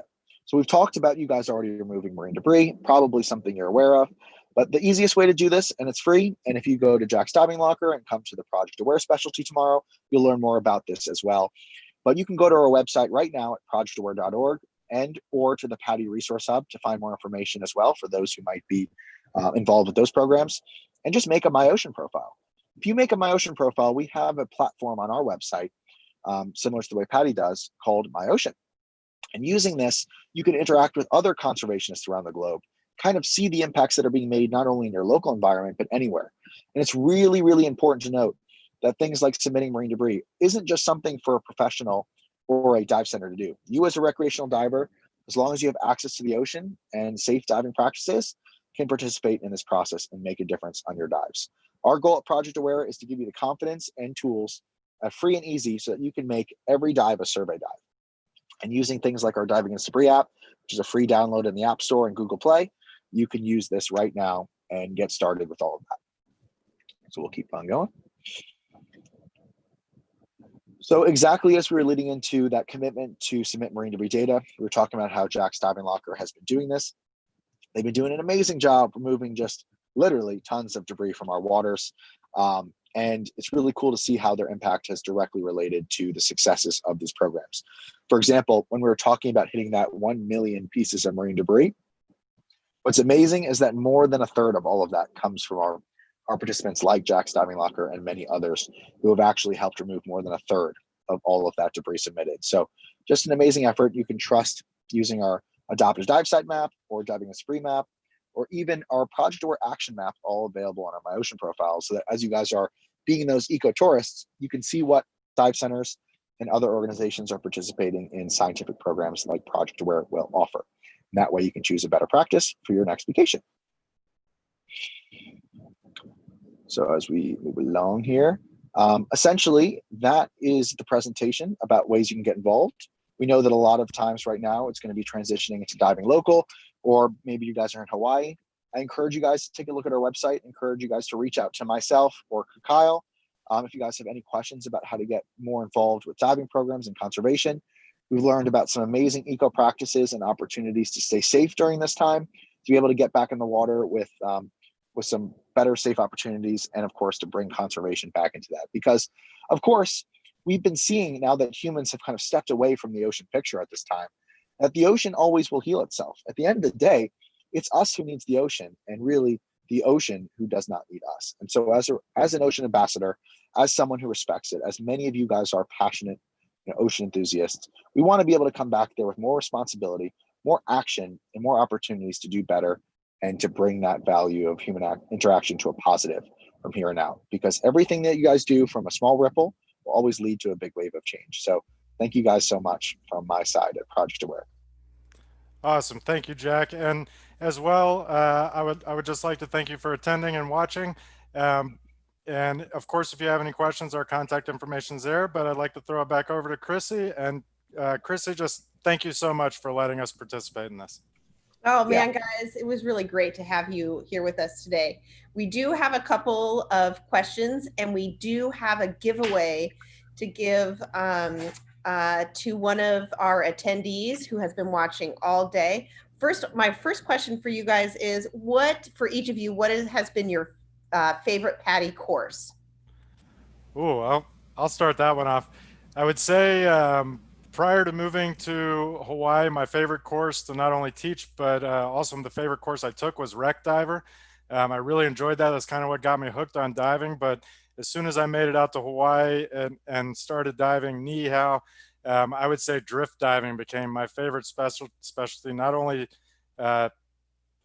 being taught that course, but also teaching that course, because it's such a valuable skill in the world of diving anywhere. Jack, I think you're muted, Jack. Yeah, I was being respectful there. From my perspective, some of the most amazing opportunities that we've had to go diving, I think, from my recreational career was Fish ID. Just because as a young age, I was able to get involved with diving, as you guys may have heard from the introduction, and being able to really associate the animals that I was seeing alongside with the diving experiences that I was currently in, just like completely jump-started my passion for the ocean environment. Because once I started to recognize these fish, it'd become almost like a treasure hunt to see where I could find my favorite fish species, or start to learn their behaviors because I knew what kind of fish I was looking for in these dives. And there's something to be said about knowing the fish species, because more than just knowing what you're seeing, actually, the more that you know about fish species, the more fish you get to see. I know it sounds strange, but when you're actually looking for types of fish that you might know, you find so many more you don't. And so it just brings you back to these opportunities to go and pull out these Fish ID books, to just want to travel to all these new ocean environments.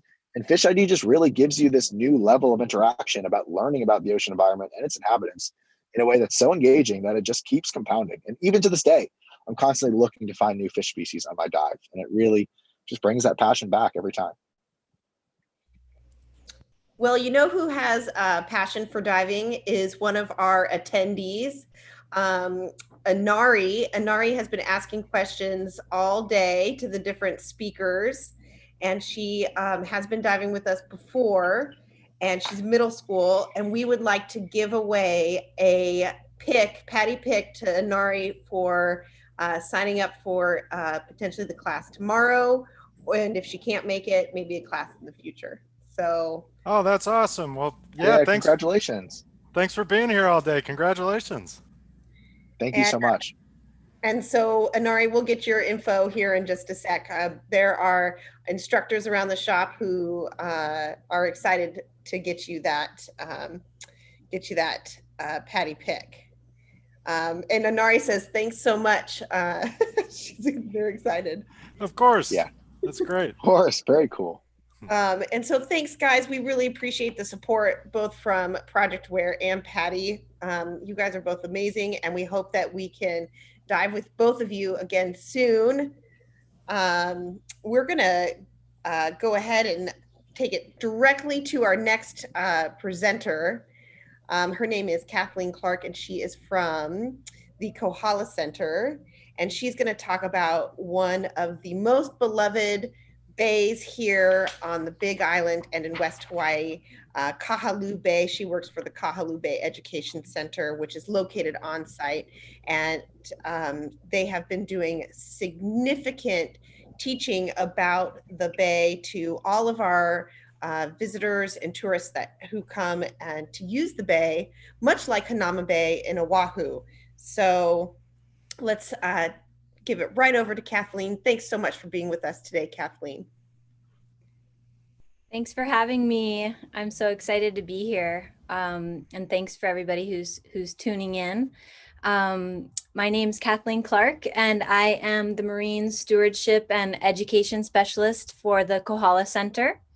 And just briefly, the Kohala Center is an independent research, education, and INA stewardship nonprofit, really working towards promoting healthier ecosystems. So lucky to be a part of that organization, and really lucky to be here presenting about our, like Chrissy said, our beloved Kahaluu Bay today. So I'm gonna go ahead and get started.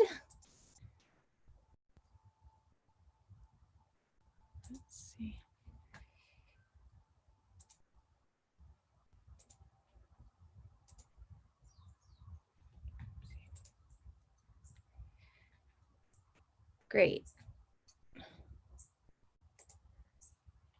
And can everybody see that okay? Awesome.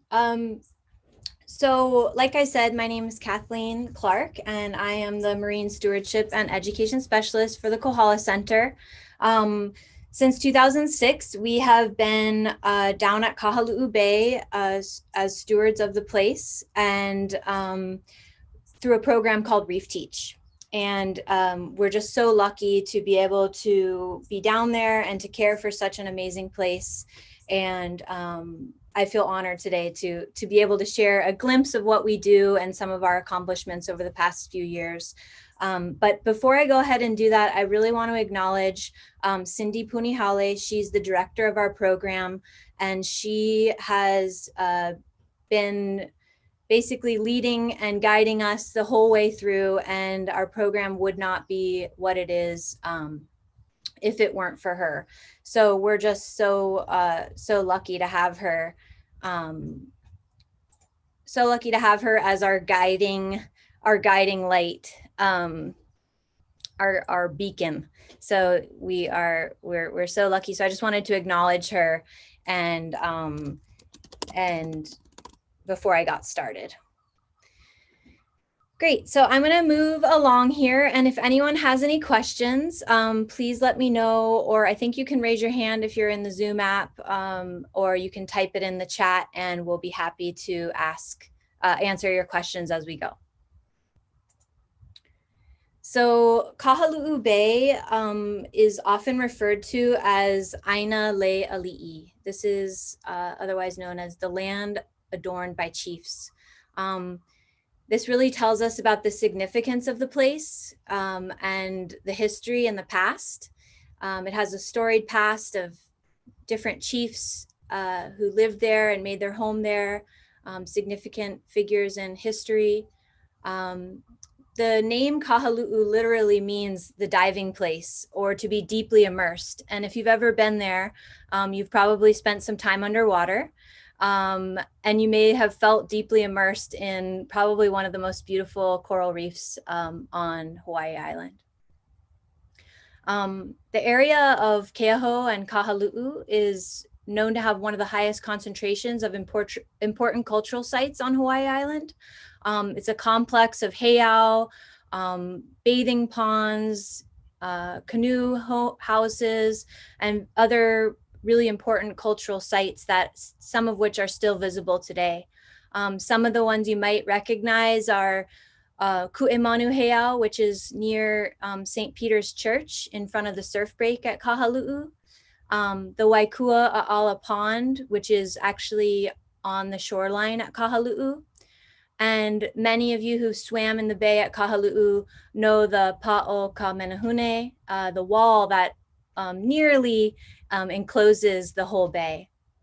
So like I said, they all tell us the importance of this place and the storied history. Kahaluu is also known as a place for observation and deeper understanding, known for its bounty and abundance of fresh water that flows from the rocks, and food from the abundance of fish in the bay. And although it's gone through much change, there's still this subtle magnetism that draws us there and that draws people from all over the world. And it continues to really just teach us so much. So this is Kahaluu, a photo of Kahaluu from the 1950s. And if you've seen it recently, it looks very different. But some things that I like to point out are the extent of the sand. You can see the sand extends much farther out than it does now. The niu trees, the coconut trees, there was an abundance of coconut trees, a coconut grove, maybe we'll call it. And there was really little to no development. So this is from the 1950s. And sometimes when I'm out in the bay underwater, I like to think about what it might have looked like back then and how abundant the coral was. And even if you kind of look a little closer into that photo, you can see the extent of the coral reef there as well. So here's a picture of Kahaluu Bay now. And like I said, it looks a little bit different, but it still remains this sacred and cherished place. Like I said, there's still this subtle magnetism that's sort of hard to explain, but it draws us here, and it always kind of instills us with this sense of wonder and this deep reverence. Along the shoreline, there's still these reminders of this storied past. The fresh water still flows from the springs that bubble up along the shoreline that create this very unique ecosystem, right? In this Kona lands, relatively dry, but fresh water flowed, so it allowed people to live here and to thrive here. And in the bay, there are hundreds of species, right? We call it this diverse biodiversity hotspot. It's this little mini hotspot of life. There's hundreds of species of fish. There's invertebrates. There's juvenile fish that shelter and grow in the shallows. Various types of coral, some of which are hundreds of years old. A diversity of limu or algae that grows along the shoreline. Shorebirds, many of which who come to visit in the winter time, and honu that feed on the limu that grows in the bay and rest in the bay. Also, we see migrating humpback whales that swim by outside of the Menehune Wall in the winter, and oftentimes resting Hawaiian spinner dolphins also on the outside of that wall and in the deeper water. So it's this abundant and diverse place, even after all this change has occurred.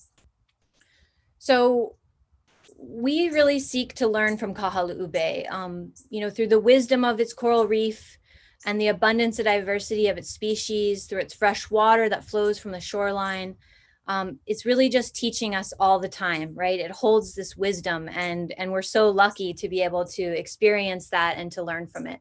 And so that's really the foundation of our work. This all sounds very nice. And like I said, a lot of people are drawn to this place, and so many such that we've said over the past few years, the Bay is really being loved to death. This is a small 4.2 acre park. And for the past probably couple decades, it's been under immense pressure, right? It's been drawn, it draws over 400,000 visitors every year, which you can imagine in a small, sensitive ecosystem like that, it's far beyond its natural carrying capacity. So, like I said, our stewardship program has been there since 2006. And early on in our work, we were focused mainly on human behavior. Fish feeding used to be allowed and encouraged. So we've changed that. And now over the years, the Bay has shown the effects of being subjected to these multiple stressors. So the human impact, but also water quality issues and climate change.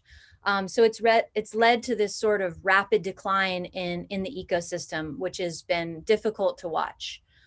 So we're working to better understand those stressors and the way they interact, and to do what we can to reduce them, in the hopes that in reducing these stressors, we'll be able to increase the natural resiliency of the ecosystem.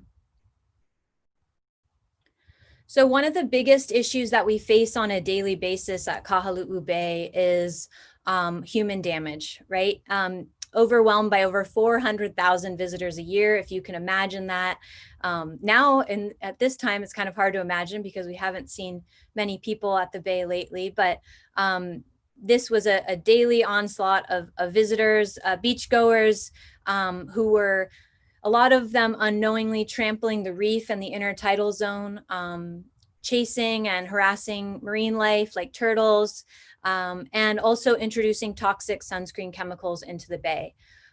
So along with this constant daily overuse, like I said, the ecosystem was dealing with poor water quality and also the increasing effects of climate change. So kind of getting this triple, quadruple whammy of stressors all the time. And so, as you can imagine, an ecosystem like this, it's hard to remain resilient in the face of all of those stressors.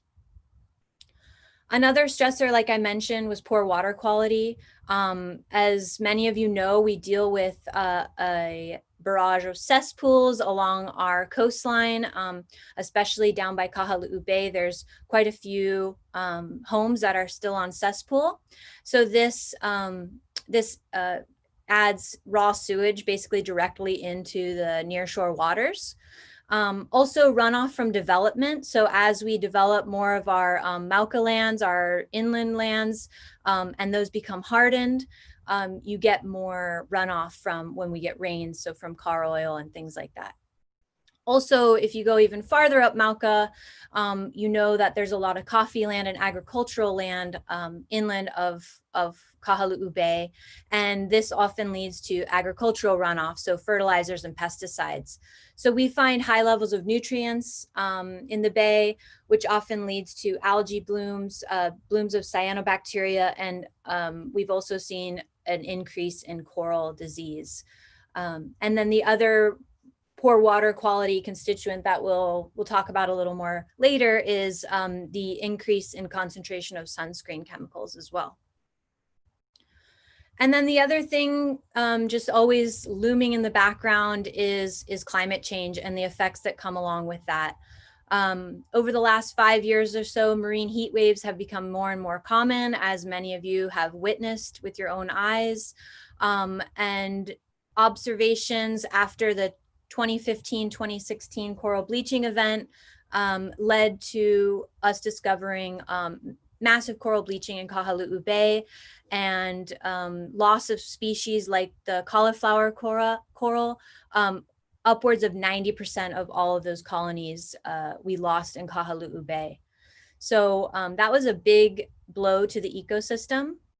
And as it was kind of starting to balance itself out again after that bleaching event, unfortunately, this past summer and fall, just 4 years later, we saw another, albeit less severe bleaching event, but it was still heartbreaking to see those corals that were just kind of rebounding a little bit from the 2015-2016 event bleach again. We unfortunately lost a lot of our juvenile corals, and some of the larger colonies, as you can see in these photos, bleached as well. So this really started to give us kind of a glimpse into our future, right? We know that these marine heat waves are going to be happening more and more frequently and probably with more intensity. So like I said before, our goal is to understand these stressors, these additional, more addressable stressors, and work on those so that we can increase the coral's ability to fight off these kind of larger looming stressors like climate change.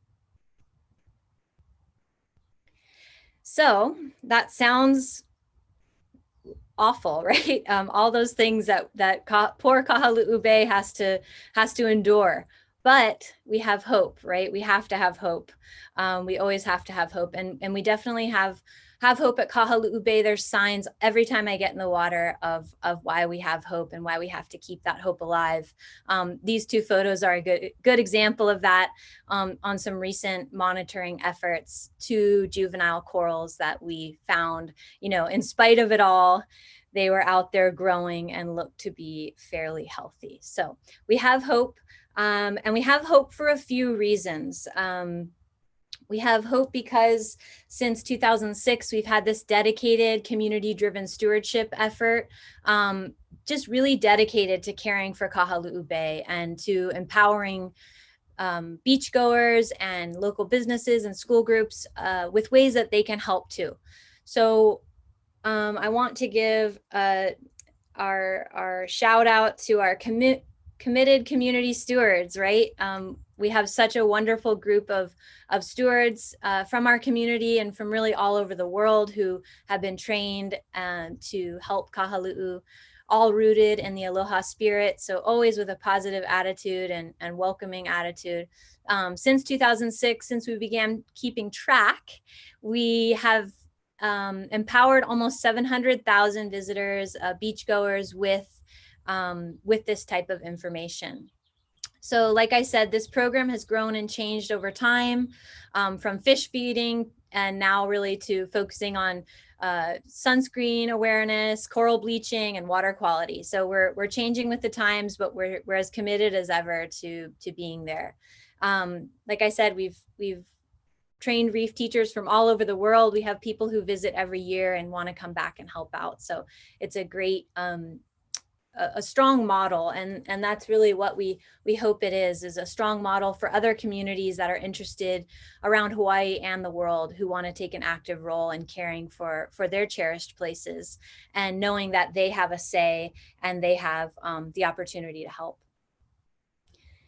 So we have our daily on-site education, right? We have our dedicated team down there every day, 7 days a week, usually 300 and let's say 60 days a year when there's high surf or big storms, we don't make it down there, but we try to be there 7 days a week, and we really try to mitigate that human impact stressor. So we're down there trying to encourage beachgoers to help protect Kahaluu Bay in really simple, positive ways. So floating in the bay, right? So avoiding stepping on rocks and coral and rubble. We know that there's little juvenile corals trying to grow out there. So we really try to encourage people to float in the bay, but also to respect all the bay's inhabitants. So to realize that each animal or plant out there plays an important role.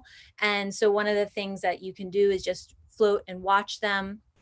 And we can never chase, touch, or feed, right?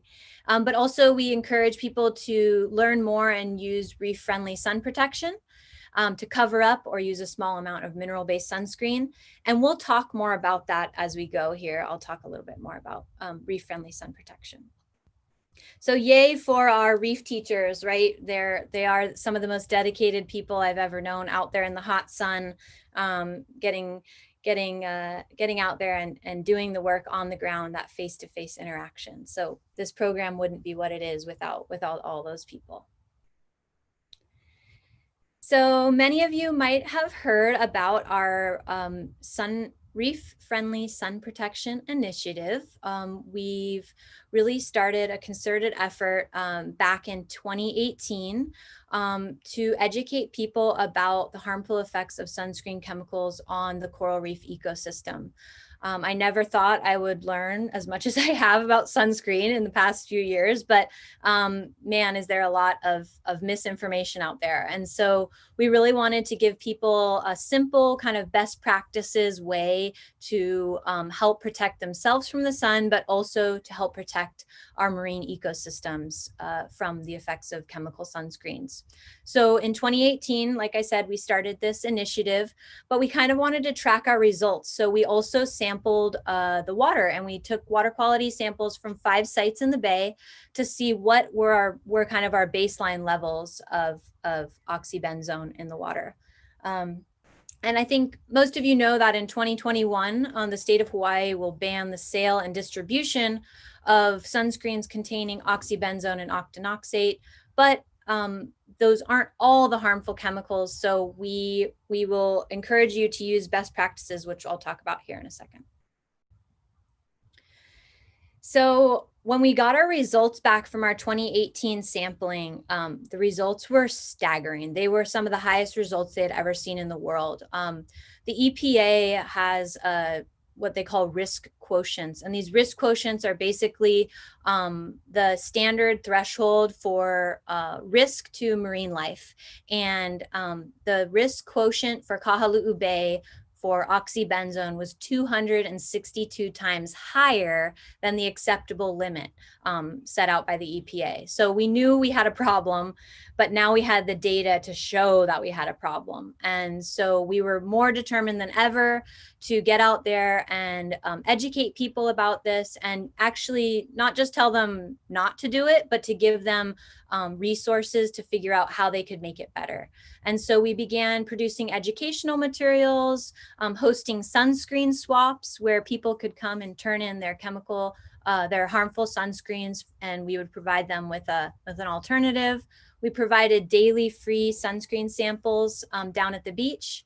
And we also got out and talked with businesses, community groups, and schools about how they could also get involved as well.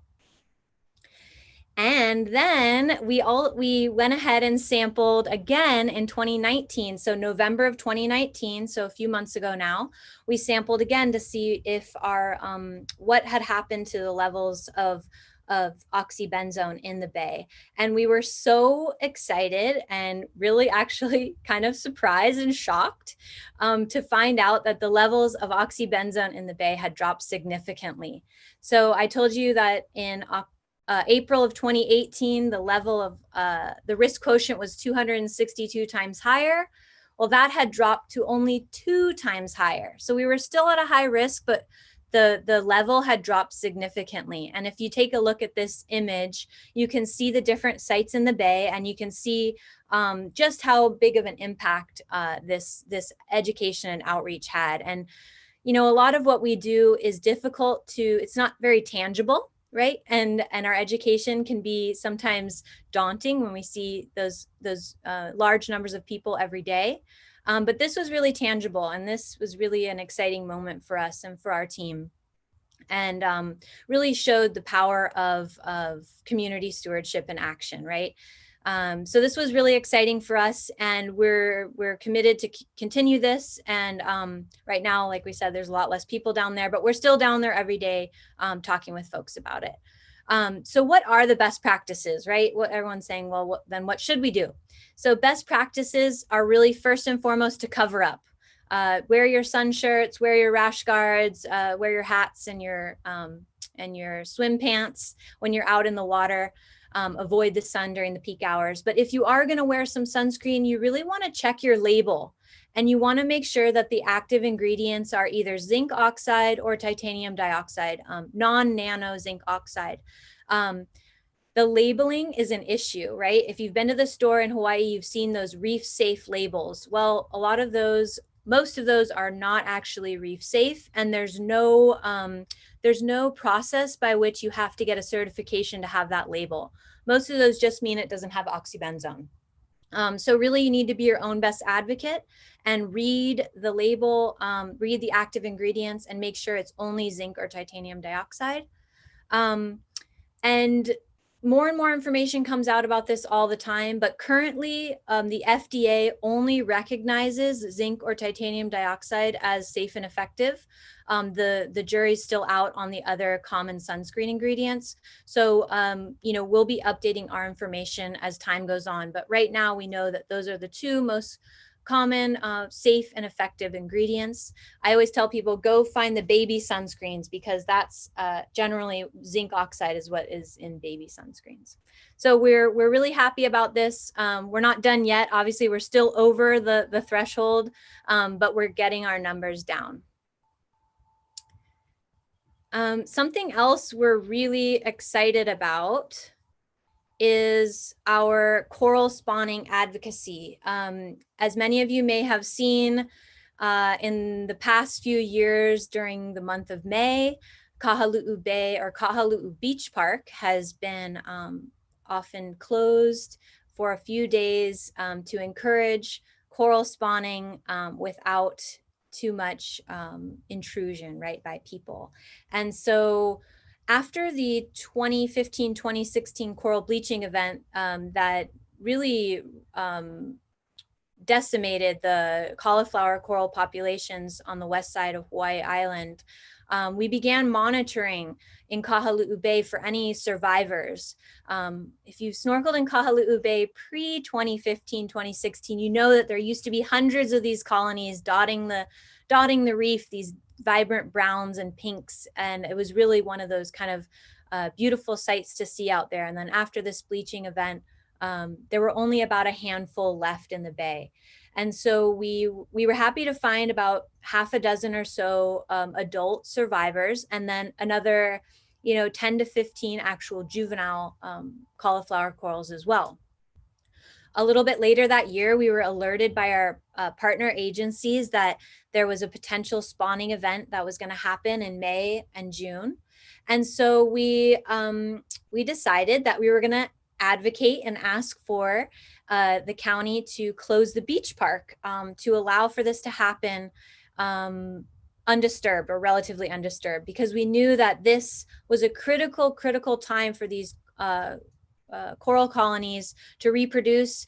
And if they didn't have successful reproduction, it could possibly mean the end of their of this species in Kahalu'u Bay. We were so happy the county obliged, and they said yes to a 2 half-day closure. So the park was closed from 7 a.m. to noon, 2 days in May. And we had our Reef Teach team out on the streets, talking with people who were trying to come in the park, letting them know what was going on.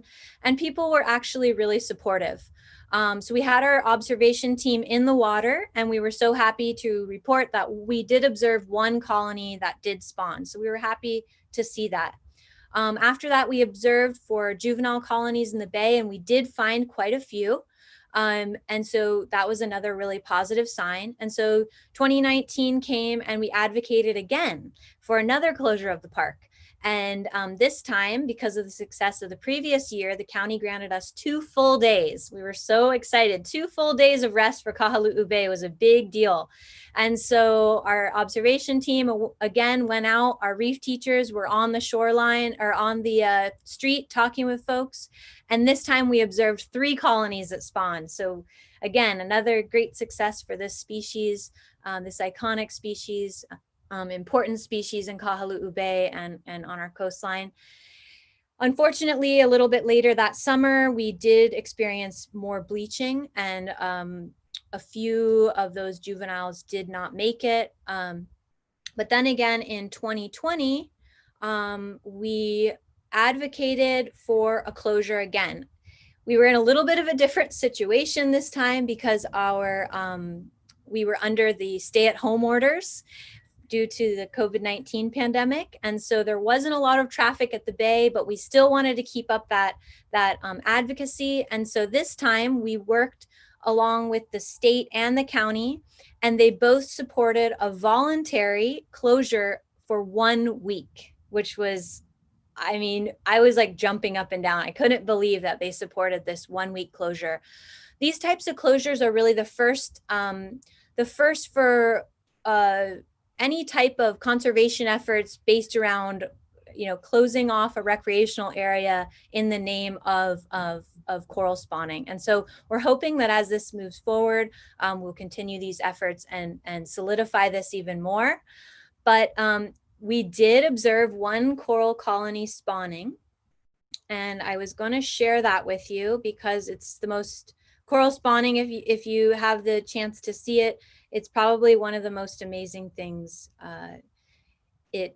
that you'll ever see. So let me see if I can share that with you guys. This was one of my favorite corals in Kahaluu Bay, spawning this spring.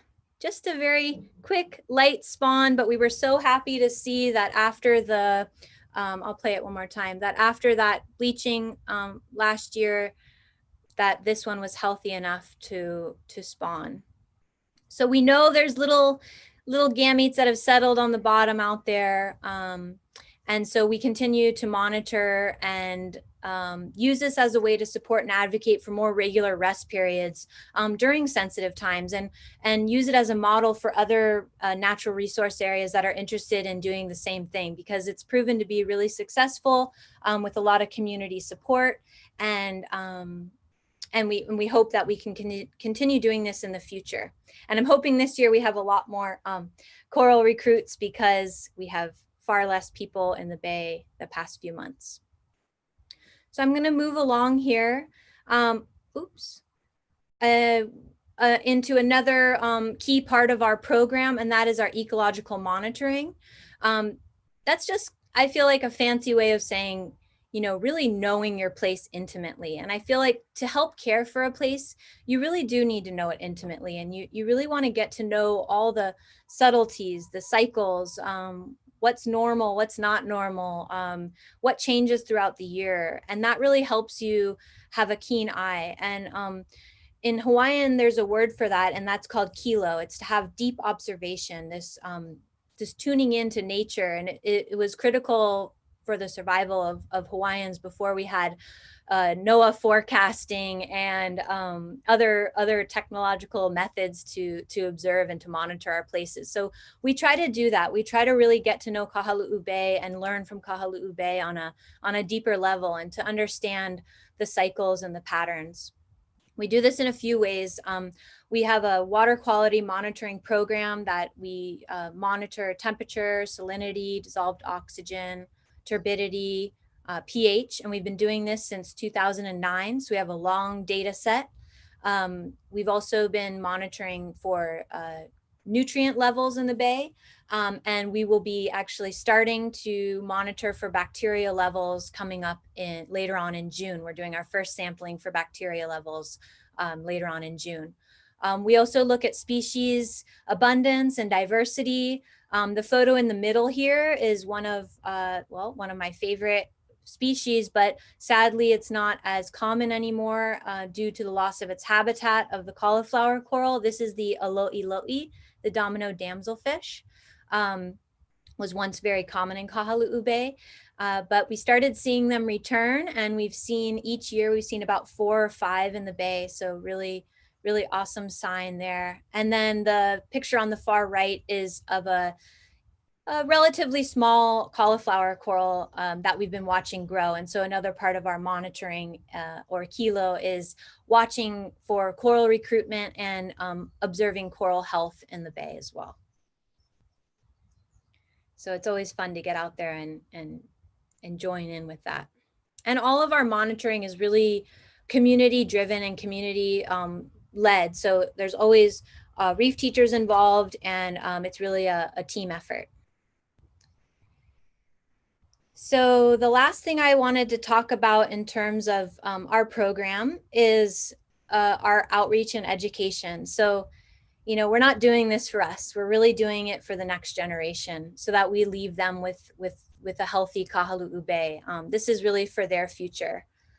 So we are so lucky to have, to be able to share this place with students, both visiting and local students, and really connect them to this place and show them how special it is, and hopefully you know, spark something in them like was sparked in me when I was younger, so that they can build their own relationship and be the next generation of stewards. So that's another key component of our program, is to involve our future stewards, right? Because this is for them. This is about the legacy we're going to leave for our future generations.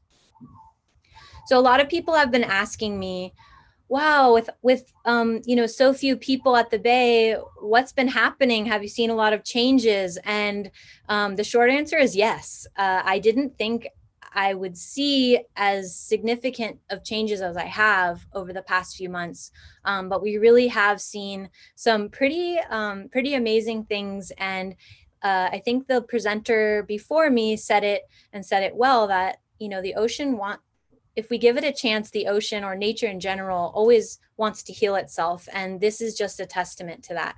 So we've seen quite a few things. One of the most surprising things I saw the other day was native plants returning to the beach. So normally there's hundreds of people that sit in the sand every day, and without them, these seeds that were dormant have started to grow. And we think this is the beach morning glory, the Pahuihui vine, which actually has a pretty cool story along with it, that back in the day, the kahuna, when he would want to bring forth big waves to surf, he would actually take a string of Pahuihui vine and slap it on the surface of the water. And that was supposed to bring up the big surf. So I have never seen Pahuihui growing at Kahalu'u before, but these little guys were popping up all over the beach the past few weeks. So that's been really exciting. Another thing is we've been seeing an abundance of limu growing or algae growing along the shoreline in places that are generally heavily trafficked. I used to always think Kahalu'u Bay only had like 1 or 2 species of limu, and now since it's been able to grow, we've identified a few more. This green limu and red limu I had never seen before. So we're seeing more food for the honu and fish growing in abundance. The coral, which spawned in May, really spawned undisturbed. It had a long time about a week of that voluntary closure. And then since then, relatively little human impact since then. So that's been really, really nice. And we'll be monitoring that going forward. And the other thing that's been really amazing to see is the abundance of marine life. I've seen more fish than I've ever seen in Kahalu'u Bay, utilizing the whole water column. I've seen in this photo, you'll see there was a juvenile honu, a green turtle, and then there was also this now fairly resident hawksbill, which is a critically endangered species. And they were actually checking each other out. And it's just been really cool to see them undisturbed. They're able to forage, they're able to rest on the bottom without being chased around by people. We've also seen some larger, more predatory species. We've seen some big jacks hunting around in the bay, which is a great sign, and a ton of juveniles, some of which we haven't seen before. So life is abundant and flourishing right now. We say just feels like the bay is able to breathe and rest a little bit. So it's been really, really interesting to see that. So finally, I was going to share with you just a very short little video clip to kind of that highlights the changes, a few of the changes that we've seen. If you've ever been to Kahaluu Bay and you've entered the water, you know there's that little channel, that natural channel that leads into the bay. And what's interesting here is the abrupt changes that we saw in the water here. So I'm going to share this with you, and then we'll wrap it up, and I'll open up for some questions.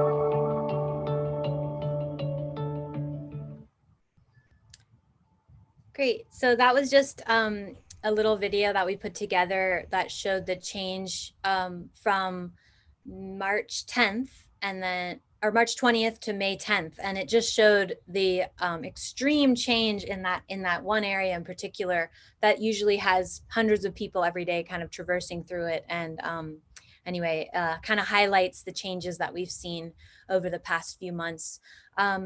But really this moment of pause has given us clarity, right? It's given us a vision for the future. And we never believed in a million years that this was even a possibility for Kahaluu Bay.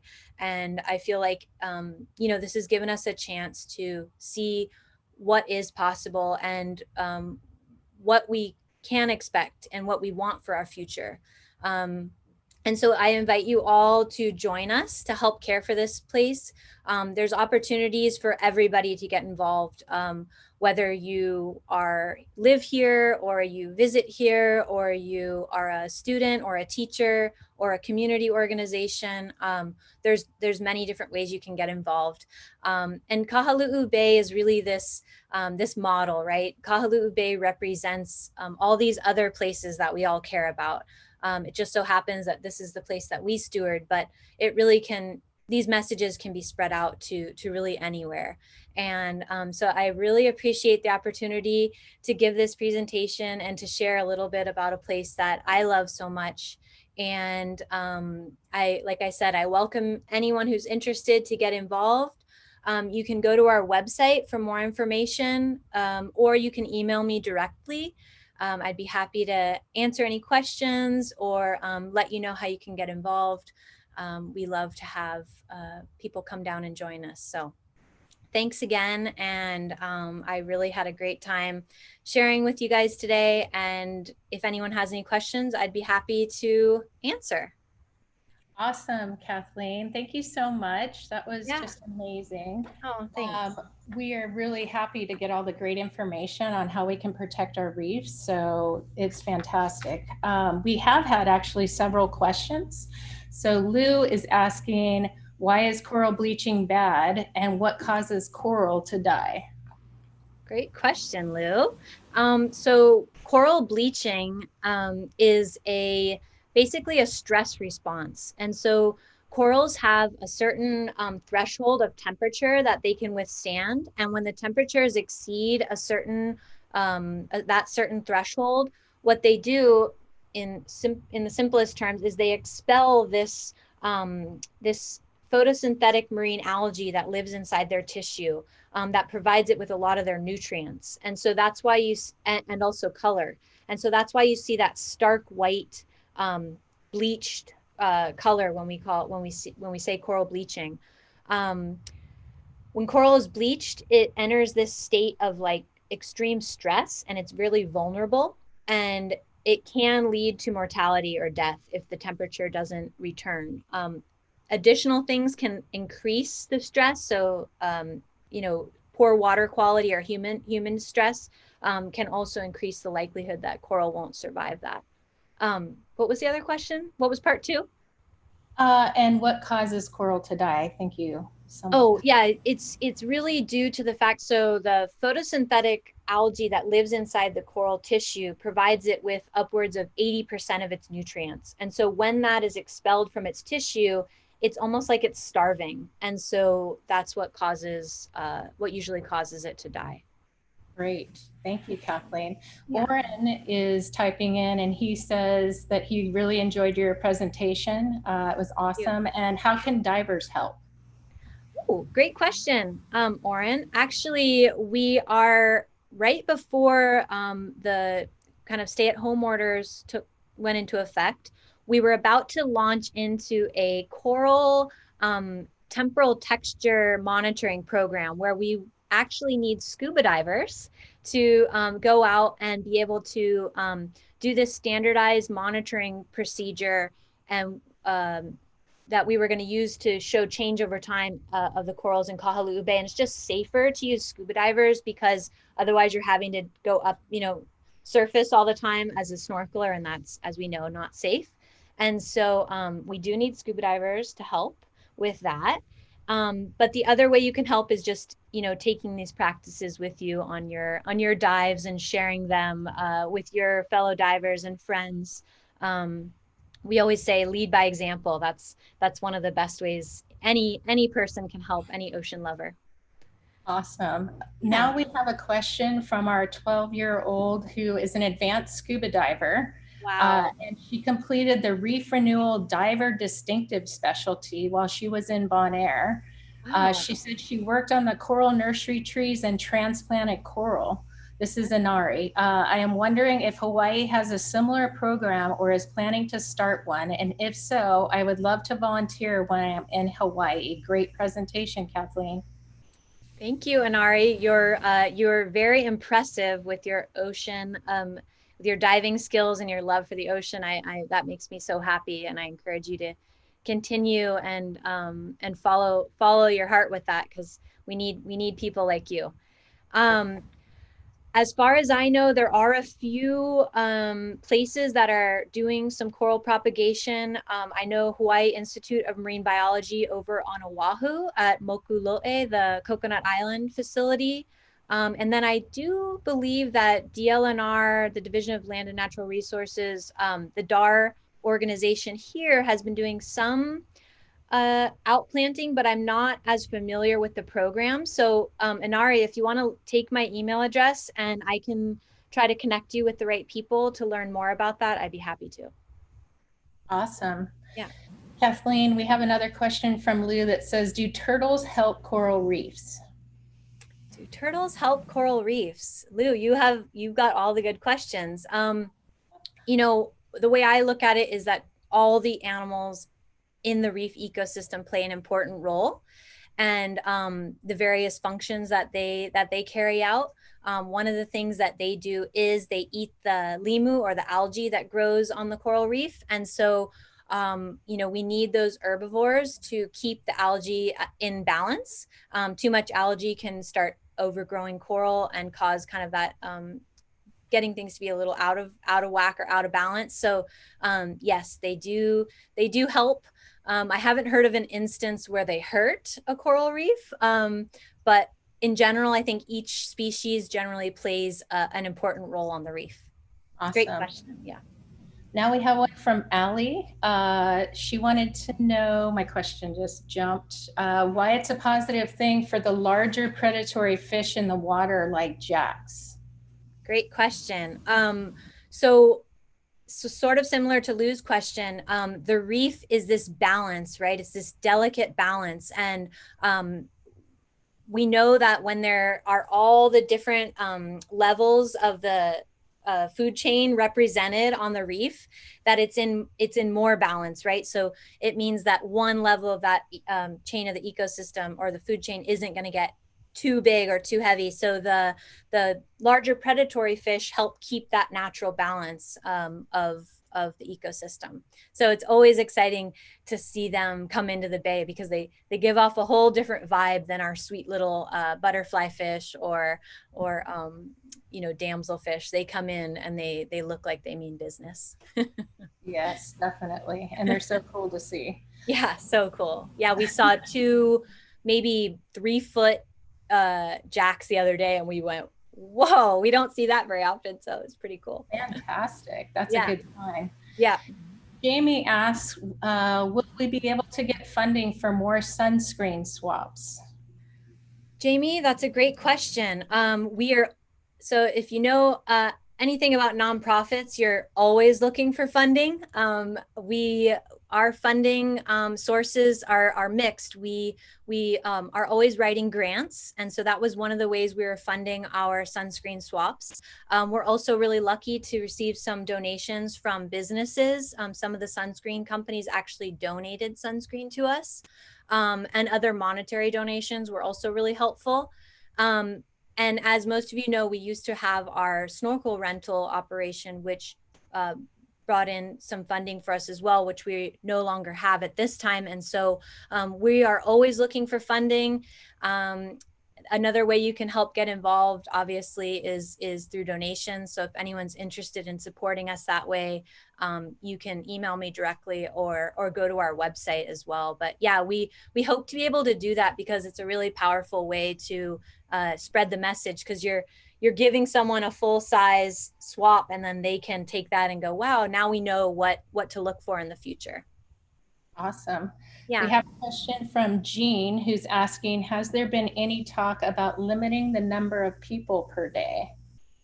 Thanks, Jean. Yeah, great question. There have been talks. There have been talks about how do we come out of this? How do we move forward from the situation we're in now, where we have relatively little human impact, and how do we move forward in a more sustainable way? And so we're really hoping to work with all the stakeholders. That includes the community, that includes the state, who is in charge, who has jurisdiction over the water, and also the county, who has jurisdiction over the beach park. And so we're hoping if we can get everybody, to sit down and talk and figure out how we move forward in a more sustainable way, that will be part of the conversation for sure. Awesome. Yeah. And I think our last question is, have you seen other local ocean protected areas here on the Big Island with positive turnaround in reef health through programs like this?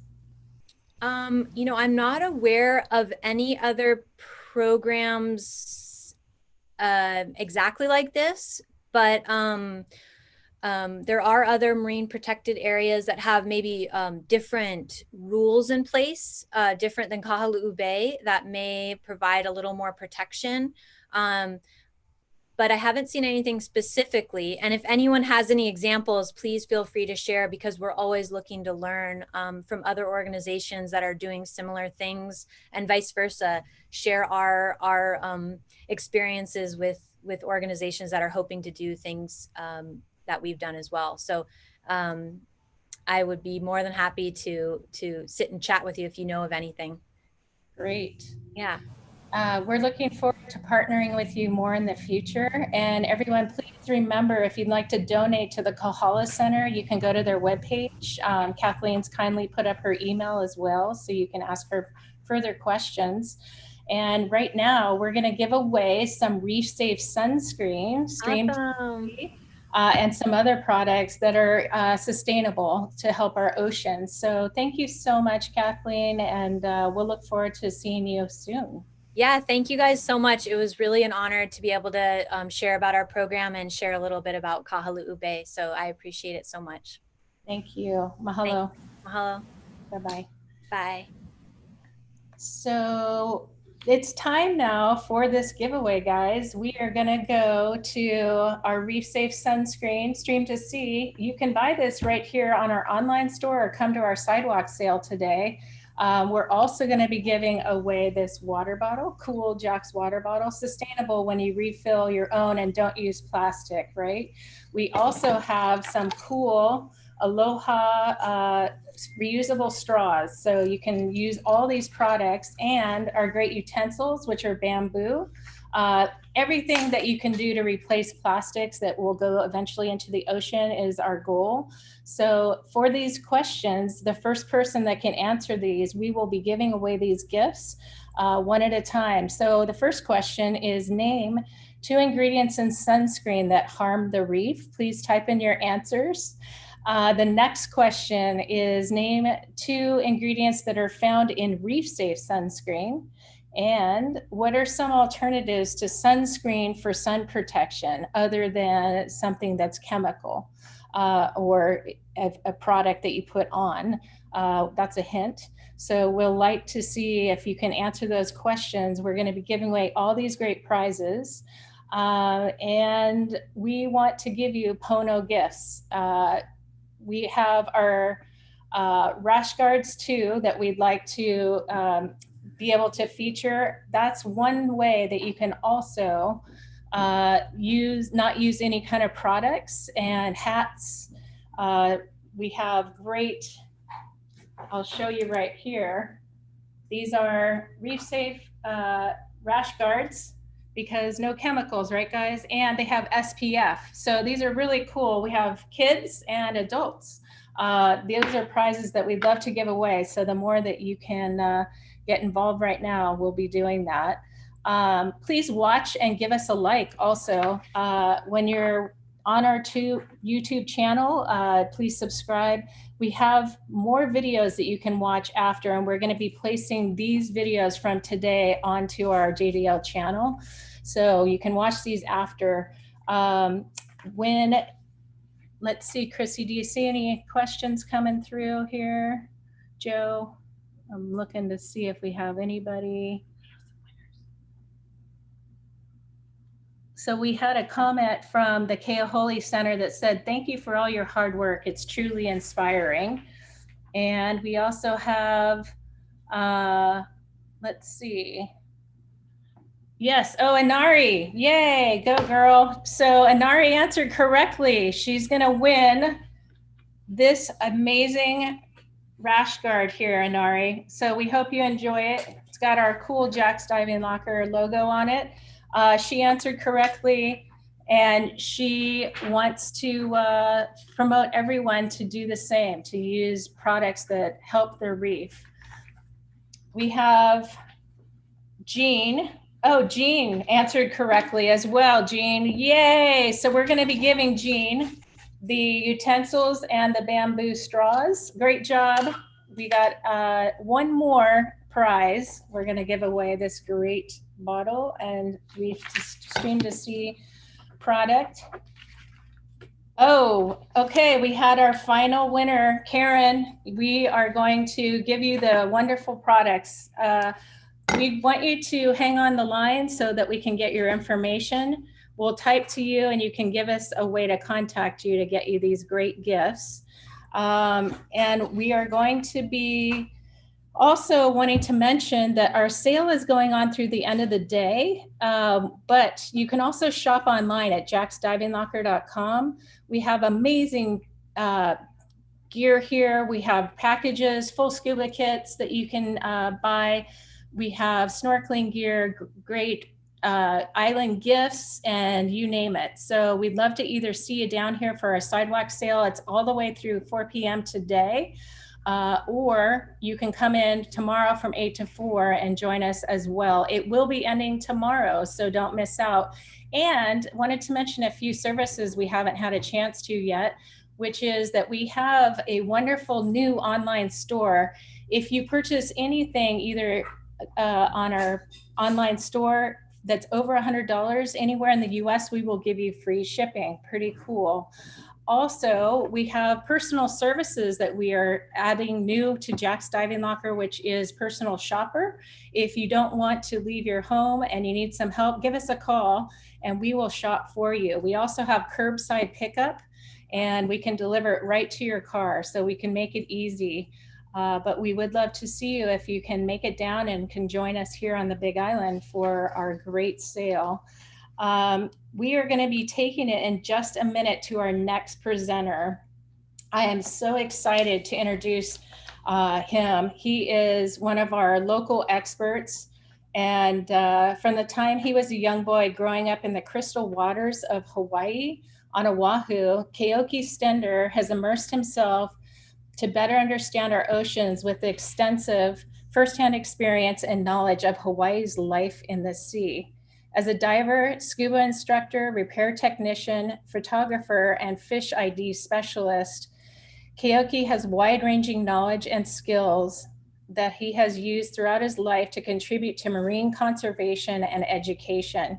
He has traveled to the Northwest Hawaiian Islands for biodiversity and marine surveys and worked as a veterinary lab support for the US Navy. His formal education at the University of Hawaii's Marine Option Program has also helped contribute to the years of cataloging Hawaii endemic and Pacific Islands marine species that he maintains on his Fish ID website. It's an amazing history that Keoki has in the ocean. He has been cataloging since he was really, for such a long time, I should say. You should go check out his comprehensive Fish ID website catalog at marinelifephotography.com. But we want Keoki to tell you all about this. So now to tell us more today in person about our local ecosystems and marine life, isolated in paradise, unique marine life of the Hawaiian Islands, it's our great pleasure to welcome Hawaii's own Keoki Stender. Keoki, take it away. Yeah, aloha. Thank you for the introduction. How's the audio here? Great. Yes. Okay, good. All right. Well, thank you. And I've been diving for a long time, and I was always very intrigued by the special species that you only find in Hawaii. So endemism and biogeography, fish ID, those are all my passions. And I just do this because I love to do it, not because it's a job. So it's I love going in the water every day and taking pictures and sharing this with everybody. It's just a joy. So let me go ahead and pull up my PowerPoint. And get that there. Let's see, share screen. Let's see, share screen. Here. Okay. Share. All right. You guys see the slideshow?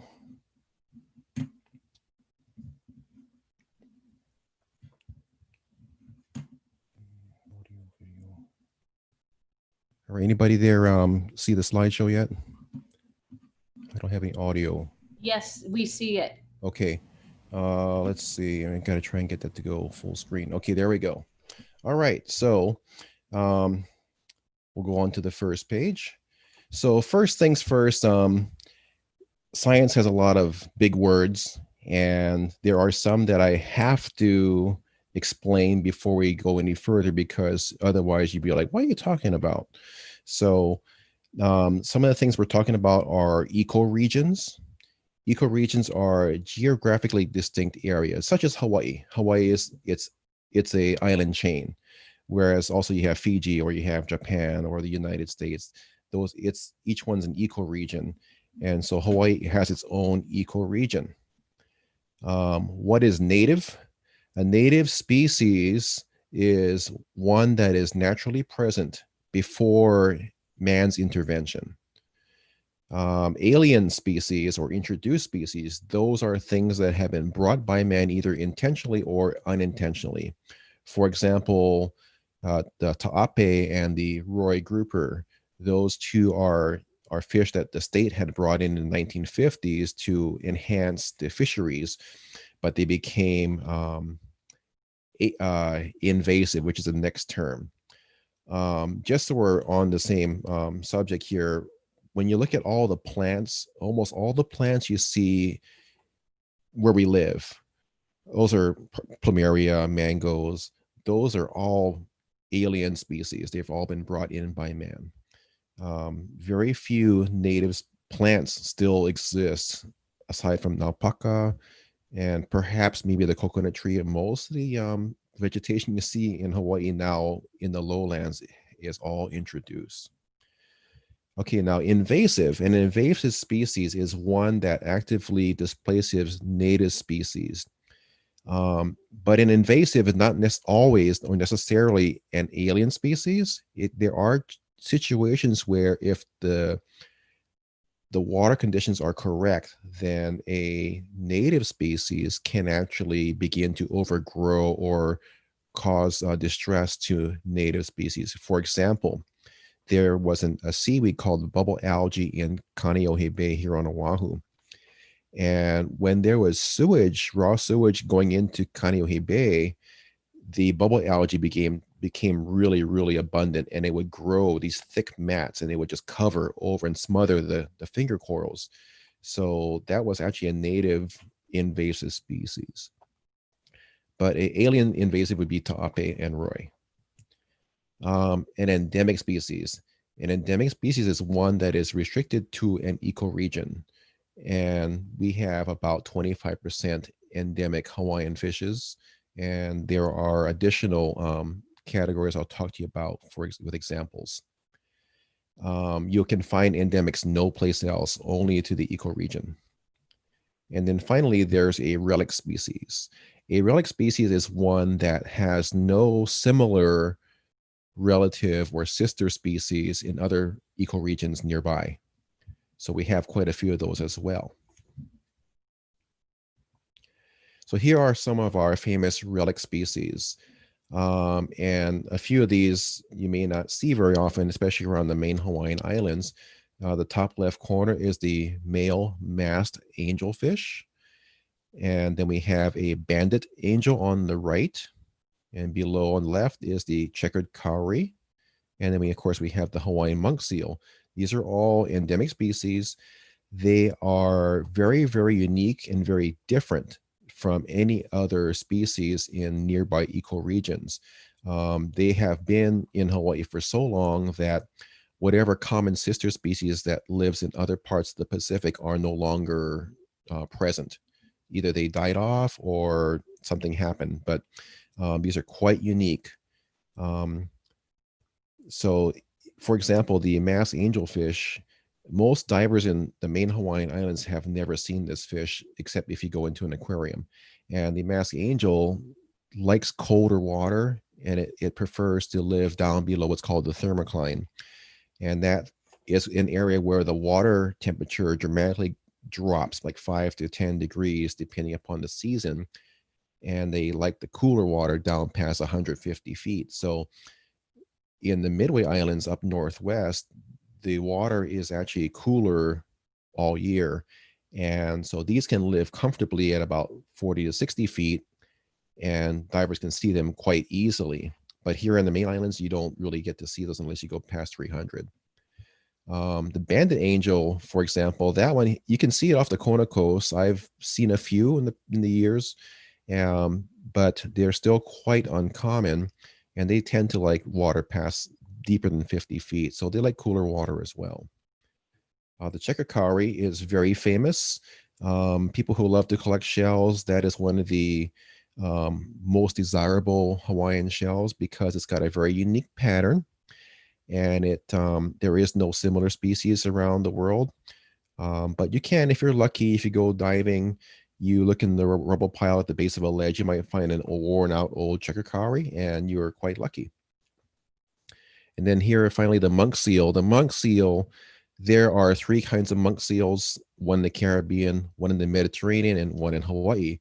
They're so widely separated from each other, but at some point in the past, there was monk seals throughout these oceans, but now they've been limited to very, very small colonies. And in fact, the Caribbean one, I believe, is gone. So it's a leftover of the past, but they're all unique and different from each other in their own way. But just being separated geographically, they can't mate together, so they are considered different.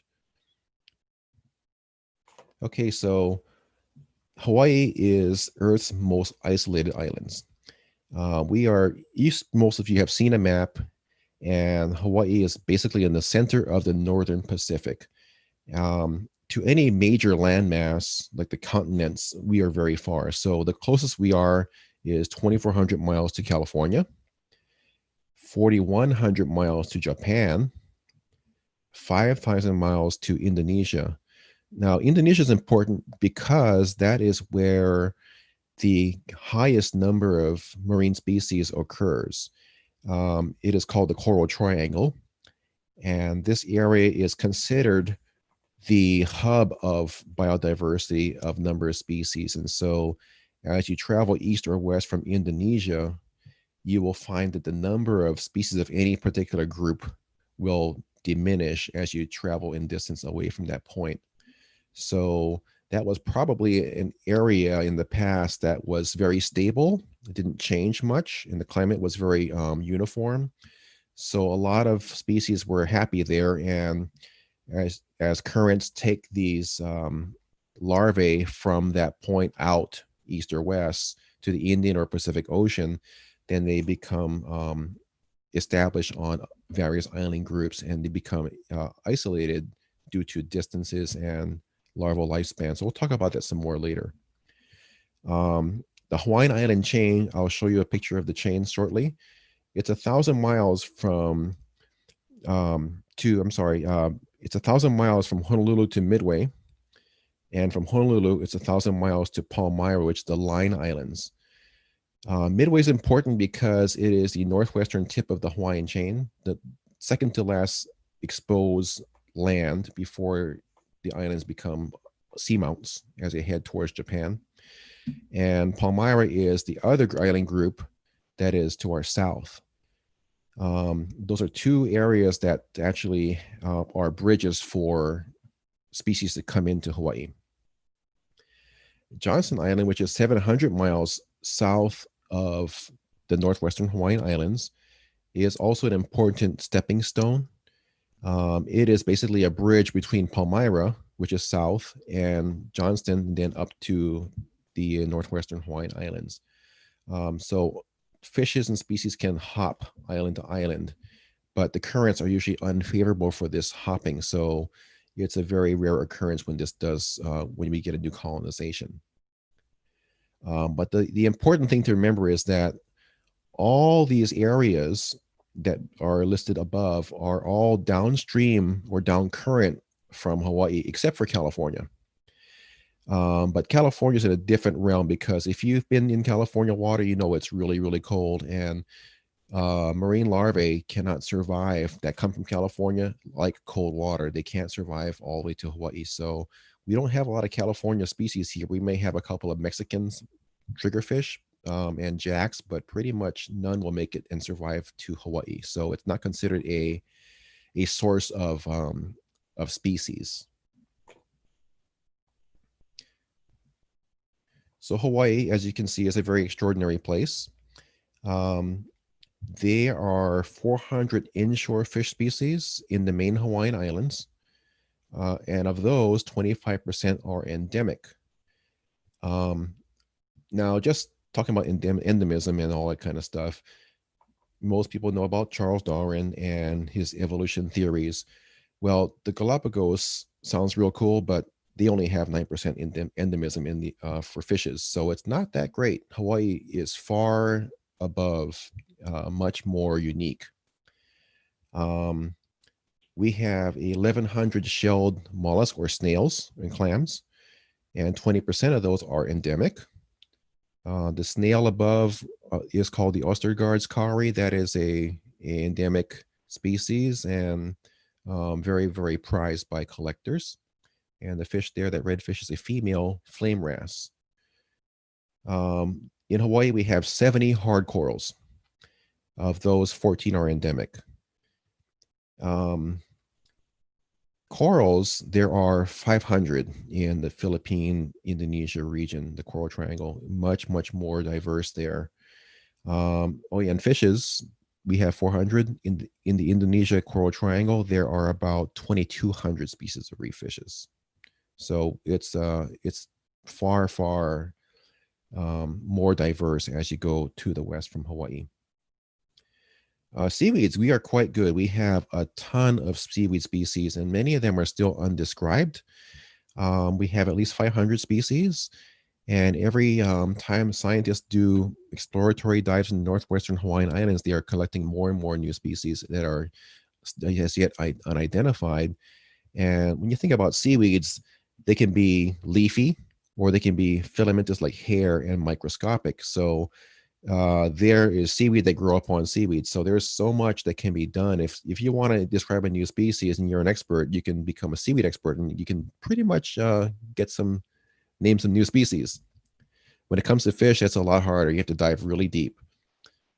We also have 5 endemic stream gobies, or opu, and they are all endemic to the state.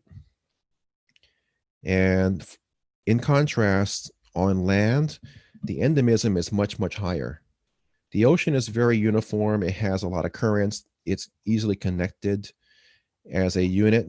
However, when it comes to plants, plants can only get here naturally, either by having their seeds float through the air, floating on the ocean surface, or carried on the feathers of birds. So the plants that have become established in the Hawaiian Islands before man came in over many, many, many years and have changed over time. And so now there was estimated to be about 1,400 species of plants and ferns, and 80% are endemic. And compared to Galapagos, about 30%. What's really tragic is that because of all the alien plants that have come in, and rats and pigs and snails and various kinds of alien creatures, diseases, the plants and human development of the land, that many, many, many of our native endemic species are already extinct. And Hawaii is actually the capital of extinction, species extinction in the United States, which is quite sad. Okay, so I was talking about the northwestern Hawaiian Islands and Midway and its significance. So here's a map of the Hawaiian Island chain in its entirety. So down here on the right, we have what's called the main Hawaiian Islands, or MHI. The main Hawaiian Islands are just a fraction of the entire length of this chain, but they are the only islands that are normally inhabited, permanently inhabited. But beyond Niihau and Kauai, these islands are just remnants of what used to be. As the island is, as the Pacific plate is traveling over the hot spot of lava that comes up through the ocean's crust, these islands were forming a long time ago, and eventually the plate shifted over that spot and headed towards the northwest. The islands began to erode, and because of the weight of the island, they begin to sink very slowly. But over many, many, many years, they become smaller and smaller. And then eventually, as they go all the way up to here, they just go below the ocean and they keep sinking. They become little seamounts. But what's really cool about this northwestern Hawaiian Island chain is that these areas are so isolated that people don't fish, and there's a lot of fish, a lot of big fish, a lot of rare fish, and the water's colder, so the fish that you are only seeing at 300 feet in the main Hawaiian Islands are happy in shallow water at diving depth. So when I ran the dive shop there in 99 and 2000, my first dive, I did a recon dive to see if I wanted to take the job. And I saw 15 kinds of fish I had never seen that were on the bucket list for Hawaii. And I was like, wow, yeah, I'm taking the job, so I'm staying here. So look at the numbers here. We, in the main Hawaiian Islands, we are a little warmer. We are closer to the South Pacific, Central Pacific. There are 385 or so species of fishes. And these are kind of plastic numbers. They change as people find stuff or things change. So 385, Northwestern Hawaiian Islands is 305. But the endemism is about the same, 25 to 28. It's very similar. But the water temperature, this is the winter average winter temperature, 75 degrees in the main islands, and in Midway, Kure at the very northwestern end, 65 degrees. It's a 10-degree Fahrenheit difference. That's a big difference when you go in the ocean. You have to have a wetsuit. So at the surface water, you have this zone where those really rare fish are just happy. So because these islands are older, they also have more endemics, and it is divers who have been up there recently did some video surveys and did some diver surveys that at 200 plus feet, and 100% of the fish in that reef are endemic, and nearly all of them are like bucket list fish because they're so deep and so rare anywhere else. So it's quite a unique place, but the number of species is lower, 305 versus 385. That's because the water is too cold for some of the more tropical, warmer water loving fishes like Moorish idol or red-lipped parrotfish. Those are two that come to mind first that are not present because they just aren't happy in that colder water. So as you go up, the number of species drops off and the endemism percentage goes up. That's kind of cool. And I came up with this data myself, just looking at what I was seeing over those 2 years of diving every single day. So it's not published. So here's an example of a 30 to 50 foot reef at Midway. Not a lot of living coral, but lots of old ancient eroded limestone, caverns, great habitat for all kinds of fish. And when you look in the hole, you see endemic, endemic, endemic. And so we have these morwongs. These are endemic deep water fish. Then we have a bright red Hawaiian big eye or a veil. And behind that is gray and white fish is a male Hawaiian hogfish. And you don't see the big male hogfish in the main islands unless it's a place that's a reserve or very remote. So that's pretty cool. Really cool place to go visit if it ever opens again. Here are ecoregions. I have 3 different graphics that will show you that just explain more about why Hawaii became this way. So here in green in the middle is Hawaii. And you see a circle down below us, Johnston Atoll or Johnston Island. Below Johnston is this beige color. This is the Line Islands and Kiribati.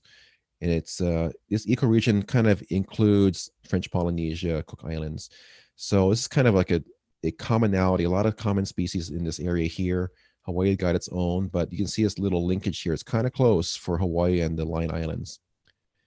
And then you see, as you head towards the purple coral triangle, that there are several other regions and subregions.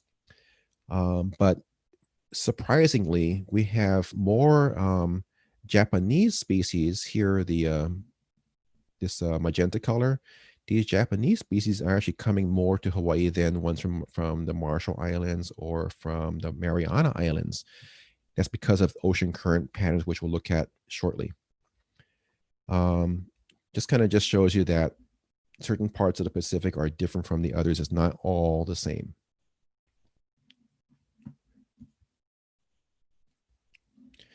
Here's an example of the number of species of corals with those ecoregions. And these 2 graphics came from the Corals of the World books from the Australian Museum. So here, Hawaii here has about, less than 100 species. And notice that the colors go more orange to red and brown, that the number of species goes way up. So for example, here, you can see the Indonesia, Philippines zone, coral triangle, 650. And then south of that, Fiji, Great Barrier Reef, Okinawa, 450, Tahiti, 200, Hawaii, 75. And actually, some of the corals actually make it all the way to the Mexican area, the Cabo San Lucas and all that, Panama.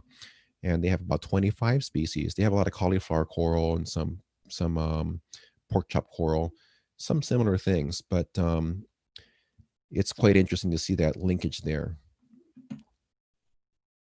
Also notice that if you travel from the Coral Triangle to the African continent, that also there's quite a few species across that smaller ocean there. The current takes them there directly to this side of the ocean basin. Notice that there's no coral species up high in the colder water. It's too cold for reef building corals. Okay. So what causes everything to distribute the way it is? What's the ocean currents? So before we talk about the current, you have to understand that marine life in general will come from egg and sperm. They'll hatch out, and they typically will have a larval phase that will drift about in the ocean without any real direct control of where they're going, and they're called plankton. And the plankton basically goes for a ride in the current. It has no control, just going to go with the flow. And it has a definite lifespan in the plankton, which can be just a few days to a few months. Depending upon the family group, some families are very short-lived, like the gobies and the cardinal fishes. Their larvae just last a few days. And some of these actually, the cardinal fish will protect their eggs in the mouth of the male and until they hatch, and then they hatch out, he'll spit them out. So you can imagine that in the case of those type of fishes, that unless the islands are very close together, they're not going to spread very far. So you would expect to see a lot of different species as you travel across the oceans and the islands. But in the case of fishes that have a very long larval lifespan, like the Moorish idol, or like the some of the larger surgeon fishes, unicorn, surgeon, those can be found throughout the Indian and Pacific Oceans, and some of them can range from the Red Sea all the way to Panama. So it just depends upon that particular family, how robust the larvae are, determines where they can end up being distributed to. Okay, so these currents are basically conveyor belts of water. Take into account that these arrows here are just showing the general direction. It doesn't mean that there's a highway here and the water in the middle is slower. It's a little slower, but it's not stationary. But the strongest parts of the current are where these arrows are showing. When we talk about the speed of the current, we're looking at about 1 mile per hour. So it's not a fast ride. It's going to take a long time to go around the circle. So you can assume that the larvae that come from Hawaii aren't going to last too long, because they'll probably drop out before they go to the Micronesia. And that is why Micronesia doesn't have that many fish that Hawaii we would consider very similar close species. There's a few, like the Tinker's butterfly fish, that we thought were endemic to Hawaii that are actually found in Guam, the Marianas. But there are there are very few examples of endemic Hawaiian fish that have become non-endemic because of the drift. There's a couple, like Thompson's Anthias, that could be found in the Japanese islands that is similar, but it depends on who you talk to. When it comes to currents, we have a current that comes to Hawaii, this North Pacific gyre or current. It does a big loop. It takes several years. For example, when the tsunami happened in Japan, the Tohoku tsunami, the boats and debris that came from that event ended up washing ashore on the Pacific Northwest. But it took about a year or two for these to begin showing up. And then these actually eventually came to Hawaii in the wintertime. It takes a long time. Because the water off California is quite cold, the larvae that come from California species don't survive long enough to make it to Hawaii. The only exception to this is the fine scale triggerfish, which is, you can see it here and there off Kona Coast. These occasionally come across to Hawaii, and they have established a breeding population, but you don't see Garibaldi in Hawaii. So it's just freak events that bring these successfully to our islands. So what I want you to understand is that there's nothing upstream of Hawaii that brings larvae to us. We basically get all of our larvae from freak events of the current, when you have storms or a reversal of the currents, or things called eddies, where they kind of spin off these little whirlpools, if you can call it that, that will bring larvae from the south or from Japan back towards the northwestern islands. Also, there is a zone here, this black line. This is kind of the thermal zone where tropical and subtropical fishes can no longer survive. And so anything above that won't survive. Anything that comes from above that won't survive. So we're kind of trapped in here. The equator also has a strong current that goes against the normal flow. What you would assume the normal flow is, called the countercurrent. And this can also form a pseudo barrier to north and south connection. So it's quite complicated, but that's just an example of why Hawaii is so isolated species-wise from the rest of the Pacific. In addition to that, there are also underwater lower level currents. The water in the ocean is layered, so you can have warm water on top that's going one way and cold water below it's going the opposite direction. So there's also more dynamics that are involved with the deep ocean that complicate things even more. All right. So here is proof of colonization from those locations. So the top row are the Japanese species, the spotted knifejaw, which are examples are seen here around the main islands now. Here on the right is a nibbler. The nibbler is like a chub, but in a different family. And I discovered these over in Midway in '99, and Jack Randall confirmed the ID. And we wrote a paper together about this occurrence and range extension from Japan to the Hawaiian chain. You will not see these here on the main islands, and I only see a school of these once at Midway, and then they were gone. On the bottom row, we have fishes that come from the Line Islands or the south linkage from Palmyra or from Johnston Atoll. So Johnston Atoll actually is about 700 miles south of Honolulu, but it's only 400 miles south of the French Frigate Shoals Reef in the northwestern Hawaiian Islands. And Johnston Atoll has endemic fish of Hawaii as well as Central Pacific fish. So the slingjaw wrasse here and the chevron butterfly and the Acropora coral, these three things have come from, we think, Johnston Atoll up to French Frigate. And so these two fishes here are found at French Frigate, but almost nowhere else except for freak occurrence of these chevrons here in Kaneohe Bay and a windward Oahu. And I'm sure there's other reports there, but that's the southern linkage. So it's proof that they have these stepping stone islands or these currents that come from the West Pacific from Japan in the summertime. The Kuroshio current brings warm Japanese water from that direction to the northwestern Hawaiian Islands. And the degree or extent of this current can change depending upon El Nino. So it's quite complicated. Okay, so also there are sister species. So sister species include things that are endemic to Hawaii, like this left column here. Hawaiian domino dacillus and the saddle wrasse. They're definitely endemic, but they have species in the central and west Pacific that are closely related, and probably they had a common ancestor. And so here the three-spot damsel or domino, and then we have a sunset wrasse. These are the closest cousins to the Hawaiian endemics.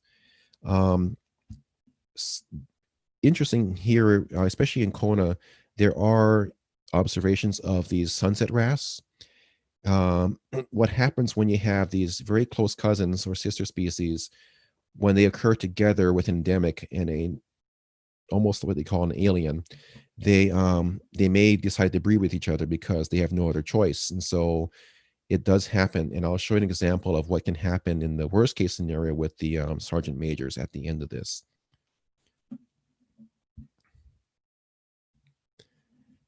Okay, so also endemic species tend to be very abundant or numerous and common.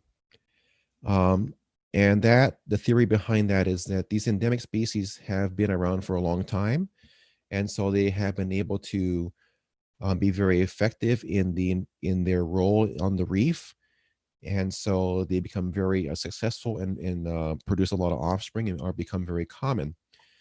And so saddle wrasse is a very good example.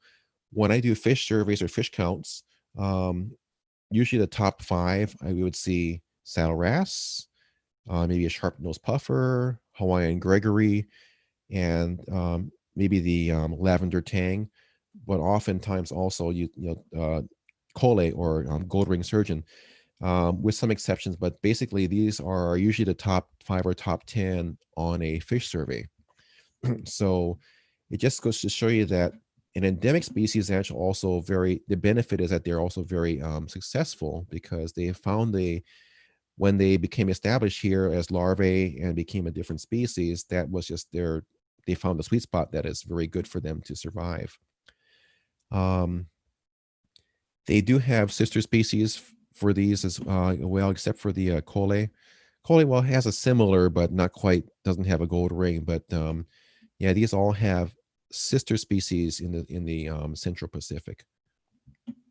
When you go to the Midway, Northwestern Hawaiian Islands, there are there's a lot of very, very high number of endemics, and pretty much the endemic species almost outnumber the native widespread, like the Veke, the Papio. There's a lot of uhu that are endemic, and a lot of wrasses. It's really, really cool to go up there. It's just it's amazing. So if it ever opens up again, you have to go. Okay, so finally here, a phenomenon that happened within the last 25 years is the invasion of the Indo-Pacific sargent, this one here on the top right. The Indo-Pacific sargent was never recorded in the Hawaiian Islands until 25 years or so ago.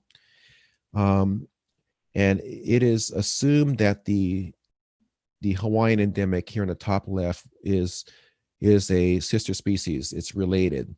But they're quite different when you look at them. The head shape is different. The colors and the bars and all are quite different.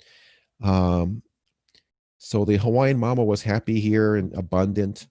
And suddenly we started seeing these brightly colored other species at the time when the marine debris drift net issue became common knowledge. And so it is assumed that nets that came from the Central Pacific made it here, and they were carrying larvae or even juveniles of these Indo-Pacific sargents.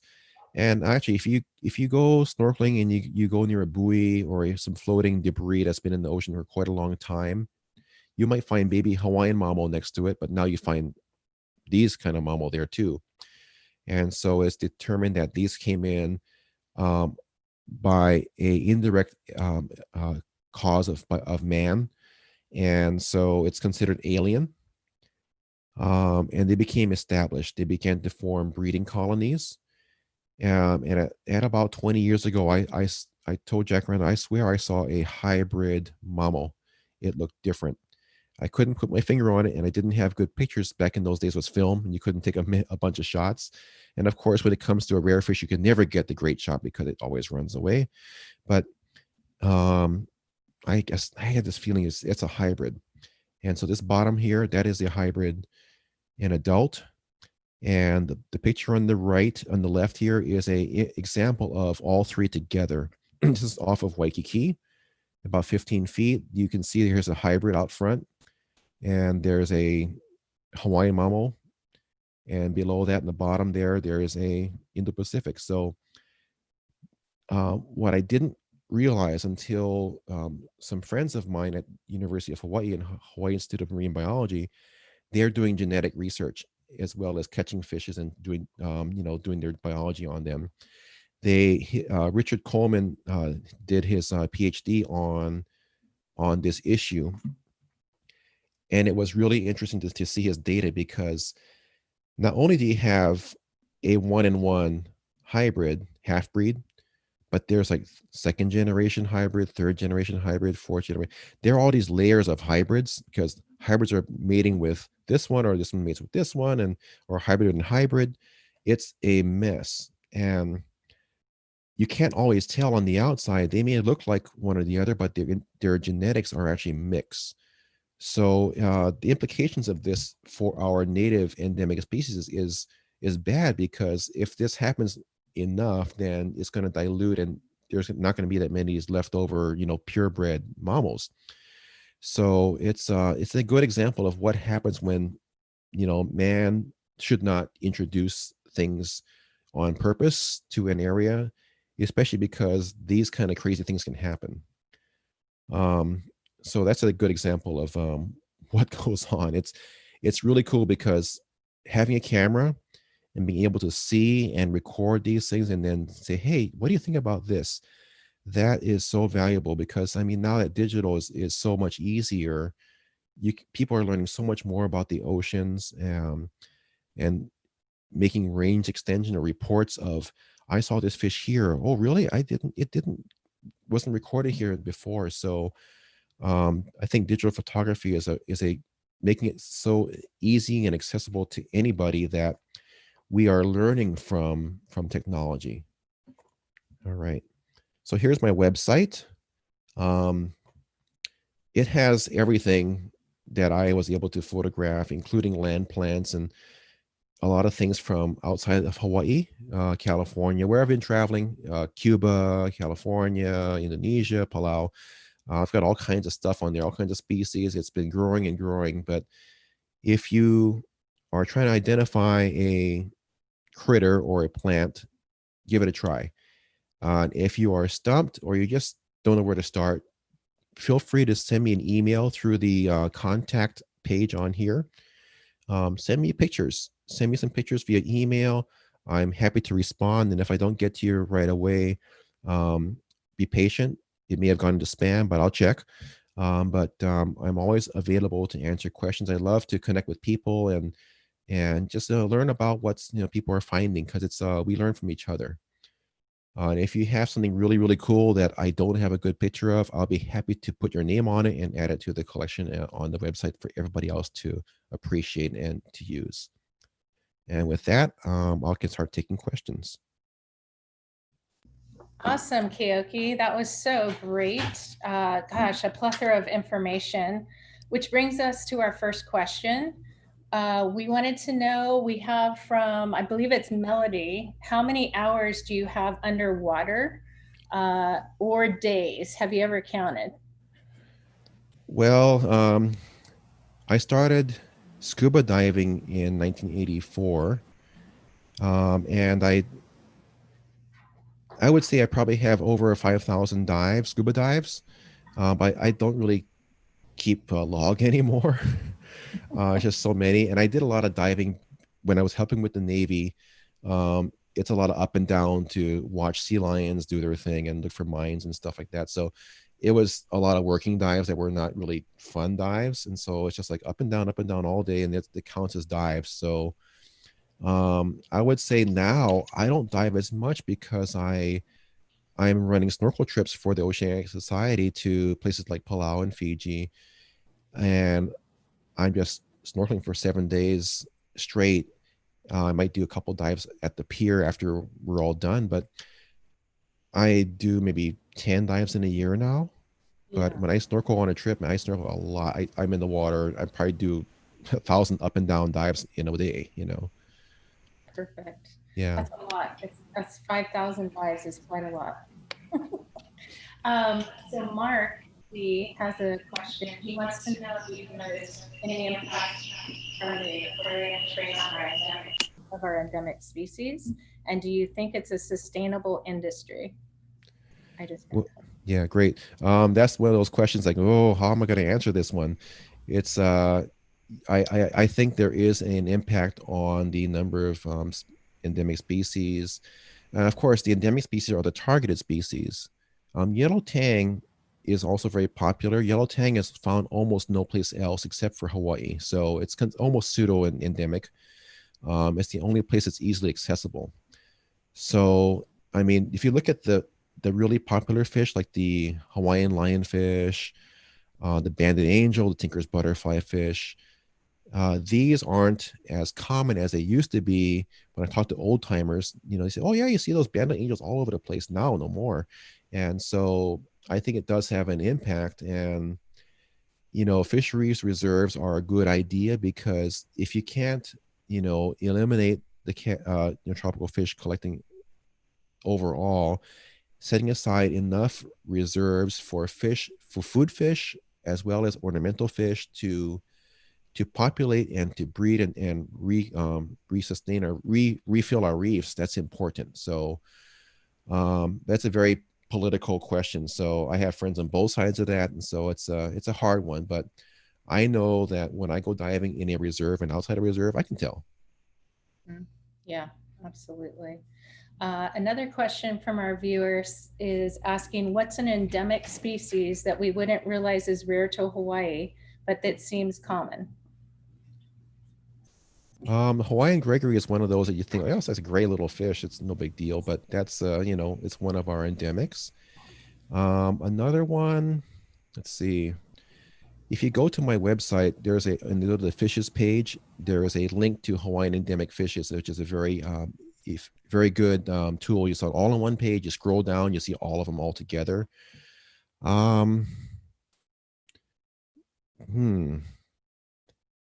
Gold ring sturgeon is another endemic. Sharp-nosed puffer. There's a lot of things that are endemic that are just really, you don't even think about. I can't even think of them off the top of my head because they're so common. I don't even, you see it like, oh yeah, whatever, it's one of those. But if it's common, it's probably, or millet seed butterfly, also another common one. That's a good one. Okay.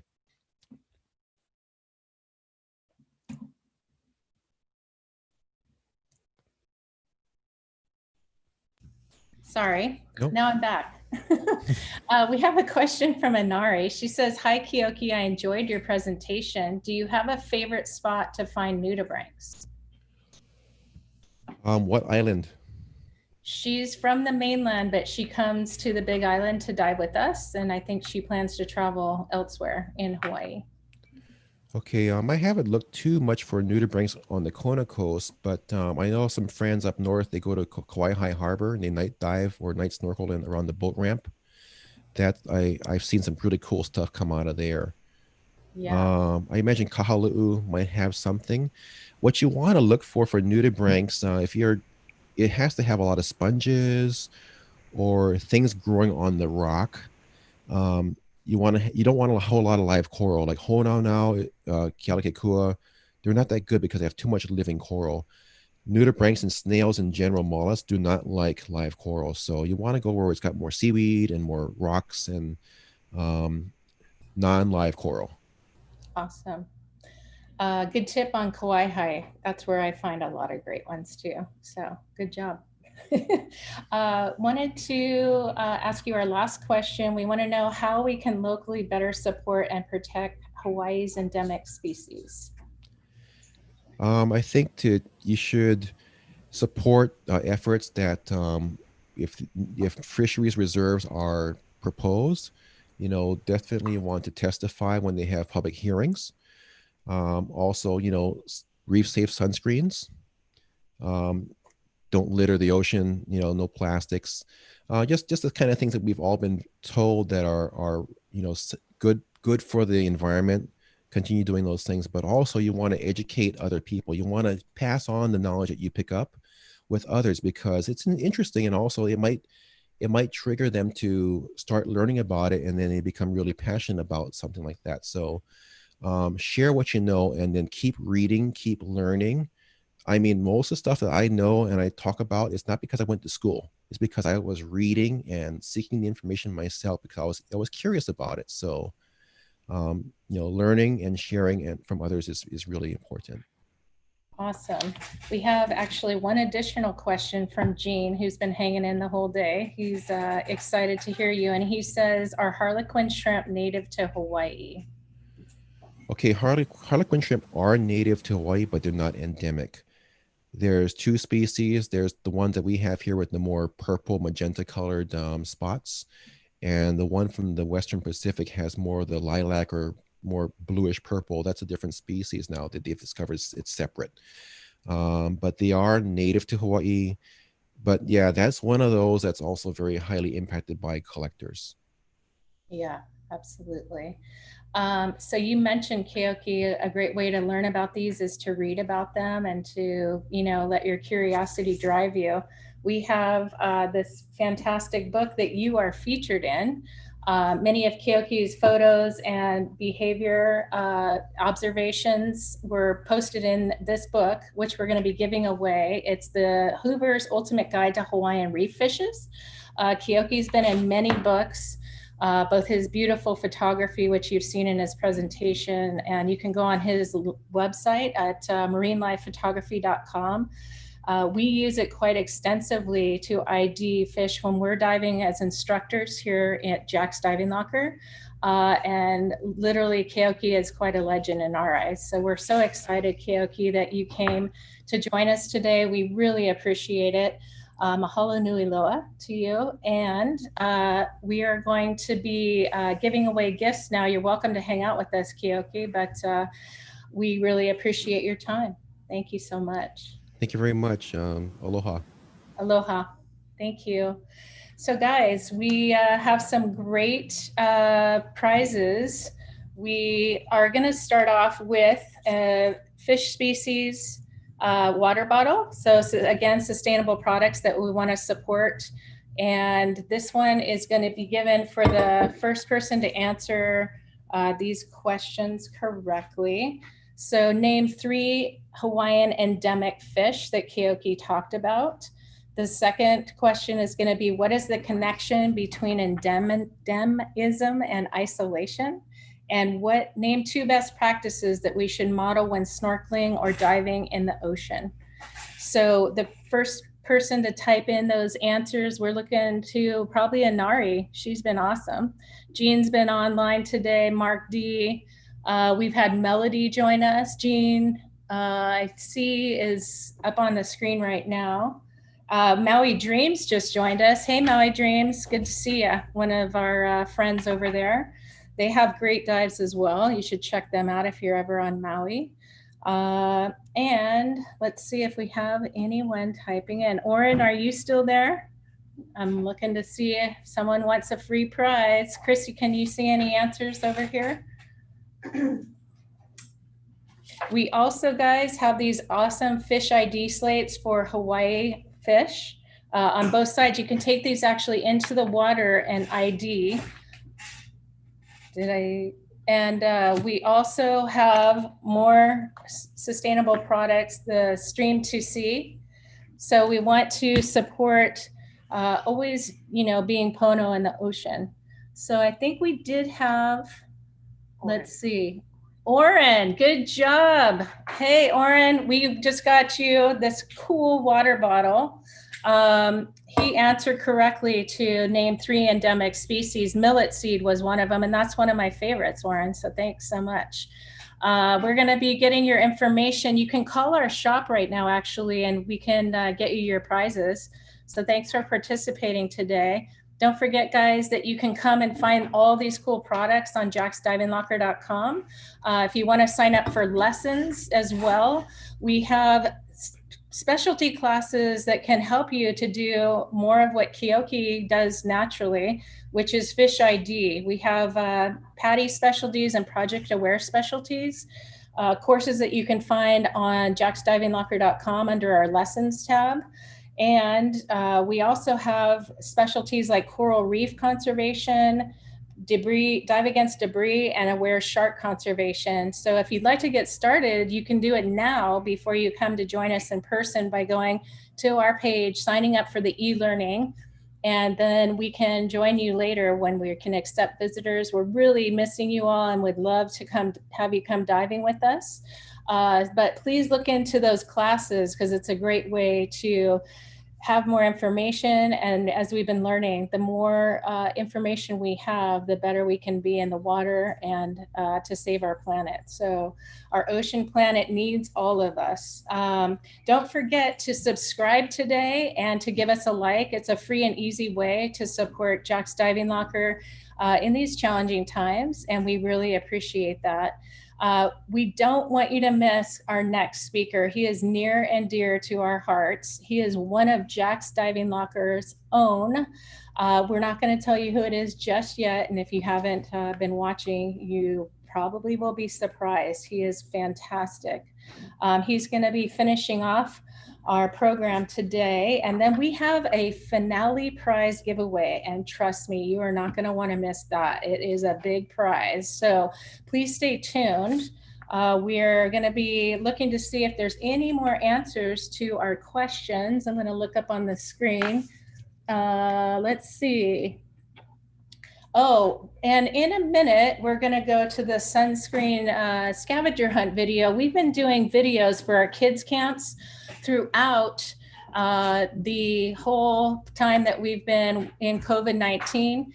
We have an amazing kids camp program. I think you saw Allie early in our presentation. She's our director of kids camps, and she does a phenomenal job with all of our instructors. In fact, we're starting the kids camps this week, and we're doing it in a socially distant way. So it'll be a wonderful program for all you Kama'aina who want to come and join us for that. You can give our shop a call and we can get you signed up. It's a full week of program, so Monday through Friday, and it's easy to sign up. Just give us a call or go on to our webpage. We'd love to have your family join us. We have all kinds of keiki programs, and that would be a great way to get started in the ocean. And so I will be turning it over to Joe, who in just a minute is going to show you one of the cool videos and some of the fun activities that we do for our kids camps. And this is an extra credit video that was posted online. It gives you an indication of how much fun. And you saw him earlier. It was our own Toby, who was our pirate.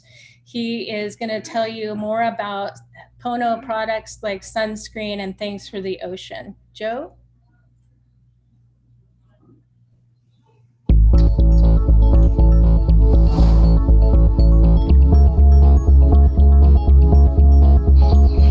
Oh man, I want to go to the beach, but Russell's stolen all my sunscreen. Guess it's time for a sunscreen scavenger hunt. Get out of my way!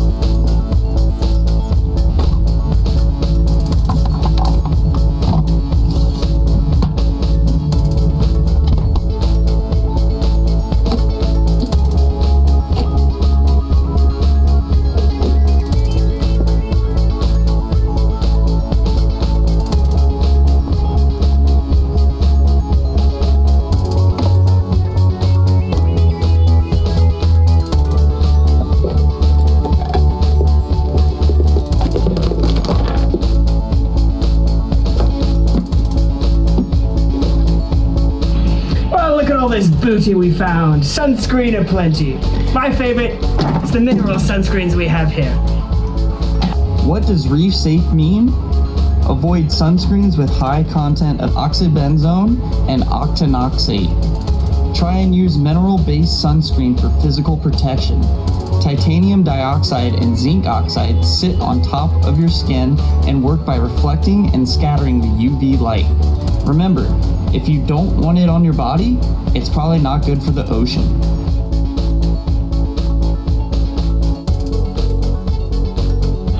So remember kids, if you're looking for some fun in the sun, make sure you're wearing your reef safe sunscreen, maybe even a long sleeve shirt and a good hat.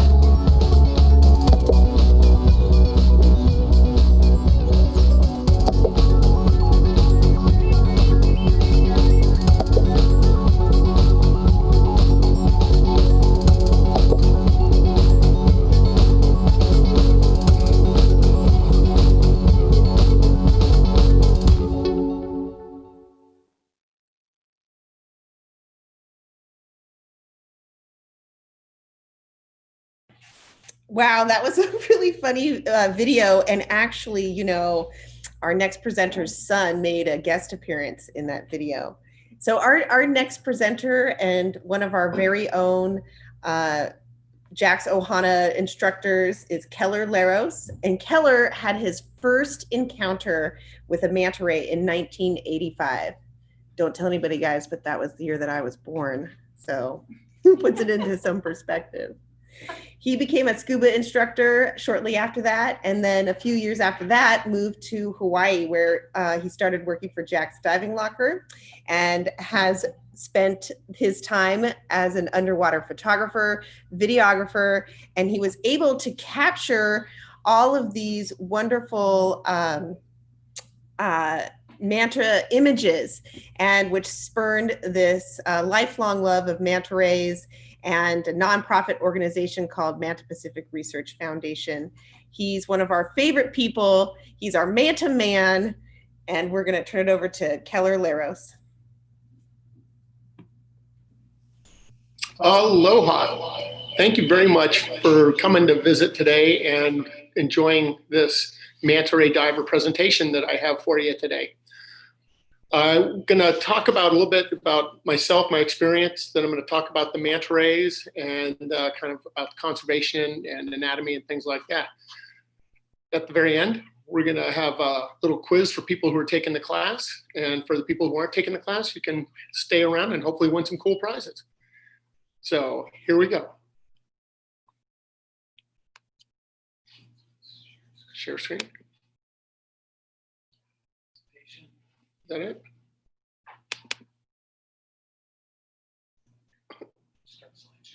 What? I don't see it. Share screen, back to slideshow, back to meeting.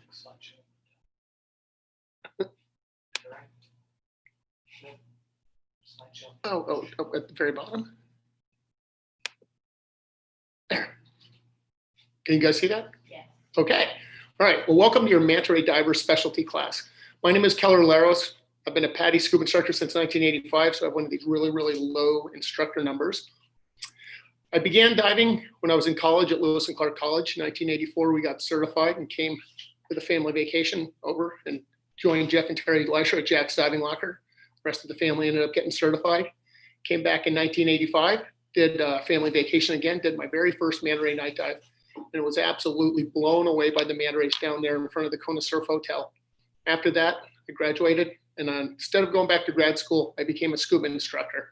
Moved to Kona full-time in 1991, and while I was here, the manta ray dive really changed. It went from being 1 or 2 boats a week to sometimes 40 or 50 boats a week, a night now. During that time, I've logged over 13,000 scuba dives.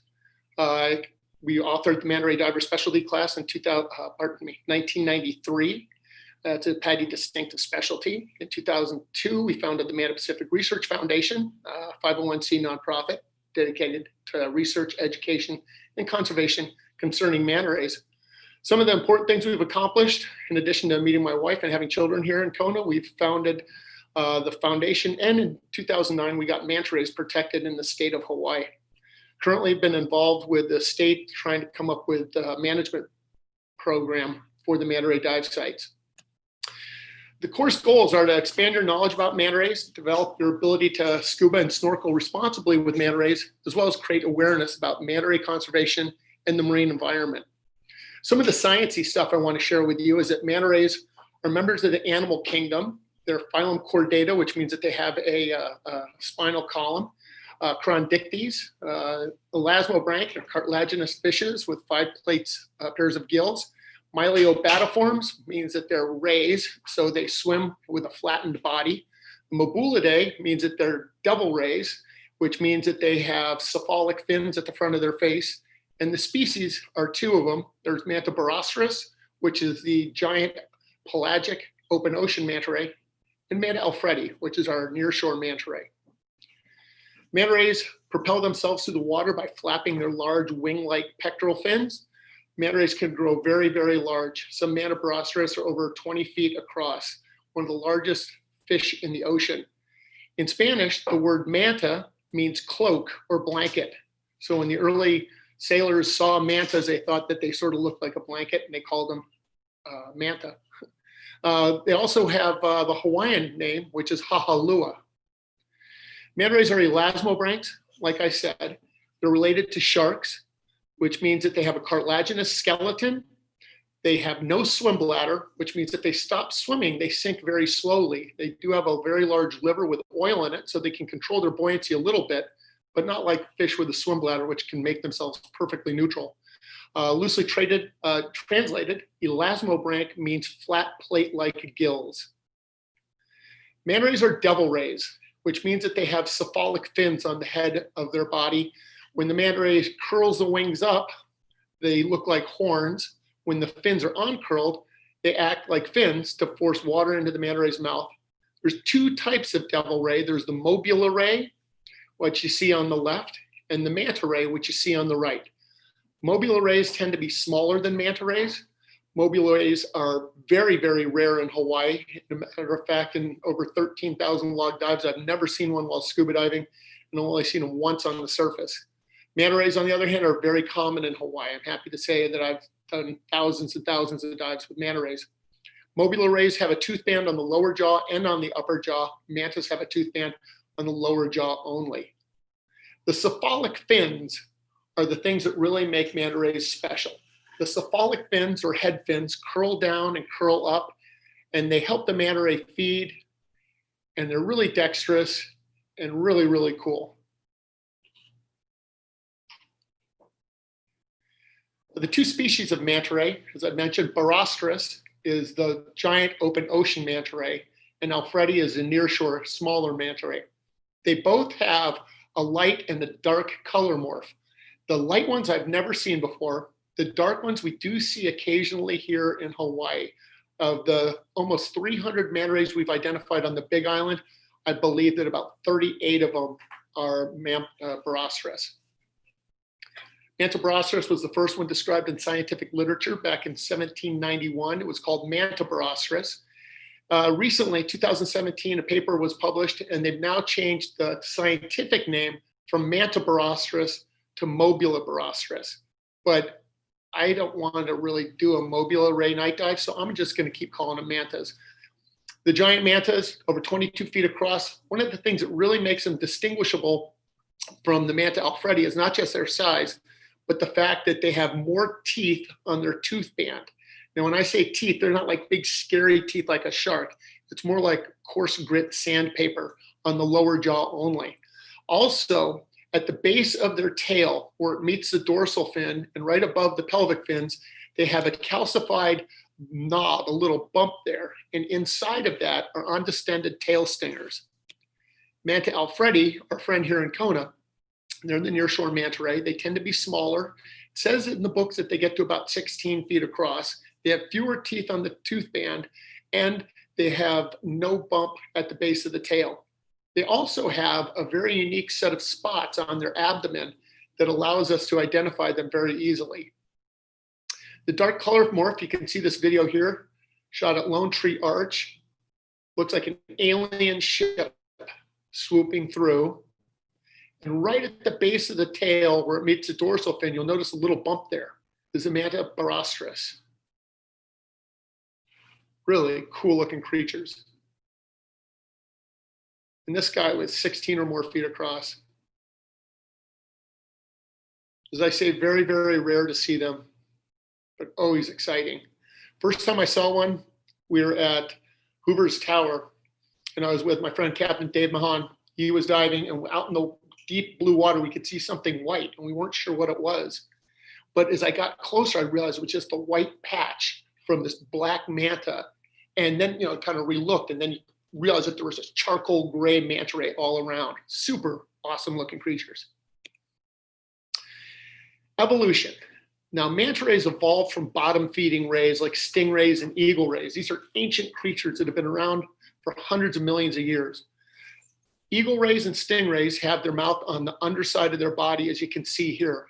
The manta, the mouth is at the very front of their body. The mobula ray, the mouth is on the underside, but not way back like on the eagle ray or stingray.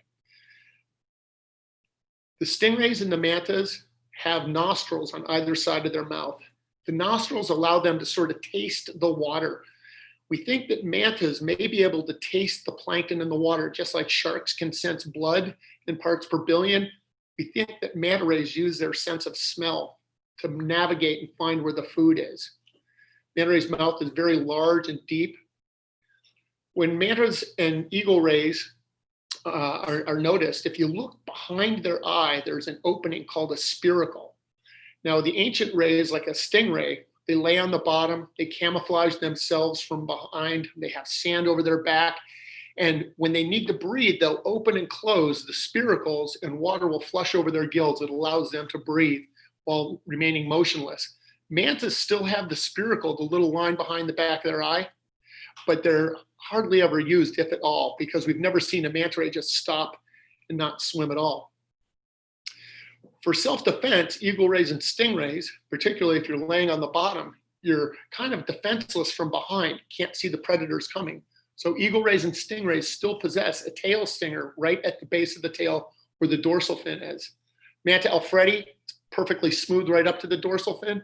Manta baroceras has sort of that bump that you could see in the video. Mantas, really large, really fast, really agile. The only natural predators of manta rays are occasionally very large sharks, or of course man, the most dangerous predator in the ocean. The tooth band, as I mentioned, is on the lower jaw only on manta rays. In this picture, you can see it appears sort of as gray grit sandpaper on the lower jaw. Nature doesn't keep anything that's superfluous for long, and we weren't exactly sure why the manta still had the tooth band. Manta gender. It's important when you're looking at a manta ray or an elasmobranch to determine the gender if you want to identify individuals. First thing I always look at is if it has claspers. And the male manta ray has a pair of claspers that are on either side of the pelvic fins, between the pelvic fins, right below the tail. The opening between the claspers is called the cloaca. Male and female both have a cloaca.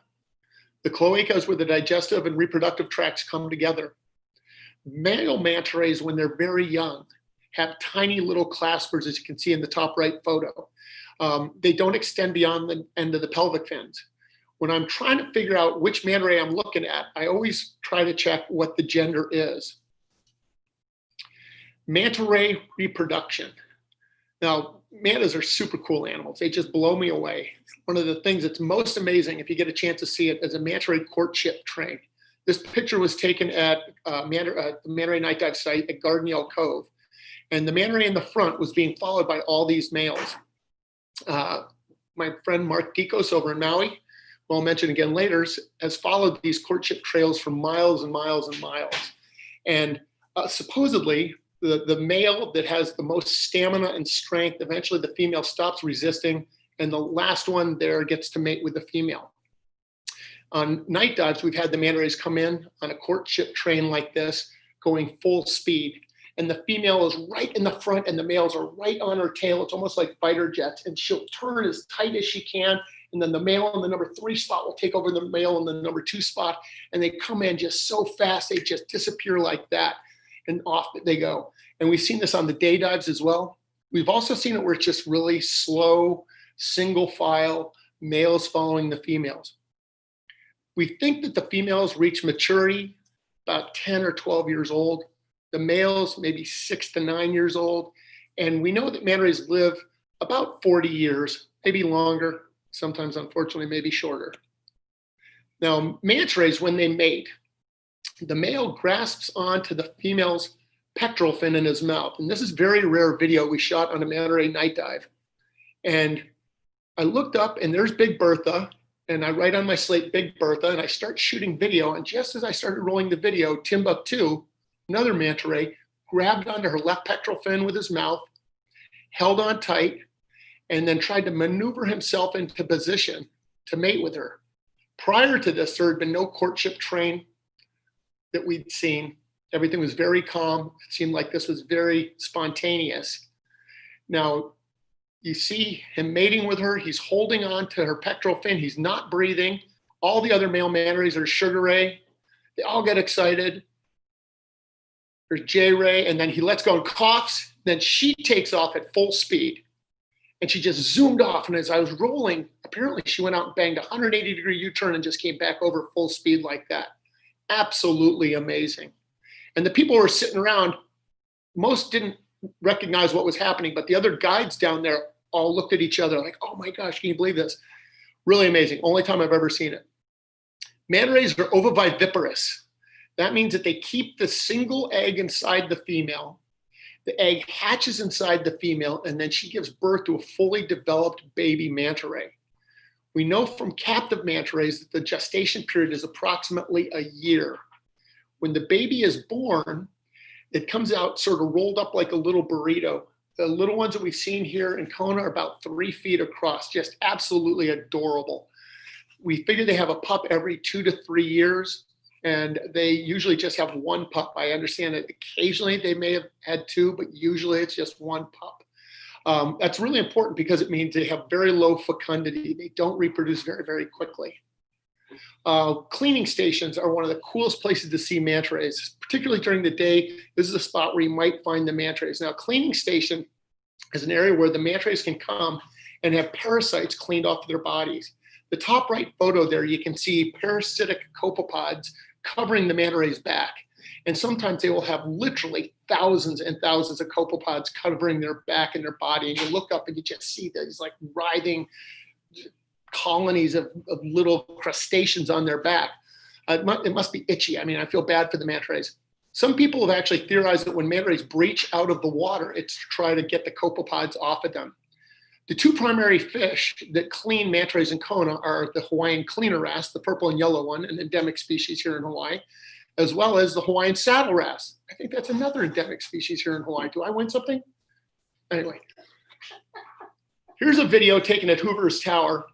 This was on, I remember this well, this was October 31st, 2018, Halloween day. And I'll never forget it because when I came to work, Shannon was dressed in a costume like Miss Piggy up at the front counter. We went out and people wanted to see manta rays, and we had manta rays on both dives this day. When we got to the dive site, Nate jumped for the mooring and he said, there's a manta ray here. We got in the water, we dropped down, and Koi was there immediately. And Koi's very easy to recognize because she's missing her left cephalic fin. She's a very well-known manta ray. This manta ray is grayer, and you can tell him by the spots. Also, he's got the kind of bent tail there. He was getting very, very aggressively cleaned by the Hawaiian saddle wrasse here. He hung out with us for about 15 minutes that day. You can see the divers are all kind of staying down, letting the manta rays approach us. There was some swell that day, and you can see the manta and the fish moving back and forth. Koi was there the entire 90 minutes we were in the water. And while she was getting clean, she swam around, and I could see the thousands of copepods on her body getting eaten slowly away. And we went and did our tour, and we came back and hung out with her for about another 15 or 20 minutes. And the number of copepods was greatly reduced. So these cleaning stations are very, very important for the manta rays. Here's another kind of cleaning that happens. This is a marine leech that I plucked off of this manta ray's clasper on a night dive. This was last year with one of our dive masters. Mike took this video. He was dive master in training, as a matter of fact. And I noticed the marine leech, which is very, very rare and really, really disgusting. Ugh. What do manta rays eat? Manta rays are filter feeders, and they eat plankton. There's 2 types of plankton. There's zooplankton and there's phytoplankton. Zooplankton is animal plankton, phytoplankton photosynthesizes. From captive manta rays, we know that they need to eat about 12% of their body weight every week in plankton. So there, if you're a 1,000-pound manta ray, you're looking for food all the time. This is a copepod, not the parasitic kind, but free-swimming one. Manta rays do what's called ramjet filter feeding. The large cephalic fins open up. In this picture, you can see the nostrils on either corner. The eyes are on the outside at the base of the wings. The water gets forced into the manta ray's mouth. The water goes out through their gills. The branchial filters trap the plankton. When manta rays find a lot of plankton, they'll swim back and forth through it. And they have different types of feeding. They have horizontal feeding where they'll just go back and forth, turning around. We see this both on the bottom, in mid-water, and on the surface. Also, they do the somersault feeding. When they find a lot of plankton in one location, they will do somersaults. We see this most commonly on the night dive, but we've also seen it during the day dive. We've seen mantas skimming the bottom with their cephalic fins, just touching the sand and just going back and forth. Presumably, there's something that's hatching and coming out of the sand. Here's a manta ray doing the night dive. This is Vicky. When I did my first manta ray night dive back in 1985, Jeff took us into the shallow water right in front of the Kona Surf Hotel. And in about 15 feet of water, it's like you're in a washing machine. But the lights from above illuminated the bottom. I was there with my family. It was just us and Jeff out on the Blue Dolphin. And at that time, I was just blown away. One of the first manta rays we ever got to know back in 1991 was one that everyone kind of commonly referred to as Lefty. And this is a photograph of her. Her left cephalic fin folds up in front of her face. And just everyone called her Lefty, you know? And so back then there was only like maybe 3 or 4 boats that would ever do night dives. It's like, hey, did you see any manta rays? Oh yeah, we saw Lefty. I got this photograph back in 1991, and I noticed at that time that her spots were different and distinct from other manta rays that we saw down there. A guy that used to run a dive shop in town here, Steve, said that he'd seen her at the Kona Surf back in 1979. We saw Lefty regularly up until 2016, thousands and thousands of dives. She's been in National Geographic magazine, known her longer than my wife and kids. Hopefully she's okay. And we have had manta rays go away for years and then all of a sudden come back. So I'm crossing my fingers that Lefty's still out there and safe somewhere. Anyway, she was the first manta ray we added to the log, to our database. This was a second manta ray, and we called her W. And back in the day, some of you are old enough to remember it, but we used what was called photography, where we would take a photograph with a camera, and every now and again you'd get a lucky picture. Back before digital imaging, it was very, very hard to get a good picture. And we got these pictures and I glued them into a scrapbook, and we started identifying the manta rays that way. Nowadays, everyone's got a camera, and we have citizen scientists helping us identify manta rays. If you find a manta ray and it's a new one, you get to name it. The things that I'm looking at when I'm trying to identify a manta ray are located in this sort of rectangle on the underside of their body. You've got the unique spot pattern. You've got whether it's a male or a female. And I'm always looking to see if they've got some sort of scar or injury that makes them easy to identify. In this case, this manta ray is named Nick, and he's got that sort of tweaked left cephalic fin at the very tip. That hasn't always been that way. It's unfortunate, but lots of our manta rays, maybe as high as 15 to 20%, got some sort of damage from either fishing line or boat.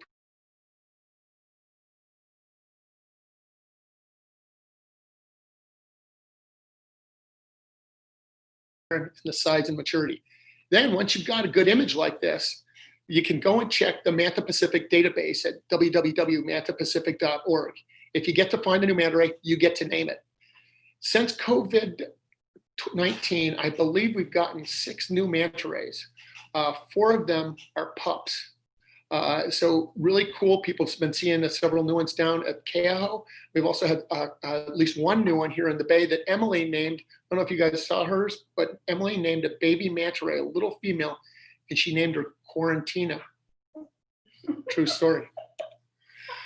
In 1993, the dive had become more and more popular.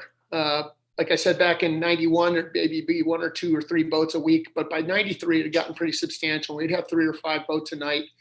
And while most people are very comfortable just watching manta rays and letting them live and letting them be, some people would every now and again would just try to kind of cowboy it and try to grab them and ride them and things. And that eventually, inevitably, scares a manta ray away. So the local dive shops at the time got together, and the people with experience in the industry wrote the guidelines for the manta ray night dive. And the guidelines are designed to make the dive safe and fun for people and manta rays. The guidelines have changed a little bit over the year. Basically, it's divers stay on the bottom, being careful to avoid harming the bottom or harming yourself. Snorkelers stay on the surface. Got to give the manta rays wide room to swim in unencumbered. Divers, shine your lights up. Snorkelers, shine your lights down. Try not to blow bubbles into the manta ray's face so it's not to frighten them. Most important thing, don't touch the manta ray. Stay with your group because we don't want anyone getting hurt or lost. And if you're taking pictures, you want to be considerate of other divers, snorkelers, and the manta rays. Keep your lights low. We don't want the manta rays running into anything. Back then, that was the first year of PADI Project Aware. And people at Project Aware helped us publish, distribute the guidelines. All the dive shops in town were on board. And since 1993, the guidelines have been so useful and helpful to make this the best dive in the world. Daytime encounters are excellent. If you see a manta ray during the daytime, it's a good idea to get into the water quietly and calmly, swim with your fins below the surface so as not to splash. If you do choose to free dive down, make sure you don't block the manta ray's path. Try to approach from the side so that they can see you easily. And of course, never touch or ride the manta ray. If the mantas seem to be getting cleaned, like in that previous video, if they seem to be circling one area, don't dive down. You're just going to disturb the cleaning process. It's better to watch from a distance, or if you do feel like you have to dive down, do not enter the cleaning area. Stay off to the side. On a day dive, if you're scuba diving and you see a manta ray, particularly if it's at a cleaning station, don't enter the cleaning area.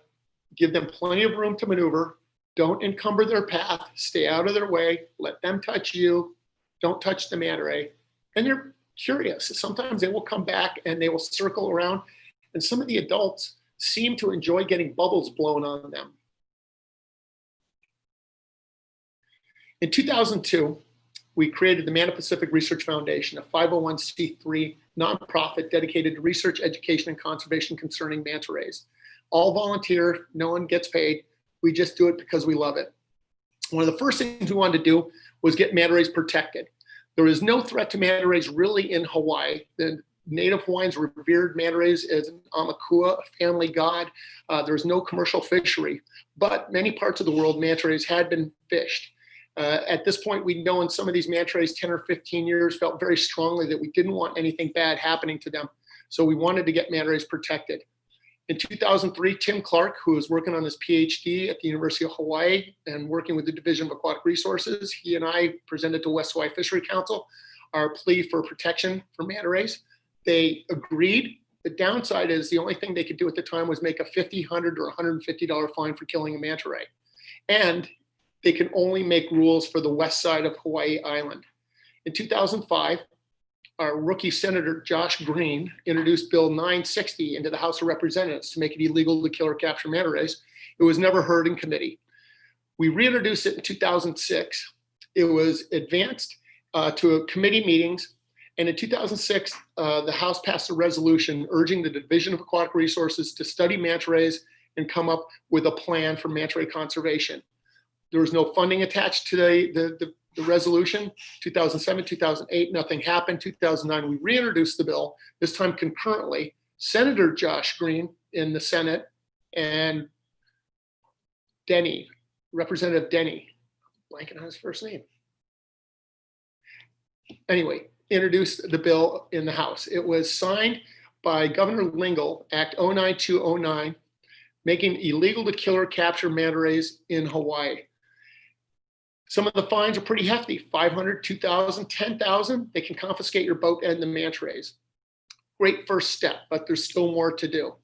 Other things that we did for the manta rays was we continued to identify different manta rays using the spots to tell them apart. Citizen scientists are sending us videos all the time. If you see a manta ray and you think you can't find it on the website, send a manta ray to mantaid@mantapacific.org. Denny Kaufman, thank you. We even have a manta ray named Denny. Great guy. He moved back to the mainland now. But his office manager was a lady we all know very well, Nicole Lewin, who's now our representative here in Kona and used to work at Jack's Diving Locker, coincidentally enough. One of the other research projects that we assisted with was one of our board members, Dr. Eli Michael.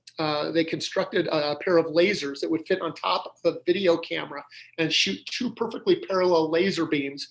And then you get underneath the manta ray, you get an image of the manta ray's chest, so you know which manta ray it is, and then two green laser dots. And then with that still image, you can very accurately gauge how big the manta ray is. The largest manta we've ever measured out here was just slightly under 12 feet. Tim Clark, when he was working on the PhD, he wanted to find out how manta rays utilize their habitat. And so he did two types of tagging. He did active tags and he did passive tags. The passive tag was the first one he did, and he put these receivers down on the bottle about the size of a water bottle, and he attached them to the bottom. And then he tagged manta rays with a little transdermal dart, and then there'd be a tag about the size of a cigar hanging off the manta ray, and it would send out a ping. And whenever the manta ray swam by one of the receivers, it would pick up which manta ray was there. Tim would then go back out every month or so and collect the receivers, download the data, and find out kind of when the manta rays were at certain areas. It proved the technology worked, but it didn't really show you where the manta rays were 24/7. So then he had to do the really hard job, which was the active tagging. And then he would have his undergrads come out on the boat, and they would go out on this boat for 4 or 5 days, 10 days, as long as they could, and follow a manta ray. One of the first manta rays they tagged was Lefty. After the divers left the dive site up at Makako Bay, they tagged her. And Tim said that night she swam back almost to the tip of Kaiwi Point between Honokahau Harbor and Kailua. And she went in really close to the shoreline and started feeding along the shoreline all night long. And he said it was really nerve-wracking because you're so close to the rocks. The manta ray's right there. You don't want to get too far away because you lose the signal. You don't want to get too close because you go on the rocks or harm the manta ray or frighten the manta ray. So all night long, somebody's got a spotlight, somebody's driving the boat, somebody's using the receiver. About sunset, sun's coming up, and Lefty stopped feeding, and she swam a semicircular route out to sea, at which time she went over 700 feet, and she was right back at Garden Cove that night. Prior to then, I just sort of assumed that if the manta ray was being seen at Garden Cove every single night, the manta ray was hanging out there. But Tim's first tag proved that wrong. She swam like, I don't know, 12 miles between the time the divers left and the divers got back. He tagged another manta ray named Bobbin Ray, and they followed Bobbin Ray. And Bobbin Ray was swimming north. They got all the way up to Havia and the Aleinui Channel and lost track of them. That's about 50 miles. And the seas are giant there. They came back. Now, when they'd be out on these boats, we sometimes wouldn't see Tim for days on end. On the picture here, you can see this is one of the tags. The blue spots and the red spots depict where the manta ray, in this case Mickey, was every couple of minutes. So when the spots are overlapping, she's going very slow, but when the spots are moving spread out, she's going very fast. He would go and spend a week following these manta rays, and sometimes we'd get the phone call, hey, we're running low on oil, the boat's burning oil, or we need more DVDs to watch, or can you bring us some pizza? And we'd reprovision them at sea. When they tagged Big Bertha, one of our favorite manta rays, he called me the next morning, said, I tagged Bertha last night. We're past Waikoloa. She's been swimming north all night long. I thought, well, we're not going to see him this evening. But when we came around Keaholii Point, there was Tim's boat and his undergrads. And we drove up and we tied up to the mooring. Tim came over and tied up. And I said, what happened? Did you lose track? And he said, no, after I hung up the phone with you, she turned around, she swam all the way back. So she swam 40 miles between the time the divers left and the divers got back. It's only about 30 miles between the Big Island and Maui. We've got 300 manta rays we've identified on this island, and they've got about 500 now that they've identified over in Maui over the years. None of the manta alfredi have ever been seen in both islands. Very, very rare. Tim's conclusion was that it's a closed population because they have very low reproductive rates and they don't migrate. They need to be protected from fishing. Mark Dikos, our friend over in Maui, also did his PhD on manta rays. In this picture, you can see the Big Island in the front right, Maui in the distance. There's the Aleinui Channel in between. It's very deep out there. It's only 30 miles wide, but it is a very deep, rough piece of water. Mark gathered DNA samples from 20 manta rays in Maui and 20 manta rays in Kona. And then he submitted them to a pair of professors from NOAA and University of Central Florida. And they compared 459 genomes.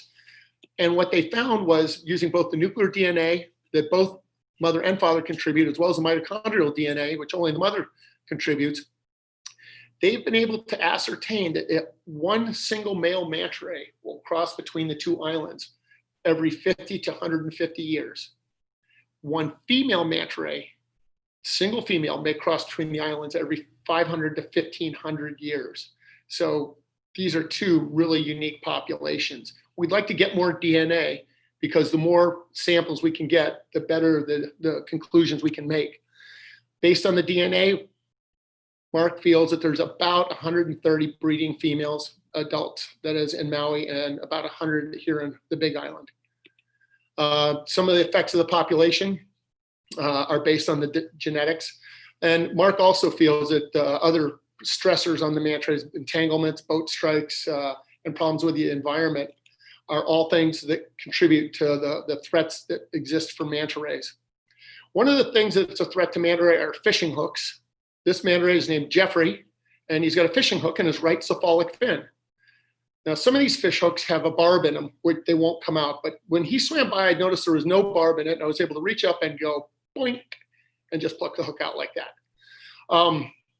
You don't want to do this unless you're sure that you're not going to harm the manta ray, that you can do it very easily and with safe for the people around you. We've seen manta rays with fishing lines hanging off of them dozens of yards long with multiple hooks. And then all you can do is just try to cut the line off. Don't get hooked yourself. Here's a manta entanglement that occurred in Kailua Bay. And we got a call that there was a manta out there in the swim buoy, and there was a tiger shark feeding on it.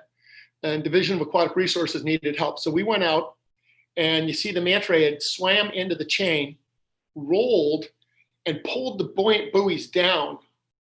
The buoys are so buoyant that the ladies snorkeling weren't able to pull them down. Eventually, we figured the manta ray probably drowned because he wasn't able to breathe, and that attracted the tiger shark. And you could see the size of those bite marks.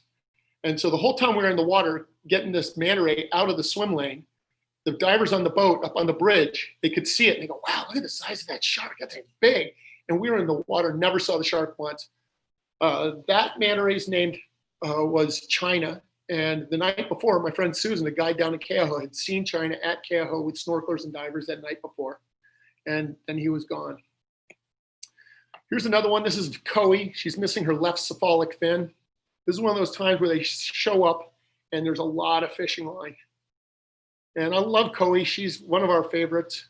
The fishing line was cut all the way into the front and the back. She came back at night and we prepared with scissors. And over the course of about 20 minutes, there's Mike Vines, we were able to cut the fishing line off of her. She doesn't have a swim bladder, so she has to keep moving slowly. And at first she was kind of shy, but then she realized we were trying to help. And you can see she's kind of letting up there, and Mike's able to cut that line off. And she circled around. And for the course of about 20 minutes, we were able to get the fishing line off. Now you can see the back of the wing here, which is very badly cut, has healed completely. But the front of the wing there never healed, and she's still got a little hitch in the front of her wing. Several other manta rays that we know also have cuts in the front of the wing. Kara does, Milena does. A lot of them have been running into fishing line. This is the worst thing that could possibly happen to a manta ray. It's a boat strike.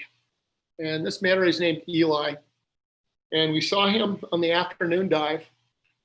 And then on the night dive, he came swimming in and was completely mangled. And you could tell one of the boats that had come in had run him over, counter-rotating prop. Just tragic. We've known him since he was a pup. He's named after Eli Michael. Really worried he wouldn't survive. It's been identified that the worst possible thing that could happen to anyone out there is a boat strike. So when a manta ray is swimming on the surface, you always want to try to make sure that people who are driving boats are very observant so as not to run over a manta ray. He is healed up very, very well. He's still got a little bit of scarring, but the entire area has been filled in now. Increasing popularity at the dive site has put pressures on the ecosystem, on the divers, on the community. One of the most dangerous practices we see is when people attract manta rays up to the boats. You can see the lights here designed to attract the plankton, attract the manta ray.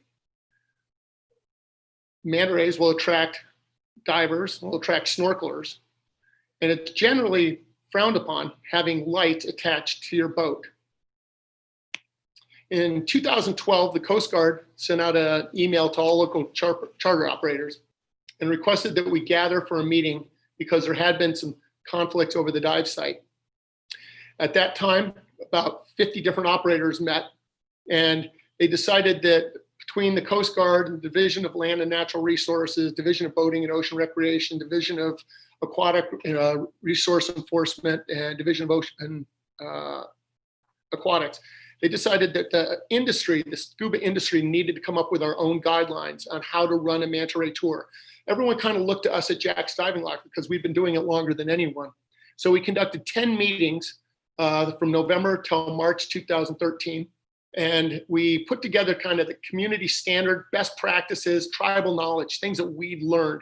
Some of the things are kind of basic, like make sure you have enough life jackets for everyone, make sure you have oxygen on board the boat. Some of the things are a little more nuanced, like if you're tying two boats up or if you're tying something to your boat, make sure that the line connecting them is buoyant.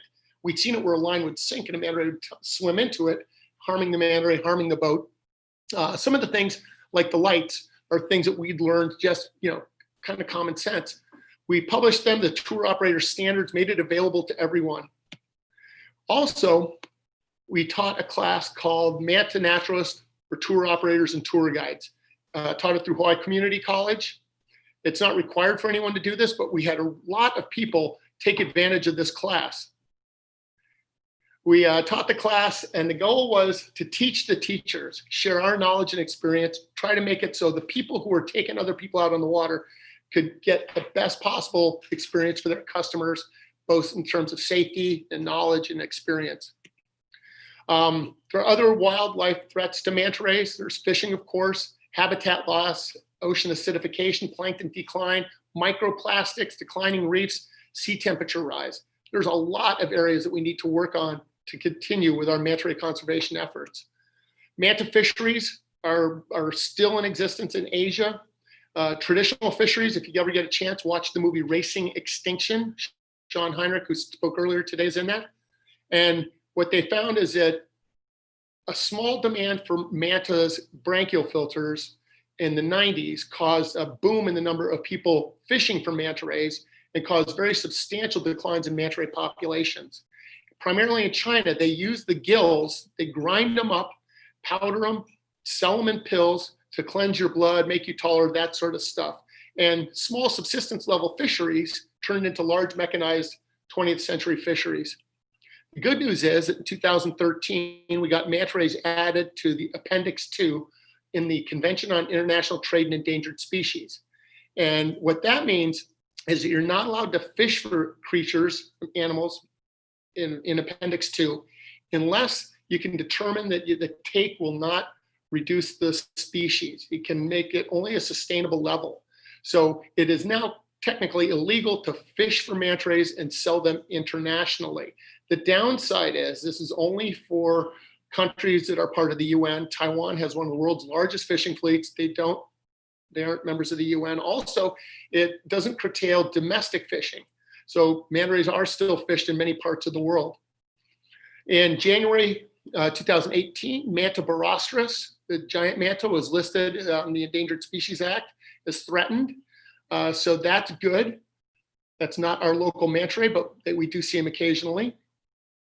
Also, another thing that's just fantastic is that manta ray tourism is really where the money's at and much more sustainable. Mary O'Malley published this great article and found that a manta ray alive is worth about $1 million over the course of its lifetime revenue that it generates in the tourism industry, whereas a manta ray dead and sold in the market in China is worth about $500.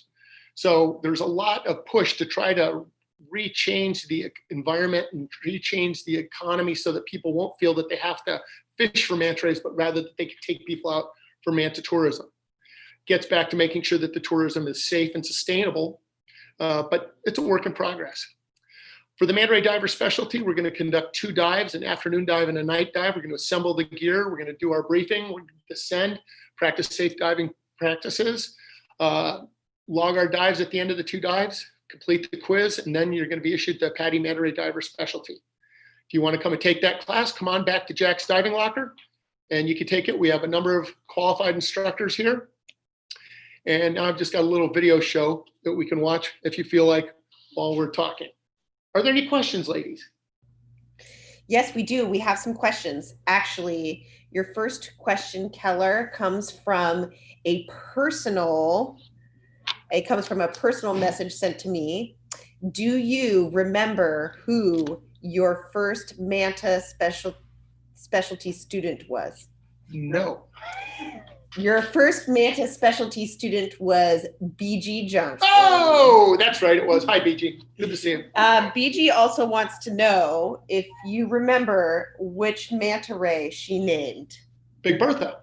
That's right. And for 10 extra credit points, do you know where she first photographed Big Bertha? The Golden Arches. That is incorrect. Oh. She photographed Big Bertha at Kealakekua Bay. You want to see a picture of BG in a swimsuit in 1984? I don't know if BG thinks that's okay. Okay, so we have some other questions. Inari wants to know, have there been any more mantis sighted during lockdown? Absolutely. Yeah. Absolutely. People have been snorkeling and swimming because, all the people that would normally be working on charters are out of work. So a lot of people have been just swimming and free diving. Like I said, Emily named that one Quarantina. They've had at least 2 other babies down at Keauhou, and we just got a new manta barostris this week. So yeah. But all the mantas that we've been seeing have been in the ocean. And I haven't. So yeah. Oh no, that's not true. That's not true. Your husband, they saw baby manta rays at Kauai High at the boat ramp, tiny, tiny little babies. And they told me this when we were driving up there to do some of the morning work. And I got there, I was all excited. I would see a manta ray, but they weren't there the next day. So. Okay, so we have another question here from one of our panelists. Actually, Carl would like to say thank you, Keller, for all you and the foundation do for manta ray protection. A very important species absolutely can benefit from such conservation efforts. Thank you, Carl. Yeah. Oh, Chad Merrill wants to ask, are mantas social distancing? Good one, Chad. That's a good one, Chad. If they do, it's not on purpose. It's just a fluke. Oh. Thank you, Chad. You served that up nicely. Okay, so we do have a question for our audience. Our question for our audience, we are going to give away a Manta Pacific Research Foundation tank top. Okay. And this is very special. Keller, why is this very special? Well, it's not just any one. We have 2 different sizes. We have a large, and what's the other size? Our other size, we have a large here, and you have... Oh, both larges, okay. Both large. Now, one of the guys who's been really supportive of us over the years is the marine artist Wyland. And he is a piece of work. He's done the Manta dive with me many, many times. And so he autographed this shirt. It's a Wyland autographed Manta Pacific tank top. And it can be yours. Okay, and it can be yours if you can get this right. What does it mean for mantis to be ovoviviparous? It's one of our favorite words here. Yes. Okay, first person to type either on YouTube Live or in chat. Oh, look, Oren's got it. Oh, Oren says live birth. Is that correct, Keller? Is that correct? Yes, All right, Oren. We're really proud of Oren. Oren has watched all day. We're so grateful for. But does Oren fit in a large tank top? We'll find out. Film at 11. Okay. And then let's see. Oh, I've got a couple questions for Keller. Yes. Keller, how many log dives do you have? 13,216. And what other countries do? What do other countries do to help protect mantas? I believe in Indonesia they've declared it a manta sanctuary now, and they were trying to really embrace manta tourism. Down in Mexico at Coral Island, they've got a sanctuary there, and they get a lot of manta rays down there as well. Manta tourism is it's booming where people can make it work. And then we've got a couple people. JQ Burgess says, hi, Keller. Bill and Jeannie and who's that? Jack and Jackie. Yeah. Hey! Jeff says hi too. Yeah. So guys, thank you so much for watching today and participating. We have a couple more things. We have a Jack's Diving Locker t-shirt. So we've got a Jack's Diving Locker t-shirt and we've got a Jack's Diving Locker hat. We have our last question. Our last question is, well, we've already asked that. Keller, do you have a question for our audience? Yeah. Why do mermaids wear seashells? Why, Keller? Come on, come Oh, on. we gotta wait. We gotta wait for somebody. Somebody's got to answer it. And Nari says to look fashionable, but that's not the right answer. That's Nari. not. Chad, you know it. Come on, Chad. BG knows it. Come on, You really? guys know this. Oh, Jennifer Hurley says because B shells don't fit Chad said. and D shells are too big. Yes, yes. Congratulations. All right. Well, they got a Jack's Diving Locker hat and a Jack's Diving Locker shirt. And we just want to say thanks you to everybody for tuning in to our presentation today. And thanks to all of our presenters and our sales staff and everybody who came down today to work. And my co-coordinator, Patty, and our technical wizard, Joe. Jennifer Hurley says, yay, all those dives with Keller have paid off. We just want to give you guys a final thank you. And we want to say, please like us on our YouTube channel, subscribe. We will have our individual presentations up and give us a little bit to recover from our big event. And we'll get those up as soon so that if you didn't get a chance to watch them live today, you will get a chance to watch them on our YouTube channel in the future. We really miss everybody out there who we can't be with. And we cannot wait to take you all diving in the future. So stay tuned, watch our Facebook pages, our Instagram pages, and we will keep you guys updated on what we've got going on there. Thanks again, and aloha from Hawaii, guys. Aloha.